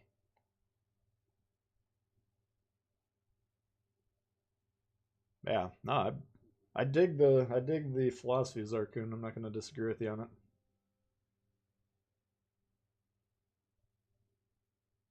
Consoles don't last forever. No.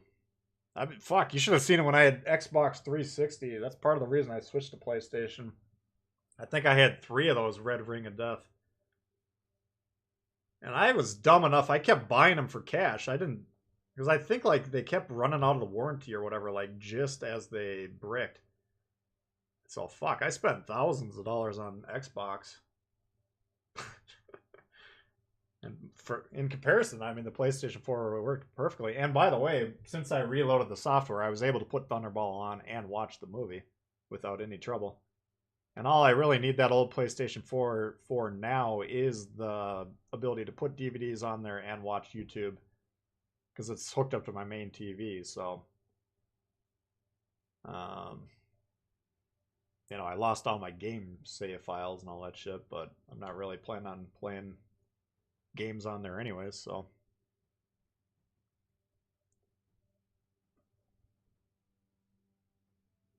Aiming mods? I haven't actually tried it out. I mean, I still think at the end of the day, if you're trying to make the Bismarck be as good of a ship as possible, I would not run the secondary build. But I already got good battleships that can do what you're trying to do with that, right? I don't have anything that can do what the Bismarck can do if we set it up as a secondary build. So I put the secondary build on there. So when I'm in the mood, or if I got a tier 7 AI requirement for the Bureau, I love running the Bismarck and that. So you just sail right in the middle of 6 ships and you'll get 300,000 damage on the reg. It's a lot of fun. Hey, Joey. Yeah, the PS5 is not easy. Like, you got to get on the Twitter account, man. I'm telling you, just get those alerts going to your phone when they're about to drop. No, I got the disc version, Scott. But it took me about 10 to 15 tries. I signed up for this Twitter account. I keep telling you guys what it is, but I can look it up again. Here. Where's the guy? Must not have had any drop. Oh, here it is. PS5. It's at PS5, the number 5. At PS5 stock alerts. And he'll give you info for Xbox too if you're trying to find the Xbox. But I don't know if this is a robot or a human. But basically, as soon as the shit's about to go live, you'll get a tweet. Now you got to set up the Twitter so that it pings your phone. Basically, turn on notifications like you have all done for my channel. Whenever I post a video, you get a ping in your phone. Same idea here. That'll tell you, okay, shit's about to go down. Then you got to get on your computer, and then you got to just keep trying over and over again. And once in a while, someday you'll get one. But as of right now, it's I figured once Christmas was over, there would be so many PlayStations and like parents wouldn't be buying them for their kids anymore, so demand would go down. Not the case, man. Not the case. Apparently, these computer parts are extremely limited right now. Rapid towels around the Xbox. Traverse booster for battleships, yes. I mean, probably all my battleship builds have Kedrov on there. Maybe 1 or 2 don't, but usually I got this guy on there at the minimum. As for the ship mods, it depends on the ship. You gotta look at that individually. Still using your day 1 PS4. Oh, that's a hell of a run, man. Like I say, I mean, mine's still technically working. I just lost all the data on it. But I was getting really nervous until I got the PS5 because I'm like, this thing could shit the bed any day now. It started to run really loudly and slowly, and I could tell it's getting a little long in the tooth. Oh, you got those alerts? Yeah.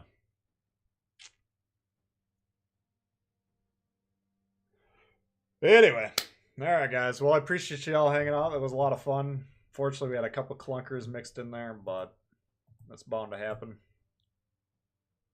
But still had a pretty good time. Hopefully, you guys did as well. And next weekend, I think I got to work the whole weekend, so I'm not planning on streaming right now, but I'll double check that. I'll keep you posted, but it might be a little spotty here in terms of streams for a little while. But whenever we can get back into it, we'll get back into it. I always have fun hanging out with you guys and cracking or scalping some potatoes, I guess. Sitting at a bar having a drink, yeah. No, I agree. That's the only reason I do it is getting to hang out with you guys, talk to everyone, and, you know, making videos I enjoy as well. Don't get me wrong. If I didn't enjoy it, I wouldn't do it. But this is a little bit more interactive, even though I always can read everyone's comments on the videos. But if I tried to respond to all of them, it would just be a disaster in terms of my free time. So that would never work. But this is much more conducive to that. So anyway, hope you have a great rest of the weekend, and we'll see you later.